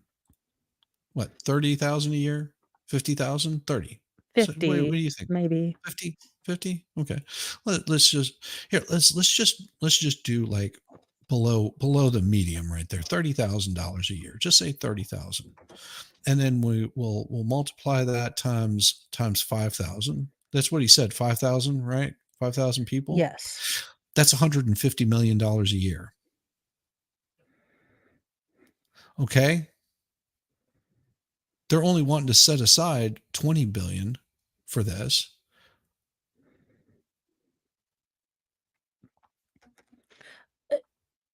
And you know, then you add another what, 3 million to that. It's just like their math just doesn't add up. Remind me how much it would have cost to build a beautiful effing wall that we just didn't have the money for. We just couldn't find no money, nowheres. We looked in all the couch cushions. And it's amazing because that's what they're doing in Texas is they bought all of the material from the U.S. government for like 50 cents on the dollar, 5 cents on the dollar, and they're using it to continue building the walls. That's what Texas is doing. All the stuff that was already bought and paid for that Biden just said, nope, let it sit there and rot. For 100 more of these machines, we could save lives in the process. No, it can't. This compromise legislation will also give me as president or the next president emergency authority to temporarily shut down the border. You already have it. You You already have have it. it. Migrants, excuse me. That is legitimately your only legitimate role as commander in chief is to protect this nation. And a nation is nothing without borders. Shizzy, what world are we living in? I am Clown world. Clown world. okay. I don't have a clown wig for you. It looks like he's pinching one out right now. Well, he's like, what else was I supposed to say? Started straining the Border Patrol's ability to process them. At the same time, at our legal ports of entry, like here in Brownsville, we're making investments in infrastructure. My bipartisan infrastructure law is going to provide nearly $4 billion new dollars to boost security, to ease waiting times at land and ports of entry like Brownsville. And I want to thank again Congressman Gonzalez for helping me get that through and get it passed in the law. That you get the money for example, that's how you got the money for the Gateway Bridge. And you notice that the governor's not there because well, Biden didn't plan this. It was spur of the moment to shuffle his ass here. As soon as he found out that Trump was going to be here, he had to get here as quick as possible. Folks, the bipartisan border security deal is a win for the American people. And it's a win for the people of Texas. And it's fair for those who legitimately have a right to come here to begin with. It's a win for the people of Brownsville. And I believe that's why the Border Patrol Union endorsed it. I believe that's why the National Chamber of Commerce endorsed it, not known as a Democratic organization with a capital D. Look, and that's why the Wall Street Journal endorsed it as well. This is a truly bipartisan initiative. That's why the bipartisan South Texas Alliance of Cities endorsed it. Folks, I didn't get everything I wanted in that compromise bipartisan bill, but neither did anybody else. Compromise is part of the process. That's how democracy works. That's how it's supposed to work. Compromise is a very positive step on the critical issues for the country, all those issues for the country. And folks here in Brownsville and all along the border know that. We need to have their backs, your backs. I want the people to understand clearly what happened here. This bill was in the United States Senate, was on its way to being passed. Then it was derailed by rank and file politics, rank partisan politics. The U.S. Senate needs to reconsider. Oh, you mean people that were tired of sending our money to Ukraine? Pass it on merit, not on whether it's going to benefit one party or benefit the other party. It's about whether it benefits the American people. It's what the American people deserve. The Speaker of the House needs to put this bill on the floor because if he put it on the floor unrestricted, it would pass. The majority No, of it wouldn't. Democrats and Republicans in both houses support this legislation. Until someone came along and said, don't do that, it'll benefit the incumbent. That's a hell of a way to do business in America for such a serious problem. We need to act. It's time for the speakers and some of my Republican friends in Congress who are blocking this bill to show a little spine. Pass a bipartisan, bipartisan. There's another amendment, bipartisan. Conservative leaders supported this. Border security bill. Let's remember Mitch who we work McConnell is not a conservative leader, sir. No, he's not. Let me end with this. I understand my predecessor. Let me end will with pass this. today. So here's what I would say to Mr. Trump. Instead of playing politics with this issue, instead of telling members of Congress to block this legislation, join me. Or I'll He doesn't have to. He's not telling anybody to do anything. Isn't that weird? He's not a politician there in this. He is not elected official. He has no power whatsoever in any portion of the government except as a private citizen right now. Morons. join you in telling the Congress to pass this bipartisan border security No. bill. We can do it No. together. You know and I know. It's the I toughest pledge to vote anyone who border votes security bill this this country's ever through seen. out. So instead of They playing will never politics get with this another issue, I need vote us to from get together me. and get it done. Let's remember No. who the heck we work for. We work for the American people, not the Democratic Party, the Republican Party. We work for the American people. And let's remember who we are. We're the United States of America. There he goes, That's all I Oh, mean is think Jesus about this. There's Christ. nothing beyond our capacity. Nothing when we work together. And if all things we should be working together on is this, we have Except formula a to get it done. cognitive test for you. Protect our border patrol and God protect our troops. Now I'd like to turn this over to God would like to be left out of your mouth. Oh, Jesus, not this schmuck. Good afternoon. At the outset, I want to echo the president's words about the tragic fires in Texas and Don't give two shits. Done with these guys. Done Yeah, with them. do they get We asked already know what they have to questions? say. Or Do they does get anyone asked ask them questions? questions? Oh God, no, it's just a circle Nope. jerk of we are Nope. great. We are awesome. Pass the bill. Give money to Ukraine. Brownsville, Texas. Thank you. Not a single question.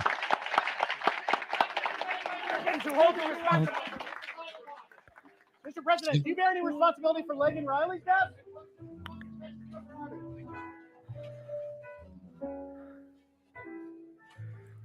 And off he goes. Yeah. His handlers were like, we are not going to do another thing where you talk about Israel again. Nope. He When is we say gone. you are done, sir. A few thousand illegals by his mere presence at the border. Yeah, I'm sure. Well, there we go. Got to hear from both of them.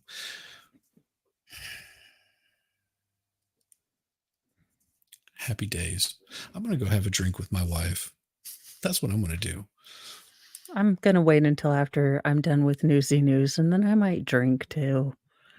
But Fry is a good candidate for board-in training so we can both be retaught because You he's wanna- an you- anxious spaz monkey. You want to invite for later tonight? I'm I'm doing some Amber exhausted. Heard So stuff. You can just probably not tonight. I'm Yeah. going to probably go to bed. go to bed. Because I gotcha. trying to get Fry into the car when he hates the car, that was a 60-pound of sack of nope trying to get him into the car. Where is it? I got to show everybody this here. This is for Mo. You gotta love it. I love it. That's for Hey. Mo right there. I will Ah, shut down the border first day in. I will deport Dan Crenshaw to Ukraine, where he seems to love. Alexandria Ocasio-Cortez is welcome to go to Venezuela. In fact, all of the people that hate, capitalism, we will do a one-for-one exchange yeah. with Yeah. I'm on All right, all guys. the lists. Well, here we go. See you guys later. Make sure you check out Mo's Newsy News. And I don't have any place to send you. There's, I guess I could find some place. Somebody's got to be doing something. Let me see what I we was got. about to say, I don't know if the Michelle Troconis case is still on Verdict to Watch or if the Gutierrez case. There might be. Let's see what we've got going on here. Well, let's see. We've got lawyer review, Danny on, MJ. is upcoming. And the only thing that I see that's going on is Danny on. So you guys can go over and see her. She's watching the Rust stuff. There we go. Say hi to Danny for me, everybody, and give her a big thumbs up as you roll out of here, and give me a big thumbs up as you roll in there. Yep.